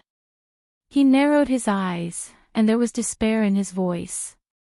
"But do you think that you are shouldering all the sins and the pillars that are about to collapse by yourself? That no one's honor has been tarnished and no one's reputation has been damaged? That you are silent and carrying the heavy burden alone is a great sacrifice, and that you are worthy of everyone?" Zacriel said nothing. Barney Jr. was still kneeling on the ground in a daze. Belden looked nervous, and Samuel was silent. Nalji began to tremble. A few seconds later, the resentment he had suppressed for who knew how many years erupted from his throat. F***CKU.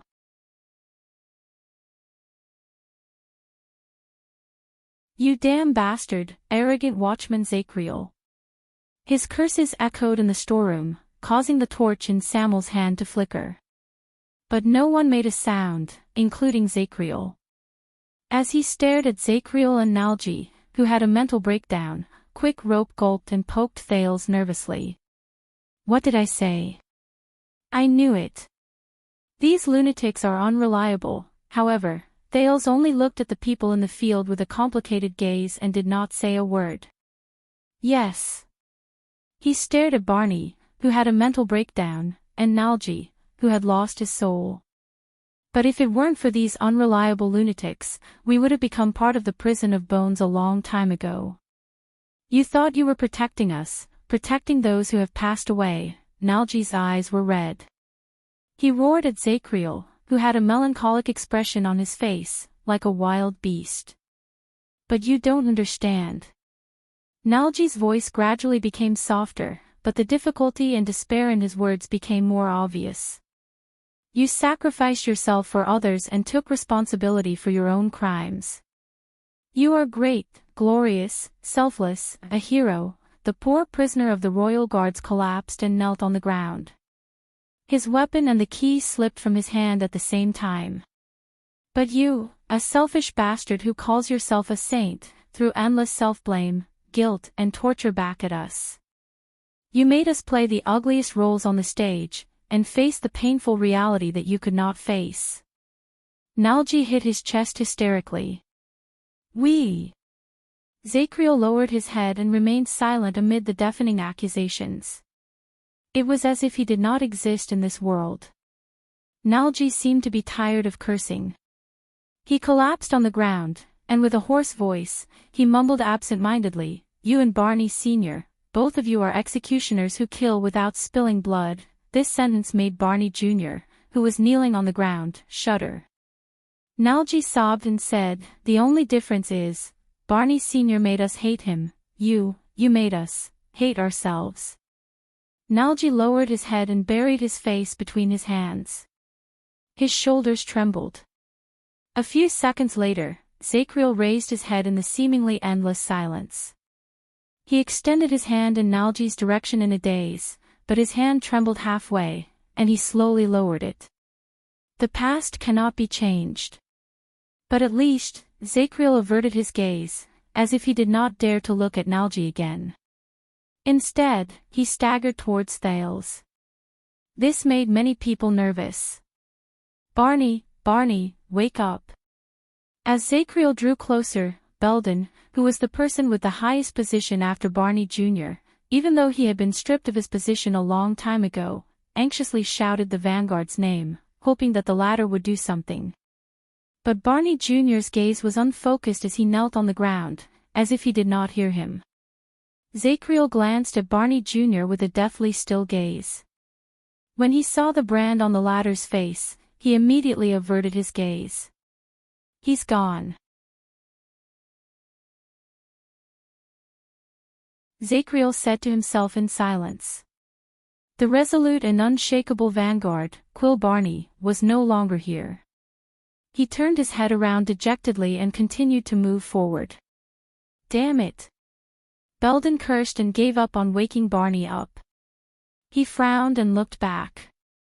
Other than the absent-minded Nalji, Cannon was kneeling on the ground and sobbing in pain. Bruley covered his head and closed his eyes tightly. Tardin was dejected and did not move. The veins on Belden's hands tightened. No, the truth of the past caused everyone, including him, to be in a state of chaos. His colleagues who had gone insane made him at a loss, and Zacriel, who he once looked up to, was a stranger to him. Behind him was the Jade Star bloodline, which he swore to protect, even though they had long since tainted this mission. What should I do? In the face of his disorganized colleagues and Zacriel, who was getting closer and closer to him, Belden, the only one left among the guards, finally made up his mind and raised his weapon after a few seconds of hesitation. "Nair, Samuel, help me." He summoned Nair, who was still somewhat normal, and Samuel, who had a grave expression on his face, and tried to organize his final defense. Nair sighed and walked to his side. Samuel hesitated for a moment before he threw down his torch and raised his long sword. Zacriel continued to walk forward, swaying step by step. He ignored Belden and the other two, who retreated as if they were facing a great enemy. Thales slowly furrowed his eyebrows before he slowly relaxed them. "I understand, commanding officer." Belden raised his axe and stood in front of Thales. He hissed at Zacriel. "You might not be that traitor. At least, you are not the only one. Perhaps you have your own difficulties, and we no longer have the right to criticize you." Belden gritted his teeth. "But no matter what happened in the past, you cannot touch this child."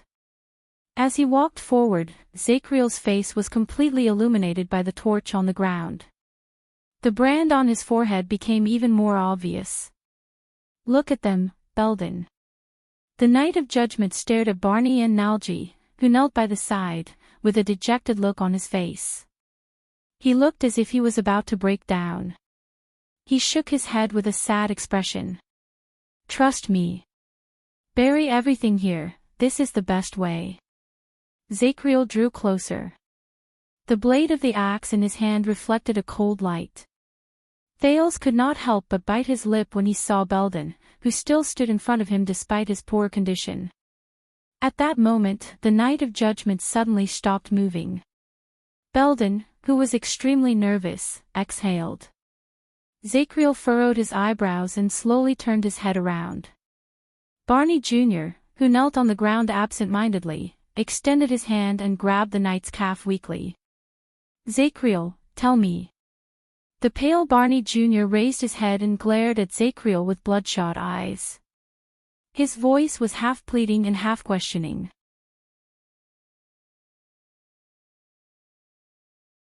"My father. Why did he do this to me?" Barney Jr. looked as if he had just woken up from a nightmare. His expression was absent-minded. He stuttered, "Vice Captain Quill Barney. What kind of person is he?" This sentence caused the expressions of all the prisoners to change at the same time. Even Zacriel was dazed for a moment. The dungeon was silent for a few seconds. He was a good man. Zacriel lowered his gaze and reminisced about his old friend from a long time ago. There was respect in his voice. He was just born in the wrong era. Barney Jr. instantly shuddered. Once he finished speaking, Zacriel took a light step forward and shook off Barney Jr.'s arm. Barney Jr. was immersed in Zacriel's words. He was dragged by Zacriel and slowly fell to the ground, but he did not seem to notice it. Zacriel was getting closer and closer to them. They could even see the brand on his forehead. This made Belden more and more nervous. Quick Rope even pulled Thales back. "What do we do now?" Quick Rope gritted his teeth and whispered, "We can't win against him, but we can't even find the exit. Where can we run to?" "Yes. What should we do? Where can we run to?" Thales met Zacriel's gaze and found that there was only endless darkness in it. Thales could not help but take a deep breath. He suddenly remembered how Zacriel shivered in the cage, and how he muttered hysterically to himself at the world he could not see. "I know you are testing me, but please believe me, I have never wavered because of sacrifices. I know that this is what I must do. No matter whether it brings me merits or sins, good deeds or evil deeds, I will accept them calmly, and will never run away from them." Thales then remembered how Zacriel dealt with his enemies in a straightforward manner while he was surrounded. "I am the Royal Knight and Honorary Lord of Constellation. I am the penal officer of the Royal Guards, the Watchman, the Protector of the Throne, the Keeper of the Royal Treasury." He remembered when the Knight of Judgment claimed that he wanted to kill him. It was an unusual sense of respect and reverence. "Please be at ease, Your Highness. After your unfortunate death, I will take full responsibility for your crimes to comfort you for the injustice you have suffered here. Your secret will be buried, and it will not damage your reputation." Finally, Thales remembered how Zacriel smiled at his old friends, and his relieved expression when he admitted to his betrayal. The person who should really bear the crime of colluding with the enemy, but despicably hid the truth for 18 years. That shameful, sad, hypocritical, disgusting, self-righteous, hypocritical man, is me. The Knight of Judgment. What kind of person are you? I understand now, Quick Rope, Thales said softly. Even he himself was surprised by the steadiness in his tone. He was like a prey that had broken free of its shackles in an instant. Quick Rope raised his eyebrows. Understand what? Thales shook his head at Quick Rope and gently unclenched his fist. It is useless to keep running away. Because a long time ago. Thales stared at the dejected Barney Jr. and Nalgie, then at Zacriel, who was slowly approaching him. His words had a double meaning. We have nowhere to run. Quick Rope was stunned. His face was full of puzzlement. After he said this, Thales made up his mind. He felt a wave of relief wash over him. He should do this. He had to do this. In the next second, under Quick Rope's shocked gaze, Thales took a step forward in Zacriel's direction. Is this what you want? The teenager's voice echoed in the dungeon. The Night of Judgment's footsteps froze. Everyone's gazes were focused on the prince. Bury all the filth and pain in the past and underground, pretend that nothing happened, and tell yourself that this is the best choice. Thales panted and broke free from Quick Rope's grip. He ignored Belden's expression, endured the pain, and continued to speak. If I die here, it will be your responsibility, your past, their torture, and their pain. Will everything that happened in the past end? Thales extended his finger and swept it over every royal guard prisoner who was in pain, broke down, or absent-minded. When Zacriel met Thales' firm gaze, he froze in a daze. He opened his mouth to speak, but in the end, he only sighed softly. You don't understand, Your Highness. The knight closed his eyes and shook his head. Thales took a deep breath and swept his gaze over everyone. Barney Jr. was still broken down and absent-minded. Nalgie was still twitching softly. Zacriel, who stood before him, was weak and lifeless. His expression was sorrowful. No. But there is one thing I don't understand. Thales turned his head swiftly and gritted his teeth. Who is it? Zacriel's eyebrows twitched. What? Thales spoke in a firm and unquestionable tone, which was rarely seen on him. Who is the person behind you? The person behind me. When he said this, everyone frowned. Zacriel twitched the corners of his lips, as if he did not want to pay attention to it. But what Thales said next greatly exceeded his expectations. I have not known all of you for long, but Thales slowly turned his gaze around. Nalgie might value his family more, but he could not just watch you bear the responsibility for his crimes. Nalgie's shoulders trembled violently. Thales turned to the other side. Canon, Bruley, Tardin, you might have known what happened in the past, but you have never been calm about it. That is why you are still tormented by your own conscience even after being imprisoned for 18 years. Canon's sobs died down, Bruley stopped trembling, and Tardin became dumbfounded. Finally, Thales looked at the absent-minded Barney Jr. I do not know Barney Sr., but I can tell from him that his father is probably just as stubborn and resolute. Once he has a thought, he will carry it through to the end, and he will never waver. Zacriel's eyebrows furrowed even more. Thales exhaled. With the sin of Hell's River, he calmed his increasingly rapid heartbeat. What I see from all of you is not the despicable and inferior nature of traitors. The prince said firmly, instead, it is a painful predicament where you are caught between a rock and a hard place. Everyone raised their heads and stared at Thales with either shocked or puzzled gazes. Zacriel suddenly took a step forward. But Belden and Nair blocked his path, and it looked like they were going to die together with him. Thales was shocked, but he still braced himself and said the following words. I believe that as royal guards and the king's close vassals, no matter how depraved, evil, and selfish you are, you will never abandon the pride in your hearts and betray your lord for glory with a clear conscience. You are not that kind of people. You do not dare, and you cannot. The prince gritted his teeth and said, unless there is another reason, a more logical reason for you to convince yourselves that this is the right thing to do, and that it is not a betrayal. Zacriel's expression became more and more unpleasant. Thales knew that he had made the right choice. Hence, the prince ignored Quick Rope's gaze, puffed out his chest, and continued to speak. As for you, Zacriel, you are a noble knight and a loyal guard. Even if you are about to attack me in the next second, you still treat me with such respect. I believe that the only thing that can tarnish your honor and mission is an even greater honor and mission." When he finished speaking, Zacriel shuddered.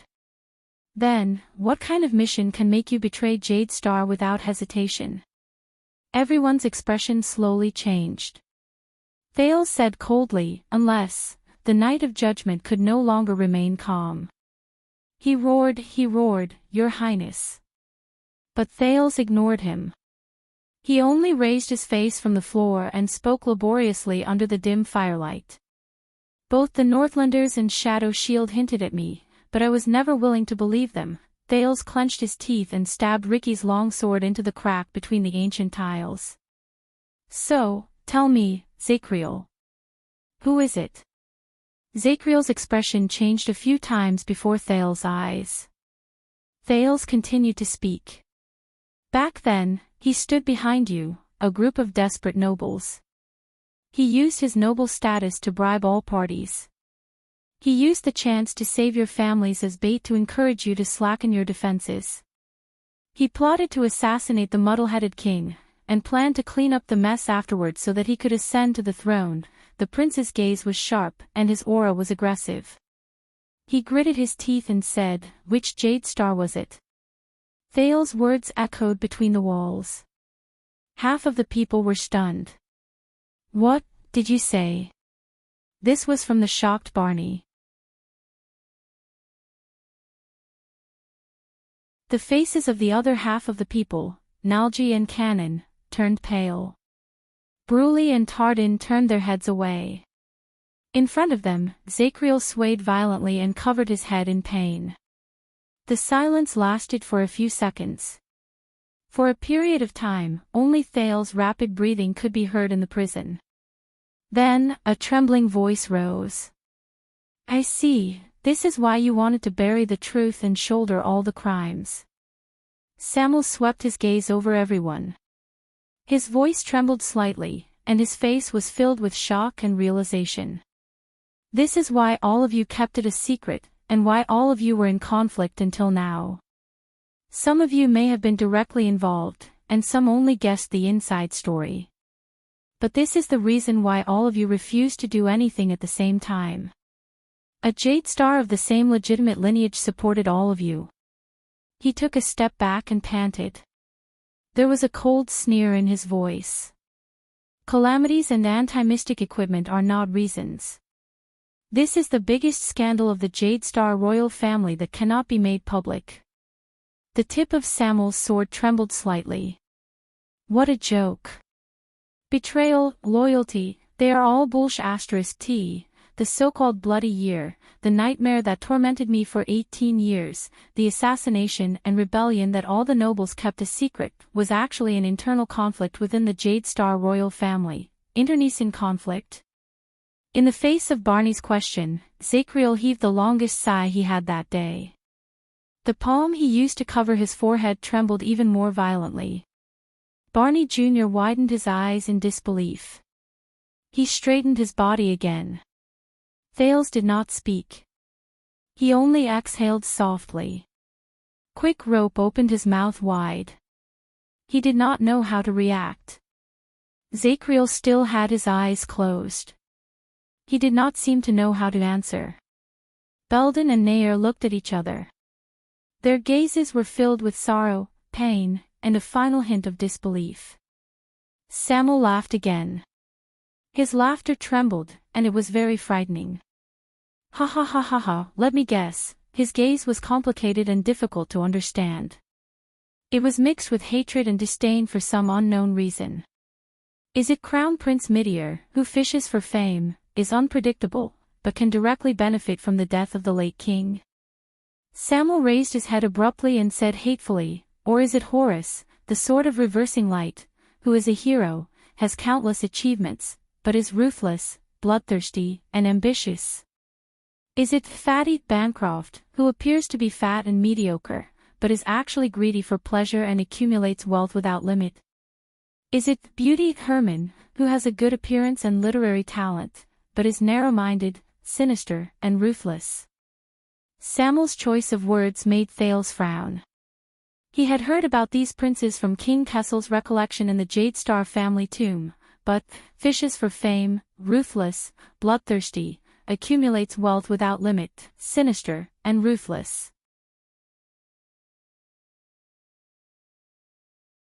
These descriptions, Samuel panted and continued to speak.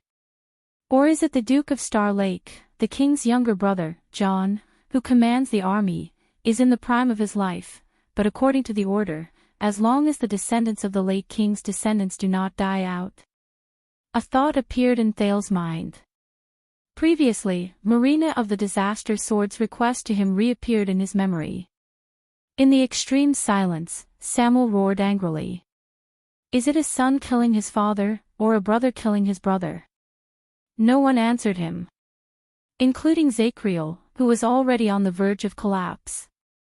Or, to be even more vicious, the Iron Hand King who mercilessly swept you, me, and all those who knew or did not know about it into the trash heap after the deed was done back then, while he sat on the throne and enjoyed everything, Kessel. Samuel seemed to be greatly agitated by this truth. He looked at the silent crowd, raised his voice, and sneered.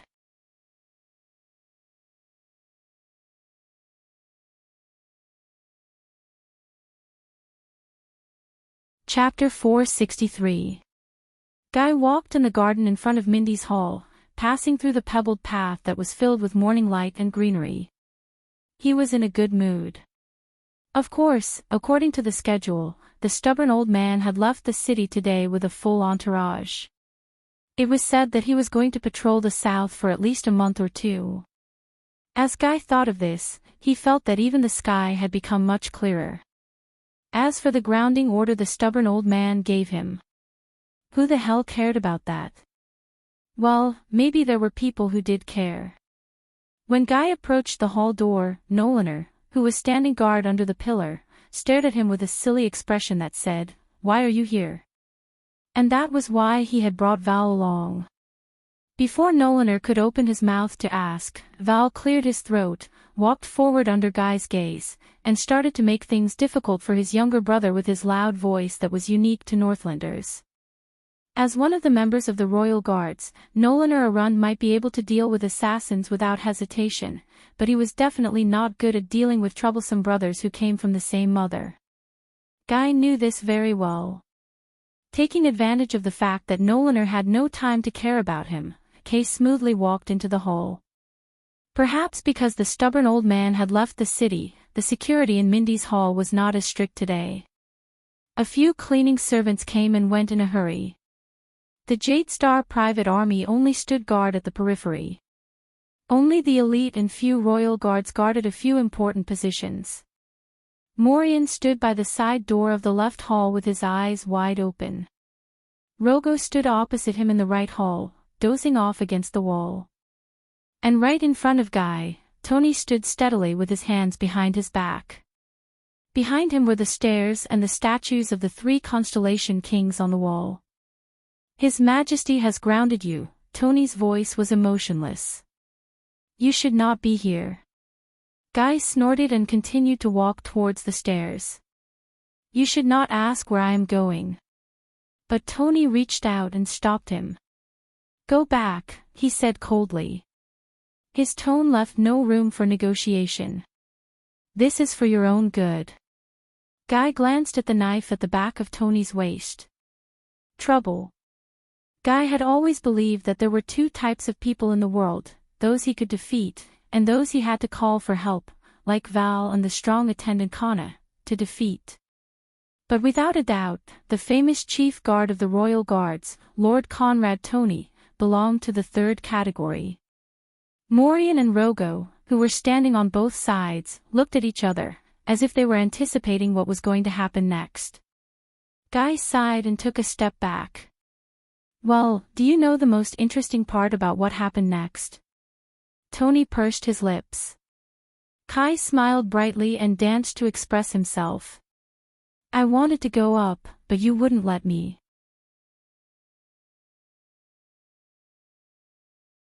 Then I insisted, so you started fighting. But Ace struggled, and the commotion was big enough to flip the roof of the hole. Then the messenger came down with the order to stop, to bring me up. Tony frowned and glanced at the steps behind him. Guy crossed his arms and smiled confidently. So why don't we skip all the steps in the middle and get to the end result? Let me go up. Tony's expression became even more unsightly. On the other side, Morian blinked and pointed to the top of his head. Ahem, he has a point. I mean, let him go up. In the right hall, the corners of Rogo's mouth twitched. He looked as if he wanted to laugh but couldn't help it. Guy felt that he had indeed won. Because Tony snorted angrily, but did not do anything. He retreated to the side. That's more like it. Guy proudly raised his nostrils in victory and walked past Tony, ignoring the other man's livid face. In order to provoke him, he even raised his hands and snapped his fingers rhythmically. He tapped his feet, hummed a tune, and shook his shoulders. Ignoring the strange gazes from the servants and the royal guards around him, he sashayed up the stairs. Guy arrogantly walked past the portrait of the three kings of Constellation, the bastard king, the wife king, and the bad debt king. The last time he called him that, the old stubborn king personally held him down in the Constellation tomb and beat him with a rod 30 times until his pregnant mother heard the news and rushed back from the tea party to save him. He winked at the two maids who were coming down the stairs. They were so frightened that they dodged to the side, turned around, and ran away. It's still a beautiful day, isn't it? Guy thought contentedly as he stared at the back of one of the younger maids and admired her shaking hips. However, he had only taken a few steps when he saw a strong man dressed in black walking down the stairs while being escorted by two attendants. Guy's light footsteps instantly stopped. No, the moment he saw the man in black, Guy wailed in pain in his heart. It's him. The person I don't want to see the most. The most, there is no one of. Why is he here? Why isn't he in the place where he should be the most, the dirty military camp, the harsh north, where he continues to drink his people's blood and chop off their heads? Guy clenched his teeth in pain. He lowered his head in a practiced manner and leaned against the side of the stairs to minimize his presence. Then, like a lowly servant, he silently turned around and planned to slip away. He did not expect the man in black to ignore him. But in the end, his wish was not fulfilled. Where are you going? Guy froze in his tracks. A familiar yet unfamiliar voice came from above his head. It sounded like an old organ that had been corroded for many years. When it was played, every string was a murderous weapon. Is this your reaction after a year of separation? The man in black walked down the stairs with a majestic gait. He had an imposing appearance. Morian, Rogo, and Tony all stood solemnly and bowed to the man. It was a treatment that Guy had never enjoyed before. Wait a minute. Kia glanced down at Morian and suddenly understood. They knew he was here. They did it on purpose. Hiding, running away, turning a blind eye. Just like how you run away from your identity and duty. This man had eyes as sharp as a blade, a firm and resolute face, a broad chest, and a body that seemed as if it would never bend. Most importantly, his appearance was like a dose of ice and snow. It chased away all the warmth in the hall and replaced it with heaviness and tension. Guy exhaled in resignation and turned around with a numb scalp. The man in black stood above him and said coldly, "My dear little brother." Cold sweat broke out on Guy's forehead. Panic and fear, which he had not felt for a long time, assaulted him at the same time. Damn it. Guy sighed silently in his heart. He did not want to, not that he did not dare. He looked straight into the man's eyes and only fixed his gaze on the front of the man's chest. I am not afraid of him. You are not afraid of him. Damn it, Guy, you are not afraid of him. Guy repeated it 3 times in his heart. Guy raised his head and forced himself to squeeze out an ugly smile. "Hi, Horace. My dear brother, the weather is not good. When did you return to the capital?" God knew how much effort Guy had put in to squeeze out this sentence amid his fear and nervousness. Horace frowned slightly. It was as if the temperature around him had started to drop. Indeed, in this world, Guy was one of the people Guy did not want to see the most. It was his tall, strong, courageous, murderous, and mentally unstable second brother who lacked love. Of course, Guy would not usually say the last description to his face. "If I had known earlier, I could have prepared." Horace stared at Guy for a while until the coldness in his eyes could almost fill up the entire cellar. Then, he snorted and interrupted Guy with an ominous sound. "I heard. When the police station was chasing after the fugitive, they had coincidentally dragged you out of a club in Red Street Market." Guy's smile instantly froze. "Wait. This..." Horace continued to stare at Guy expressionlessly. "All right, as usual, this guy has no intention of making small talk." But, Guy shook his head laboriously. He twitched as he fiddled with his cheeks. There was an unnatural chuckle in his voice. "No, no, no. You misunderstood. I just had a poetry discussion with my friends. The atmosphere in Red Street Market is better, so we booked a private room. We drank some wine together and discussed the manner-style poetry during the Red King's era." Horace narrowed his eyes slightly and slowly approached Guy. Coupled with his strong body, he was like a small mountain pressing down on Guy. "Friends. Poetry discussion."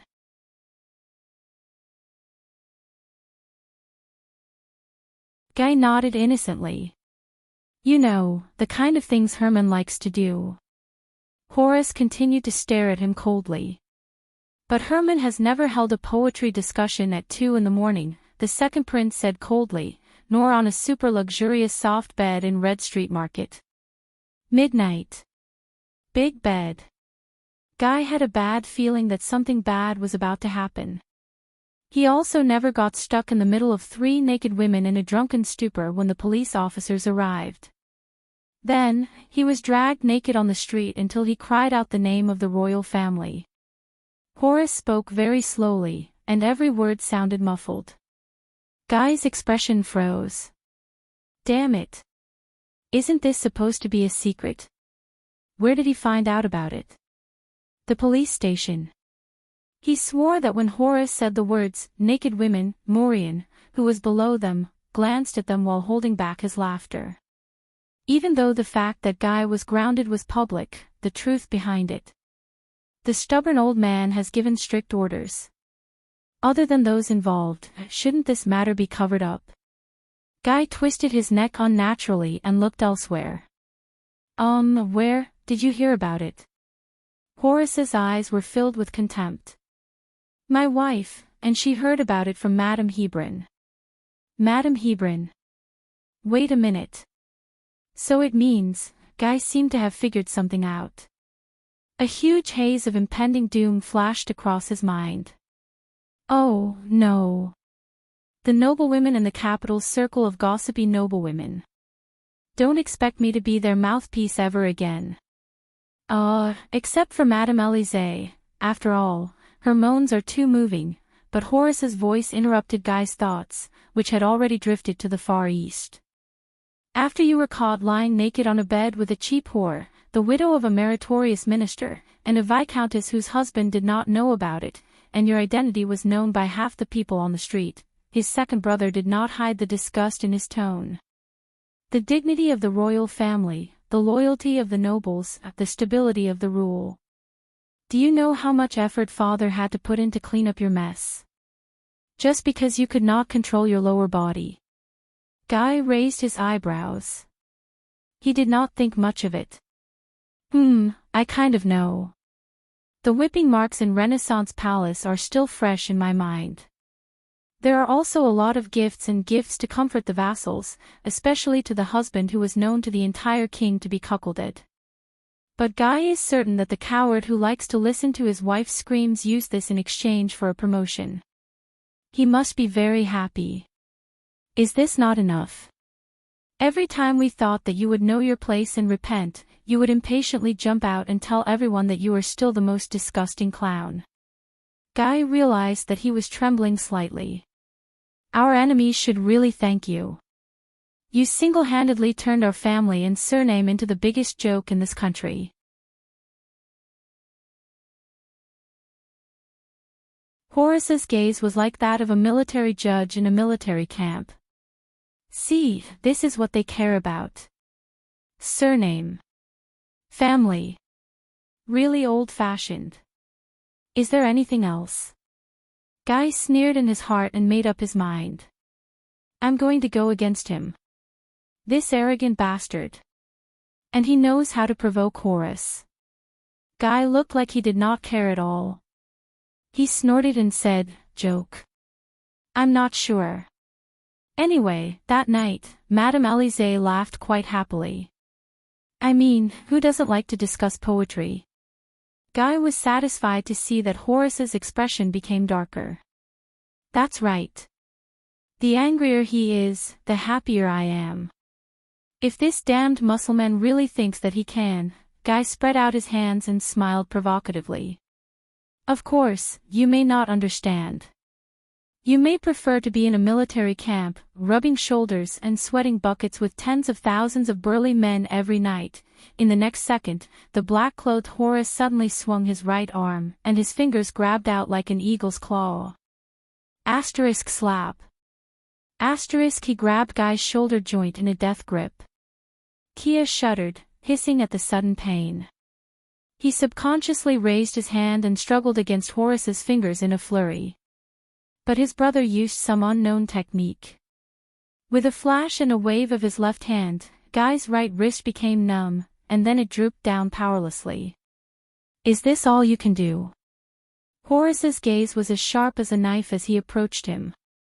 The strength in his hand slowly increased, and Guy was in so much pain that he was sweating all over. You can't even break an egg. How do you get women? Let them *CKU. Damn it, damn it, damn it. Guy's face twitched and his shoulders trembled. He turned his body sideways and tried his best to resist the rough, hook-like hand. He wanted to break free, but he could not. Damn it, damn it. Where did this damn muscleman get his strength from? Cry, scream, just like before. It's a pity that I can't come and save you anymore. There seemed to be a storm in Horace's eyes. Or continue to run away from home like a coward, just like you did 3 years ago.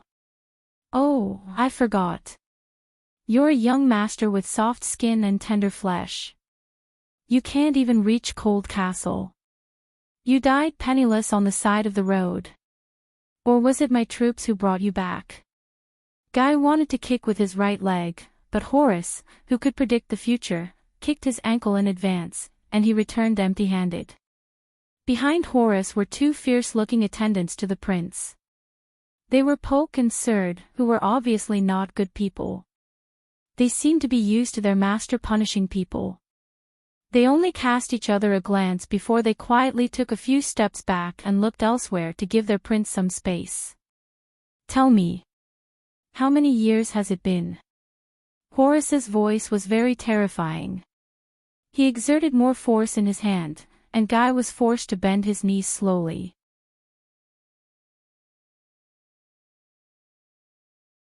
When will you learn not to be a useless piece of trash, not to be a disgrace to the family, and not to drag us down? Waves of pain shot through Guy's shoulder joint and his collarbone. He almost fainted from the pain.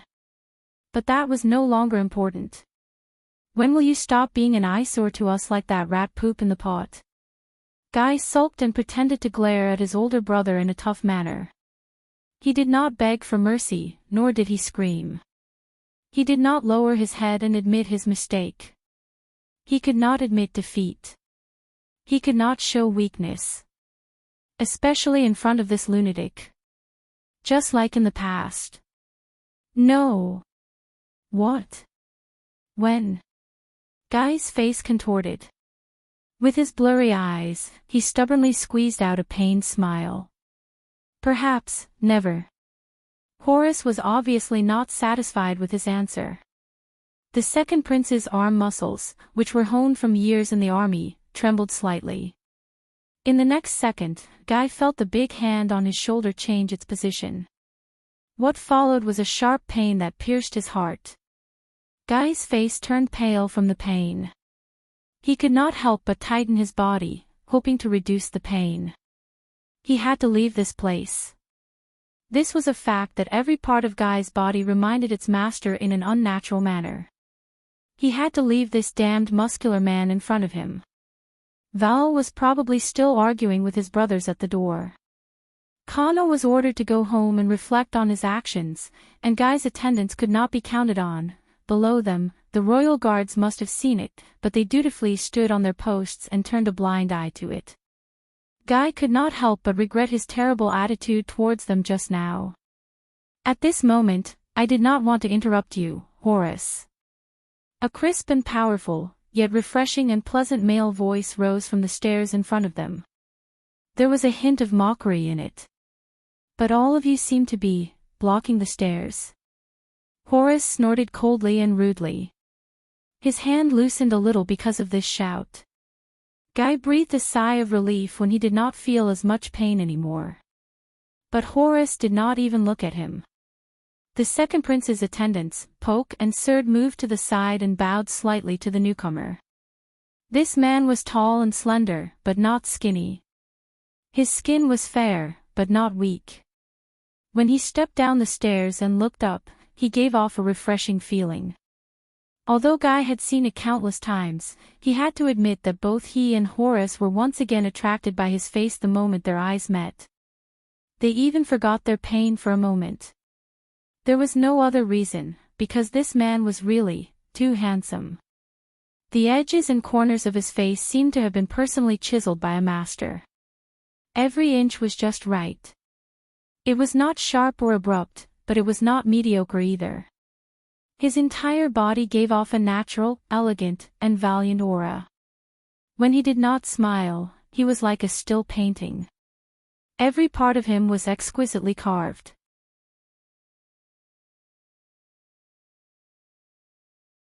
When he smiled, it was like a blossoming light, making people forget about him. And his gaze was like the work of the gods. When it was bright, it was like a whirlpool, captivating one's soul.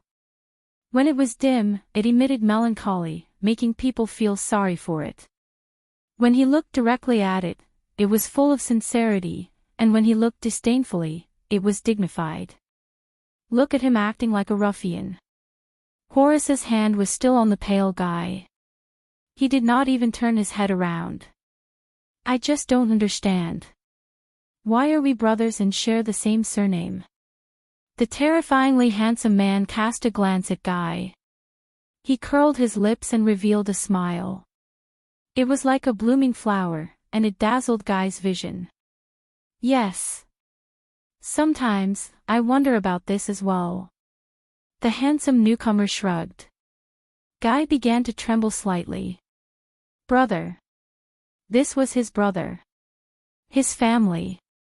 And his damn bloodline. Things he would rather not have. When he thought of this, Guy gritted his teeth, raised his head again, and spat. Yes, why? Ask our mother, Li Hua said. Horace's expression turned cold, and he exerted force with his fingers. Guy felt his shoulder starting to hurt again. But at this moment, the beautiful man by the side coughed softly. Forget it, Horace. Your time is much more precious than this guy's. It's not worth wasting your time. The beautiful man pointed above his head. He had a smile that could kill both men and women. Besides, this is his hall. It's his territory. It's not suitable. This sentence was effective. At least, Horace was silent for a while. Guy still tried his best to fight against his elder brother's love, but his struggles were useless.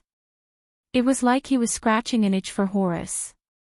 After a few seconds, the second prince seemed to have figured something out and finally let go. Once he was free, Guy leaned against the wall as if he had deflated.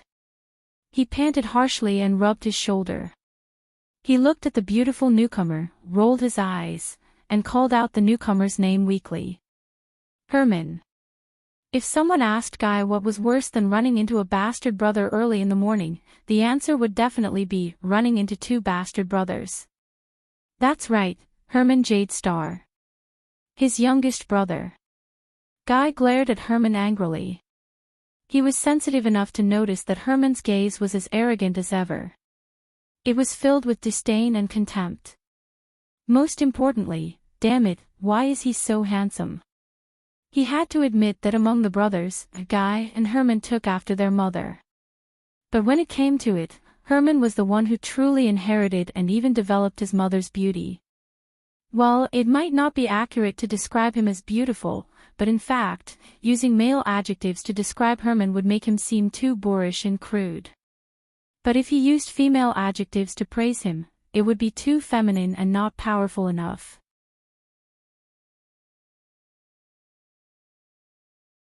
So, Guy found a nickname for him that would not be too boorish and masculine, and would not be mistaken for a female. Sissy.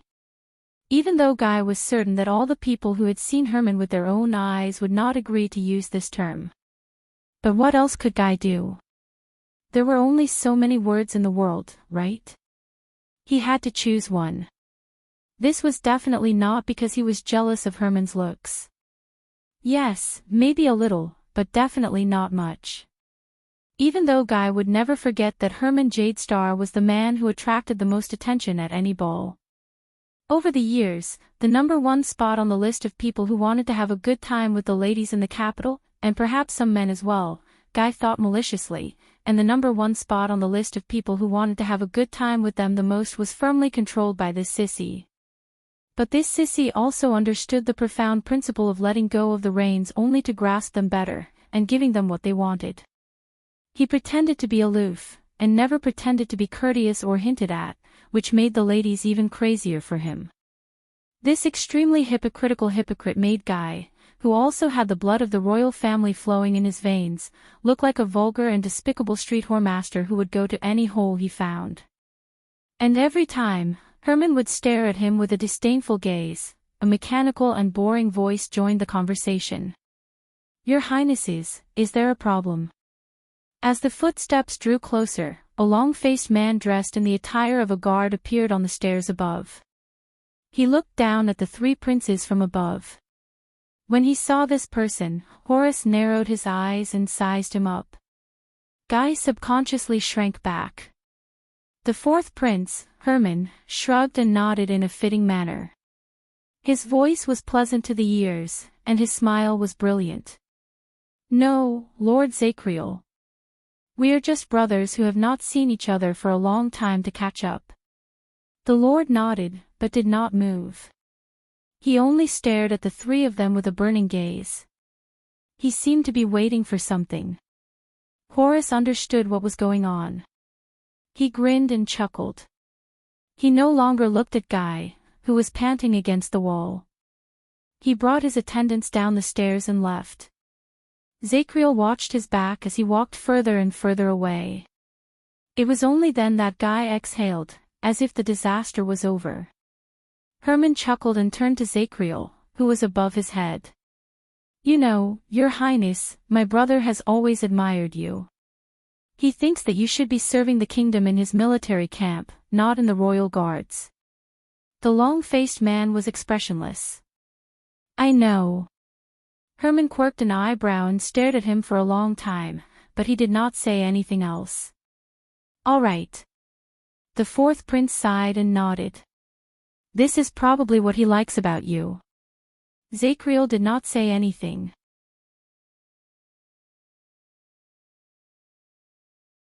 Herman turned around and extended his hand to help Kessel, who was leaning against the wall, but the ungrateful Guy flung his hand away. So, you're hanging out with him now? Guy stared at him coldly. You're making friends with your brothers, and this makes you feel good. The beautiful prince frowned. My feelings are not important. What's important is that, without me, you and Horace. Guy stared back at him arrogantly. Come on, sissy, we all know what kind of person you are. Stop pretending. Herman could not help but laugh. He snorted and shook his head. His handsome and sharp features, which looked like they came out of a painting, shone slightly under the sunlight, and they could not help but stare at him. Do me a favor, Kessel. Herman started calling him by his full name again. God knows how much he hated this name. Guy turned his head away in disdain. Hyman said with a smile, next time you want to discuss poetry with someone, buy a hat first and cover it up. When he heard the words, discuss poetry, Guy already felt that something was wrong. But he was still stunned for a second. Hat. Buy a hat. Cover what? He asked stupidly. Herman was like a loving older brother. When Guy could not react, he stroked his younger brother's head in a doting manner. He smiled brightly. Don't you understand, little fool? Block the hole in your head. Ha! Why do you have to cover the hole in your head? Kyle touched his forehead and suddenly realized something. Cover your father. However, Hyman had already walked away with his handsome face that could topple all living beings. Following behind the ice-cold and sharp Horace, who seemed to be waiting for someone to swallow them up, Hyman had already left. Only Guy was left behind, stomping his feet in anger. Herman Jadestar, you're the one who has a hole in your head. Your whole family has a hole in their heads. Cough, cough, cough. Something seems wrong. In short, is it great to be handsome? Can you do whatever you want just because you're handsome? Guy cursed and turned around. He straightened the folds of his clothes and cursed this terrible morning. But a chill ran down his spine, and he slowly raised his gaze. He saw the chief penal officer of the Royal Guards, Zacriel, still standing at the corner of the stairs above him. He stared at him indifferently and did not move. Somewhat. Person. It was as if he was reminding him of something. Guy shuddered and understood what he meant. Yes. Guy glanced at Zacriel and thought gloomily. How could he forget? When the whip marks on his back were still throbbing with pain, how could he forget the person who carried out executions with whips under the king's orders? Guy cast a sideways glance at the chief penal officer above him, braced himself, and waved his hand. I know I'm grounded, but I'm only here today too. But the long-faced penal officer did not wait for him to finish.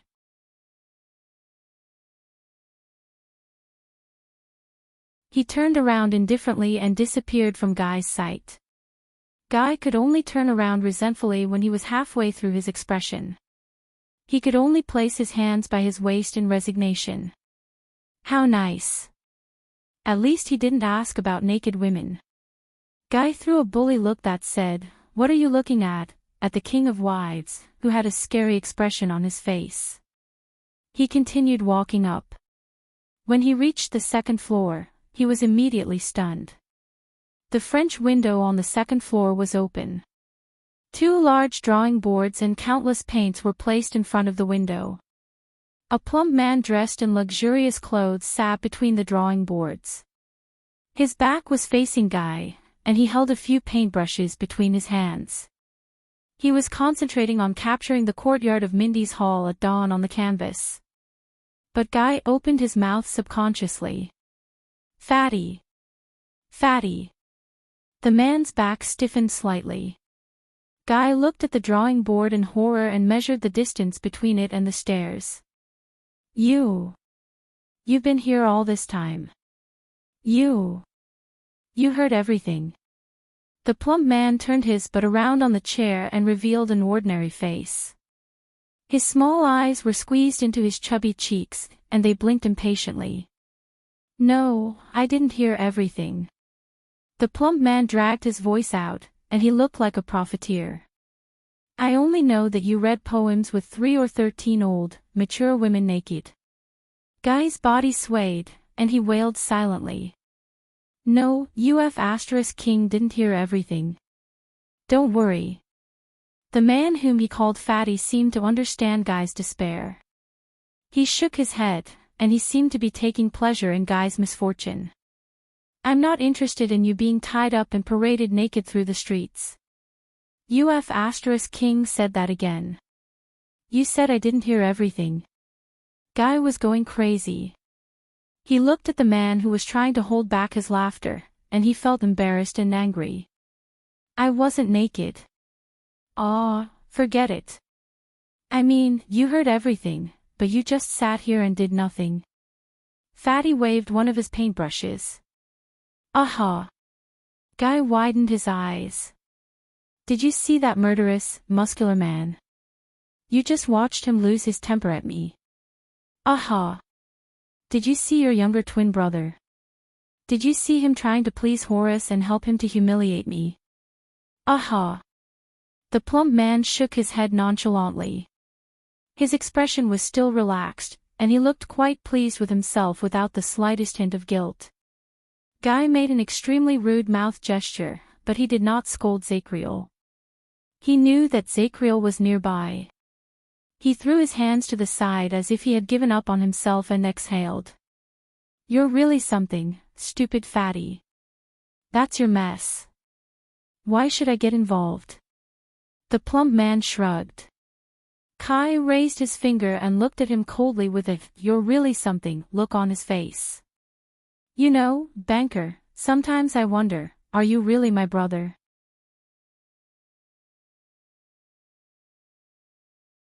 Did we really crawl out of the same mother's womb? Or did our mother sneeze when she gave birth to you? The expression of the man whom he called Fatty turned cold. That's right, this is Bancroft. His third brother. It said that he and Herman are twins. Guy looked at the man's face, which was so fat that it was squeezed together. He frowned subconsciously. Hereditarily, Horace took after his father, while Guy and Herman took after their mother. As for Bancroft, he probably took after a potato that his mother ate when she was pregnant. Ever since Banker started losing his shape when he was 6 years old, he became increasingly certain of this. Banker was the one who did not seek trouble the least in Renaissance Palace. Other than the fact that he liked to draw paintings of souls that people could not recognize, he basically had no major flaws. What Guy meant was, look at his second brother and fourth brother. One was stubborn, and the other was flamboyant. But this did not make Guy like him much. On the contrary, Banker's ignorant and innocent look of, "It's none of my business when my brothers fight," made Guy extremely disgusted. What was worse than being opposed was being ignored. That was why this stupid Fatty always gave Guy the desire to beat him up, even though Guy knew that his fists would only bounce off Banker's bottomless flesh. Speaking of which, how would Banker do that? Would he be able to show it when he was up? Would it sink into his flesh? Banker took a deep breath and glanced at Guy as if he was looking at a trash can. He then let out a long sigh. You just don't understand, do you? Guy frowned. Understand what? Banker gave Kia a long look. The Fatty then shook his head and waved his arm at the pillars and garden in the distance outside the window. In its hundreds of years of history, the design and layout of Mindy's Hall are classics in the art world. The garden is an original work that has been passed down from generation to generation. Every angle is like a landscape painting. Many artists and masters of architecture have yearned to see it, but could not. His tone was filled with admiration. Guy raised his eyebrows and looked in the direction of Banker's arm. He only saw a stretch of black and gray stone pillars and a bunch of red and green flowers. He turned his head rather stupidly. Landscape painting. So. After Banker finished admiring the scenery, he immediately put on a stern face. But when you stand here, little Kessel. Leyland's eyes widened. Banker grabbed the paintbrush and added some color to the canvas. He said with a look of disgust, with a disgusted expression, he said, "It's like an extra stain on the canvas. This is why you are ostracized everywhere and why everyone hates you. Now, you'd better get lost." As Banker spoke, he pulled the drawing board away, twisted his seat, and turned it in another direction. He left Guy with a fat, protruding but that squeezed his pants tight. Guy's smile froze. He instinctively wanted to touch Banker's painting. "Don't touch my stuff." Banker did not even turn his head. "Otherwise, I can't guarantee that when I tour the South next season, the beautiful ladies and madams of Blade Edge Hill will not know about your naked-ass poetry recital." Guy's foot that was about to kick out froze in midair. He moved his lips, but in the end, he could only turn around mechanically. "Very well," Guy said angrily, "just hold on to your paintings that you can't sell, and hold on to those little people on your paper for the rest of your life. Damn fatty who doesn't have a sexual life. Be single for the rest of your life." The damn fatty did not even turn his head. He only waved his right hand and stuck out a fleshy middle finger between the 4 paintbrushes. Guy walked up the stairs to the 3rd floor angrily. But he kept thinking about that sentence. "This is why everyone hates you. Everyone hates you." Guy clenched his fists. He was wrong. Kia said gloomily to himself. Banker was wrong. Not everyone. Once upon a time, his mother liked him.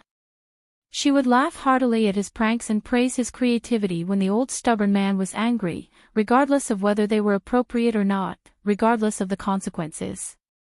Until she, not everyone. Guy stopped and looked up at the room in front of him, the most important main room in Mindy's hall. He gulped, cleared his throat, and tidied up his clothes. But before Guy could knock on the door, it opened. A prince's attendant who was born in a low-ranking noble family bowed and smiled at him, indicating that he could enter. "His Highness is waiting for you."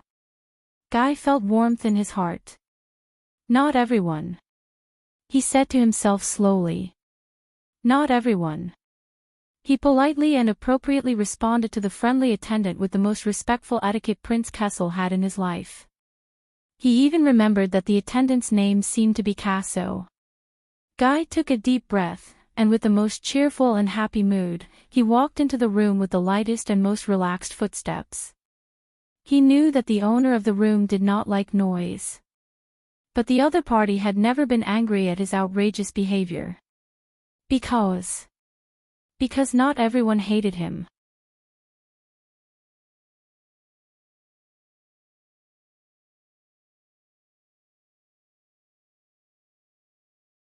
Chapter 464. Guy walked into the elegantly decorated room, and just as he expected, he found the owner of the room behind a desk filled with countless papers and documents. The man was dressed in an inconspicuous but fitting attire. He sat quietly, gently, and peacefully behind the desk. Amid the rustling sounds of flipping pages and writing, he quietly read a scroll. Guy rushed to the wide desk, found an empty spot on the table, threw his butt back, and sat on it in an extremely inelegant manner. He blinked and giggled when he saw the owner of the room put down his pen with a sigh. He cast him a glance, shook his head in resignation, and lowered his head to continue reading. Guy quirked an eyebrow in response. He did not have to be apprehensive here. He did not have to worry here. Because the person sitting there, it was his most amiable and kind eldest brother Wang. Guy turned his head around and was surprised to find a bottle of wine and a few glasses on the side of the desk. It seemed to be a famous wine from Sarah Dukedom. "I remember that you don't like to drink." Guy grabbed the bottle of wine rudely and asked directly.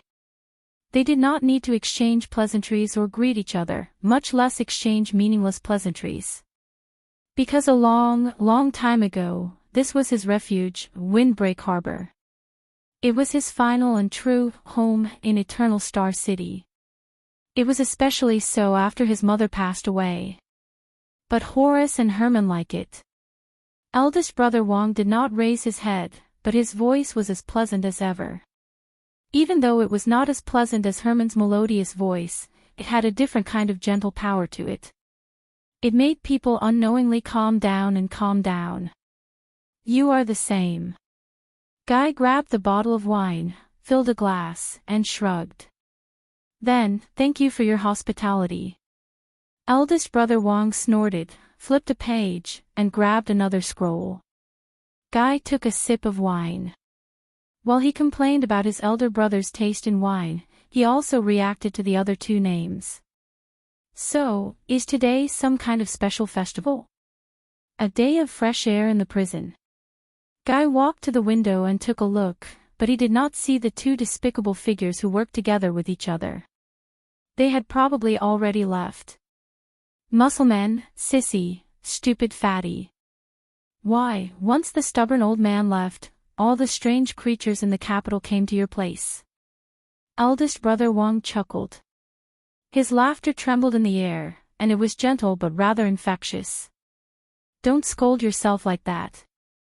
Guy understood the sarcasm in his brother's words a second later. He scratched his head in realization. Oh. If it was Hyman or Horace who had mocked him, Guy would definitely not hesitate to retort back. But this was eldest brother Wang's words, it was just a small joke. They are different. They were different too. Why are they looking for you? His brother scribbled something and switched to the next page. I'm looking for them.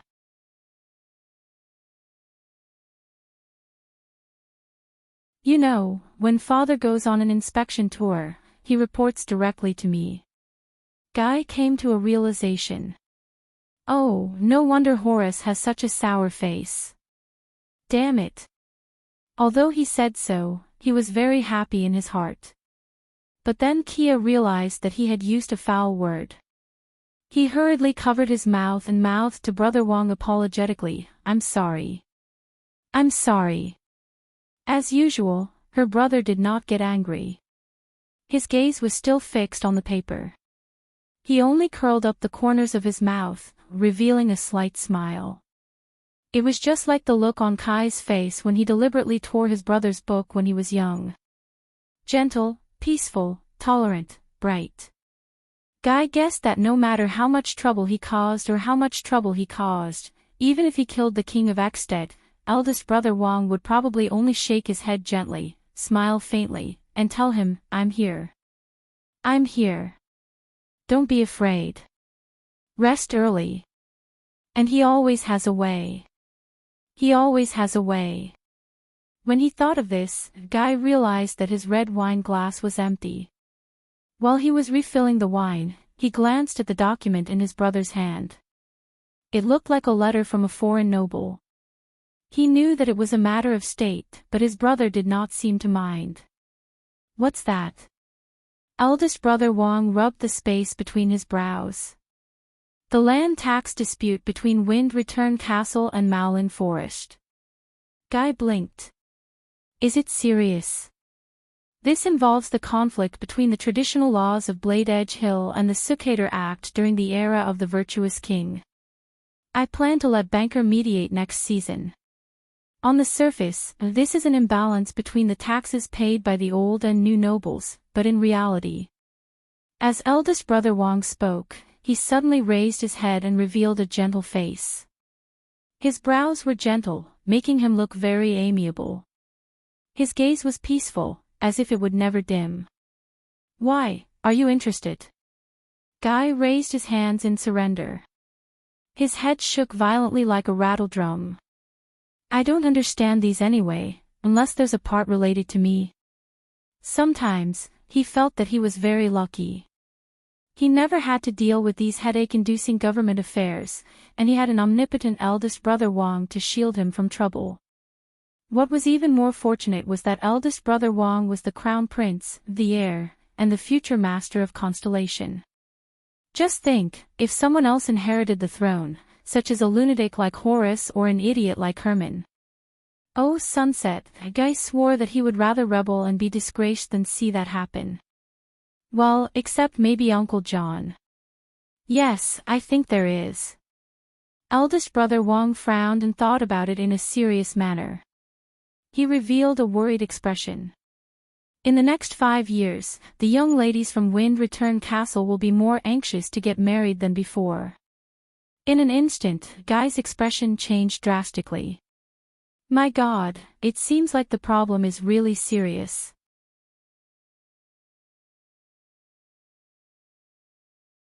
Eldest brother Wang looked at him and could not help but shake his head and laugh. In that second, the corners of his elder brother's lips curled into a beautiful arc. His eyes were full of smiles, as if it contained the optimism of the entire world. Herman was known as a beauty and could make people go crazy. Guy thought that it must be because eldest brother Wang did not want to compete with him. Because when eldest brother Wang smiled, he looked better than anyone else. He was gentler, brighter, and more charming. Guy also smiled naturally. It was the kind of silly smile that he would despise if he was outside. He would only smile like this in this place. Eldest brother Wang put down the work in his hands and picked up the scented tea beside him.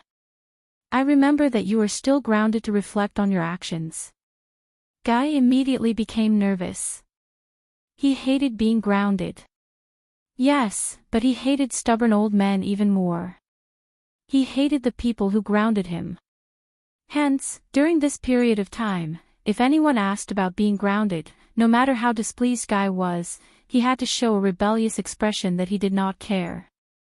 But eldest brother Wang, in front of eldest brother Wang, the usually eloquent and unreasonable Guy stuttered, yes, yes, yes. Yes, in fact, I came here today to talk about this. Although it's only been a short night, I feel that my self-reflection has achieved profound, beneficial, and rewarding results. Oh no, I seem to have forgotten all the script I prepared last night. If I knew this would happen, I would not have teased that maid last night. I didn't even have time to memorize the script. Kia felt his little brother throbbing. But Guy did not need to continue speaking, because eldest brother Wang revealed a gaze that seemed to see through everything. He turned his head to look at him with the ghost of a smile. This made Guy instantly shut up. Eldest brother Wang sneered. Horace's sneer was a sign that he was in a bad mood and was about to start scolding. Herman's sneer was filled with disdain. Banker's sneer was filled with an infuriating stupidity. But this action appeared clear and natural on eldest brother Wang. There was nothing unpleasant about it. So Guy could only shut up and surrender. As expected, eldest brother Wang crossed his fingers and said with a stern expression. So you want to explain to me the truth behind why you were grounded by your father? Guy was about to explain, but he heard his elder brother add another sentence. I mean, other than taking off your clothes to discuss poetry with beautiful ladies. Eldest brother Wang's expression was very serious when he said this, but his left eyebrow was twitching slightly. Oh my God. Listening to his elder brother's teasing gaze, Guy felt like he was going crazy. He really wanted to find a hole to crawl into. This is great.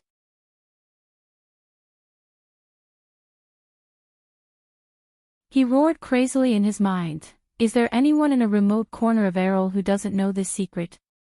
He asked, who else? Who else? Come out. Come out, let me tell you. Just as Guy was immersed in his, Kessel's little world of self-respect, a commotion suddenly came from outside the window, attracting the attention of both of them. They heard a scream.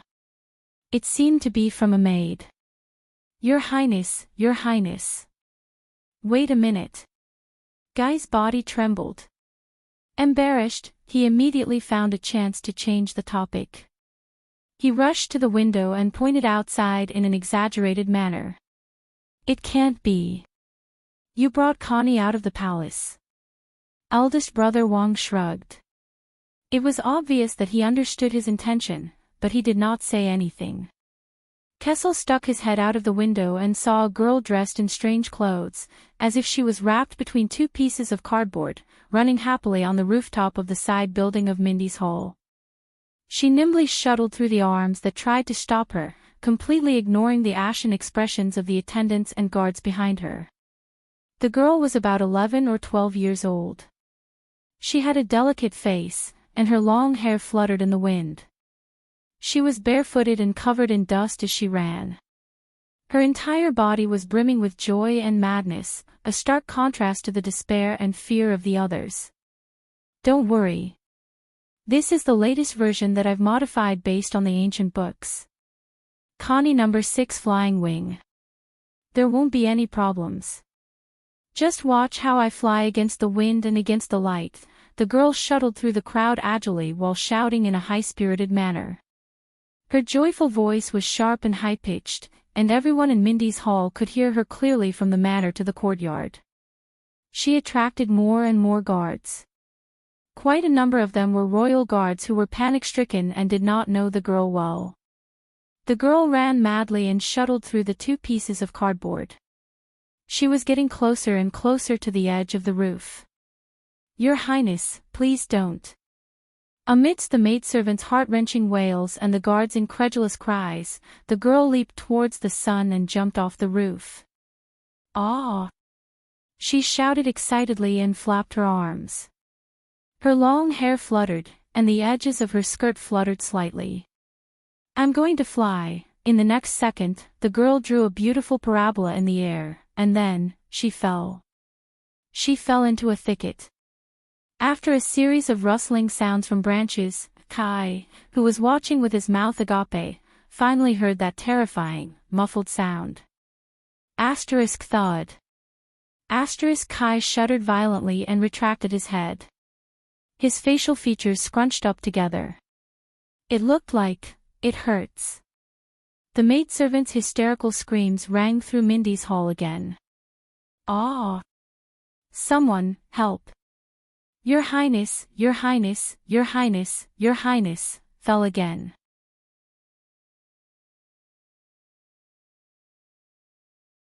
Hence, another large group of people rushed downstairs in a hustle and bustle. The sound of their footsteps was rather loud and pleasant, comparable to that of a drum band. After watching all this, Kai, who was still in a state of shock, retracted his head from the window with great difficulty. With great difficulty, he straightened his lips and revealed an ugly smile. Are you really not going to do anything about it? At some point in time, Wang Changxing regained his posture as if he was dealing with government affairs. He calmly flipped through a warrant without any surprise or joy. He hummed in acknowledgement. Do what? Kai pointed under the window and revealed an ugly smile. He saw Morian and Rogo rushing over to the scene. About how to stop our little troublemaker sister from destroying Mindy's Hall. Wang Changxing snorted and revealed a gaze that reminded him of when he was a child who was pranked by him. Don't be afraid. Ida will take good care of her. Don't be afraid. When he heard this, Kai was dazed for a moment. He missed the past a little. But, what did my brother say? Ida. At that moment, move aside. As if to prove her brother's words, another short and slender figure made a fuss and flew out of the window. She cried with a heart-wrenching, earth-shattering voice.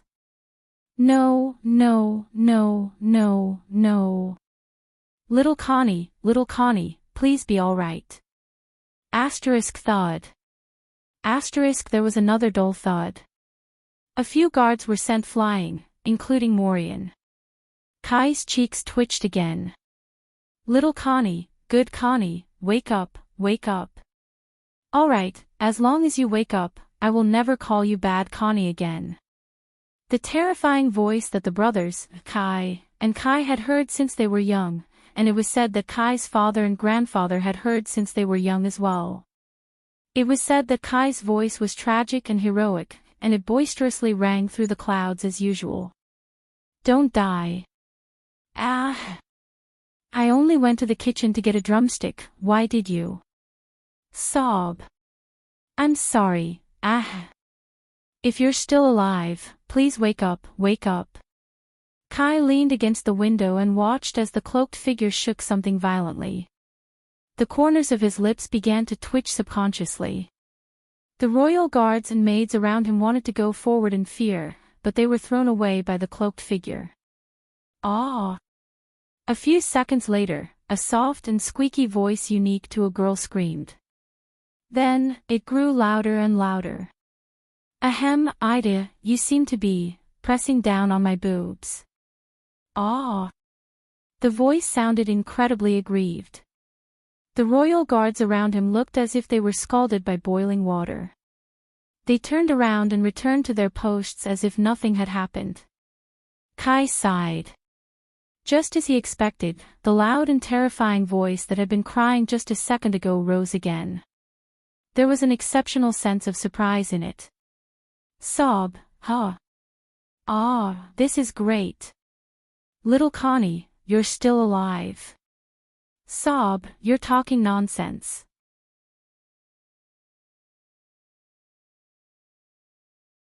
Sob, how can you have such an evil thing like boobs? The soft girl's voice sounded weak. I'm serious. The books say that this will cause stunted growth. Kai looked at the scene outside the window, then at his brother who remained calm behind the desk. He pressed his forehead weakly. That's right. Ida is here too. She will definitely take good care of Constance, as if. Kai hissed silently in his heart.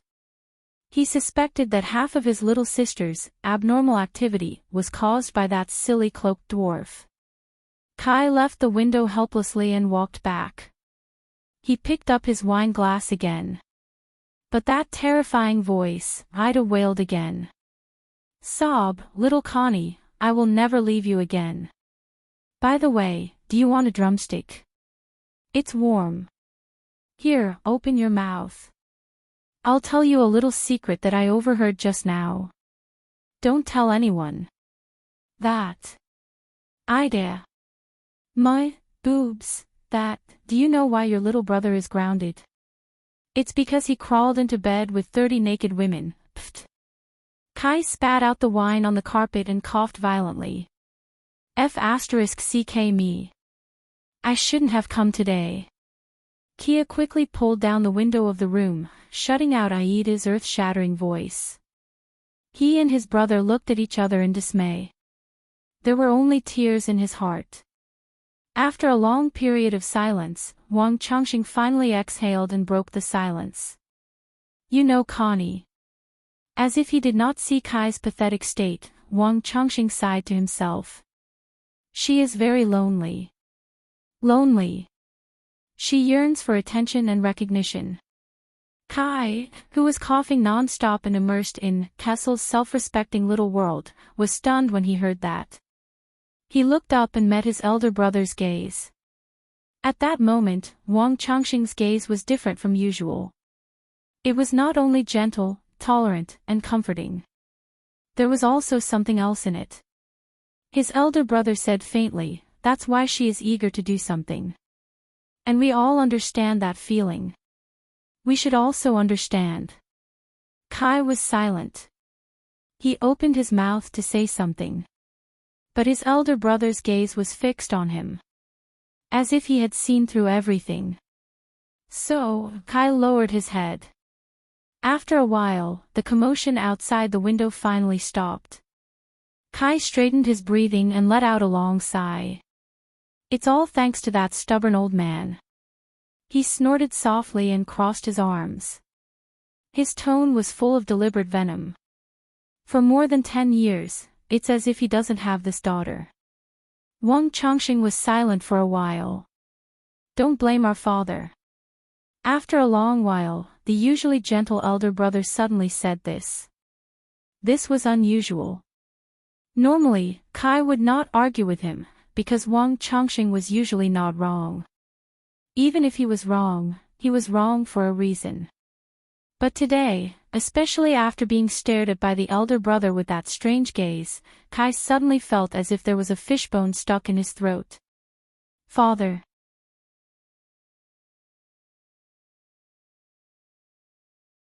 He turned his back to his elder brother and said sarcastically, "Then what kind of father would hate his own child?" Wang Chongqing hummed in acknowledgement. This time, his words were a little more serious, with a rare lament. "That's not hate. Father was too shocked by mother's death. You know, when he sees Constance, he will think of mother and the pain she suffered before her death." Kai's expression dimmed. "Mother, is that so?" Wang Chongqing sighed. His deep love for mother became a torment and burden when he faced Connie. The deeper the love, the heavier the torment and burden. Father stayed away from Constance for her own good. Because he was afraid that when he thought of love, he would become someone who would not even recognize himself.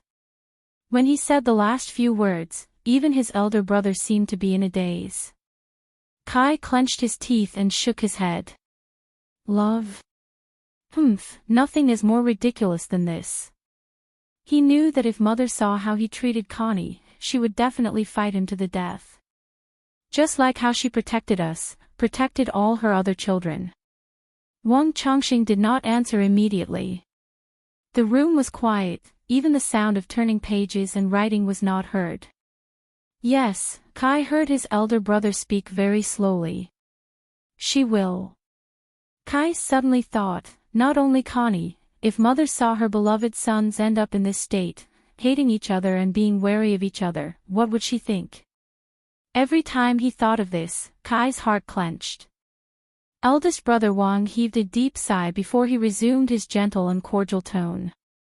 So, the responsibility of caring for her sister can only be borne by her older brothers for now.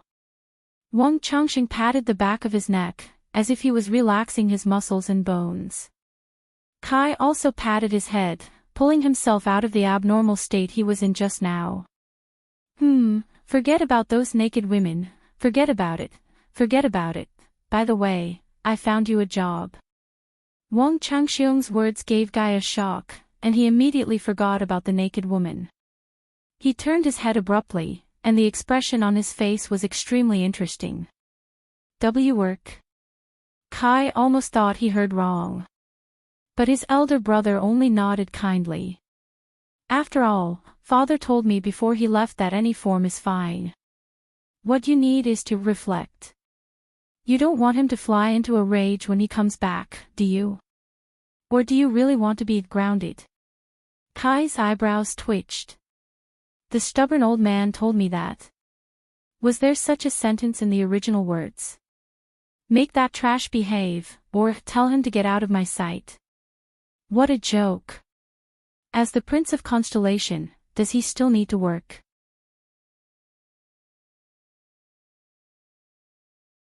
Alright, Horace leads a group of soldiers, Banker is an honorary director of the National Research Association, and even Herman carries the title of a special envoy of the royal family. Counting them, he is indeed the only one who is a little, When he thought of this, Kai's expression immediately changed. He said seriously, "Oh, work. You know, I also have this plan." Kai scratched his forehead in pain, looking for an excuse. In fact, I am preparing to leave the city and go to Star Lake Castle in a few days. John told me that he needs help there, but Wang Chongqing only shook his head gently. There was a nostalgic look on his face. The anniversary of John's wife's death has arrived. His words choked Kai's excuse in his throat. Now is not a good time to disturb our uncle. The fifth prince was silent for a few seconds. In the end, Kai scratched his head in annoyance and looked at his elder brother innocently. He said pitifully, "Wait, are you serious? You're not going to let me deceive you, are you?" His elder brother smiled. He was still as gentle and amiable as ever, making it impossible for anyone to have any rebellious thoughts. "Don't worry, the job I found for you is in Eternal Star City." Wang Chongqing accurately pulled out a stack of papers from the pile of documents and threw them to him from afar. Western City Police Station. Go and help maintain the order in Western District, Lower City District, and Western City Gate. This or grounding. Choose one. Kia smacked himself on the forehead. There is no hole. At least, I did not touch it. But, Kai rubbed his face in pain. His entire body drooped like a wronged puppy. Oh, no. Whenever I hear police officer or words related to it, I get annoyed. But soon, his gaze focused. Wait, Western District? Isn't that the district where Red Street Market is? A brilliant light shone in Kai's eyes. Wang Chongqing nodded with an amused smile. His gaze was sincere. Don't worry, that is a prosperous, adorable, beautiful, and colorful place. You can go there to reflect on your actions, and at least you won't really be grounded. Of course. Kai's expression instantly changed. He became serious and focused, just like when he was facing a girl's dress. That's right. What you said makes sense. Ahem, I don't like being grounded, and this is also a chance. As a police officer or other civil servant, I can properly patrol and understand our city, and serve the kingdom, especially Red Street Market. Wang Chongqing smiled again.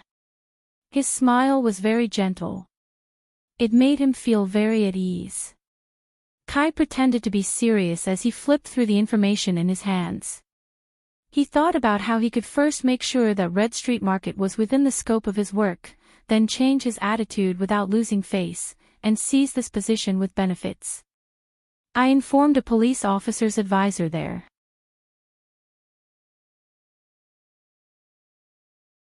Coincidentally, she needs an assistant, Wang Chongqing said softly. She also promised me that she would take good care of you.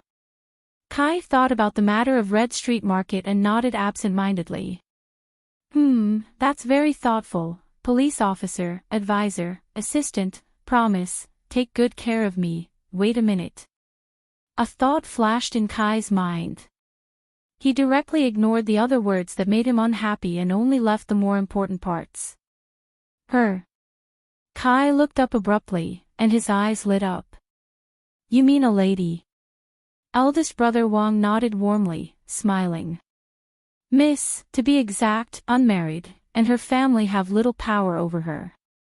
Elder brother Wang knocked on the table with his fingers. His expression was complicated, with a hint that Guy couldn't understand. It didn't matter.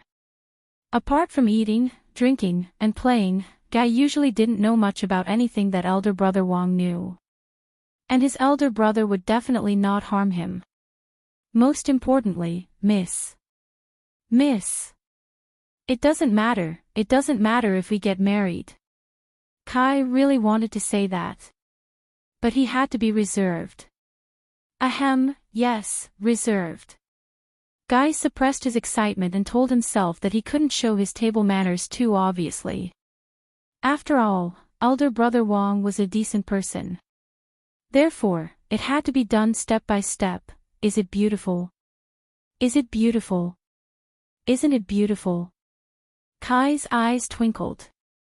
Eldest brother Wang smiled again. His eldest brother put his hand on his chin and pretended to recall something. He frowned slightly and then nodded slightly. Very beautiful.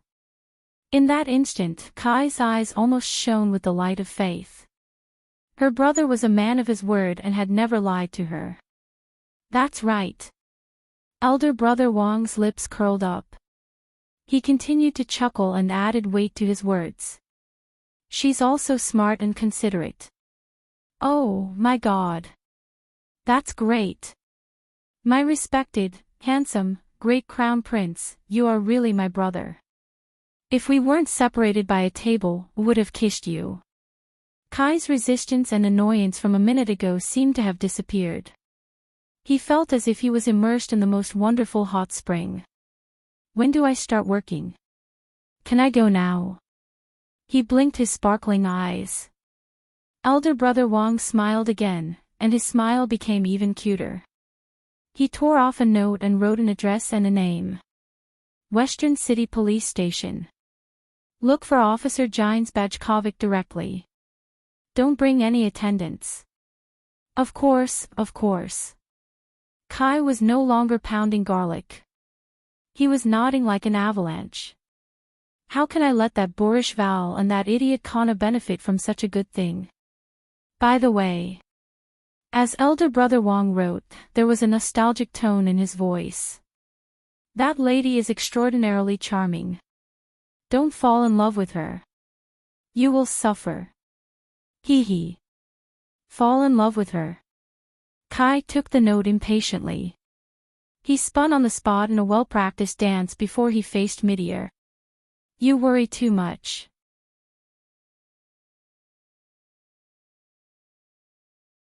I'm a veteran who has been with many women. Kai flashed a confident smile. He extended his finger and pointed at Meteor while he walked backwards out of the door. You know I won't. Elder brother Wang still had that reassuring smile. He waved his hand, not knowing whether he should laugh or cry. Hurry up and go. Kai's figure disappeared.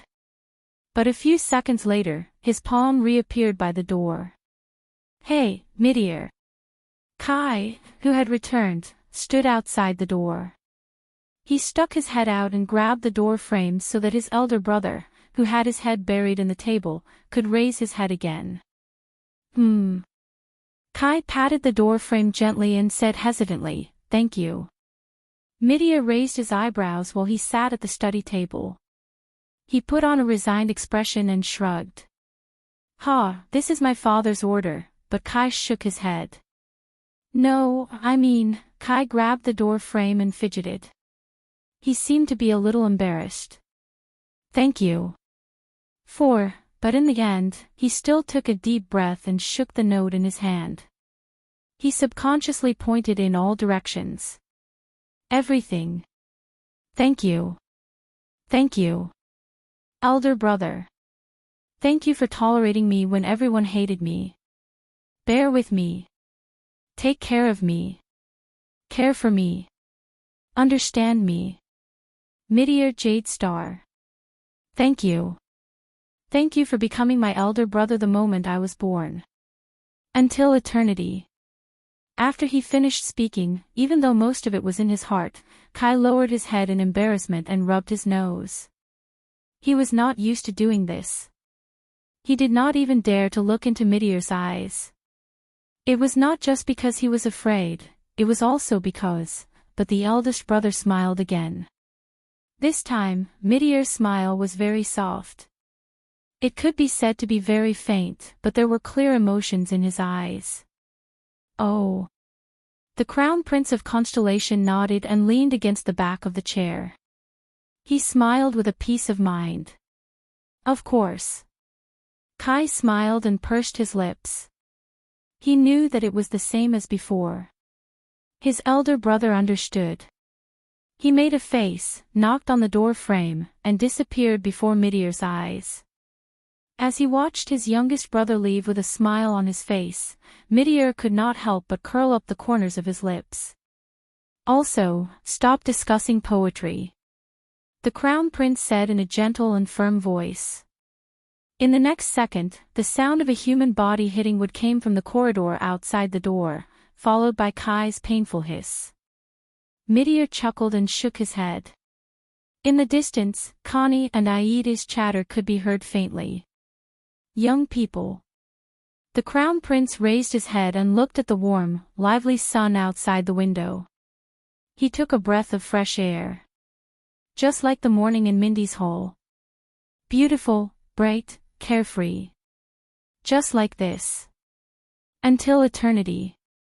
After enjoying the relaxing and wonderful morning, Meteor came back to his senses. He lowered his head and sighed, returning to reality. You're tuning into the LoveLore Library YouTube channel. We're so grateful for your support, and don't forget to subscribe to join us on this incredible journey through captivating stories. Your generosity through donations truly makes a world of difference, as it's the primary source of revenue that allows me to expand and enhance this channel for you. Thank you from the bottom of my heart for being a part of this adventure.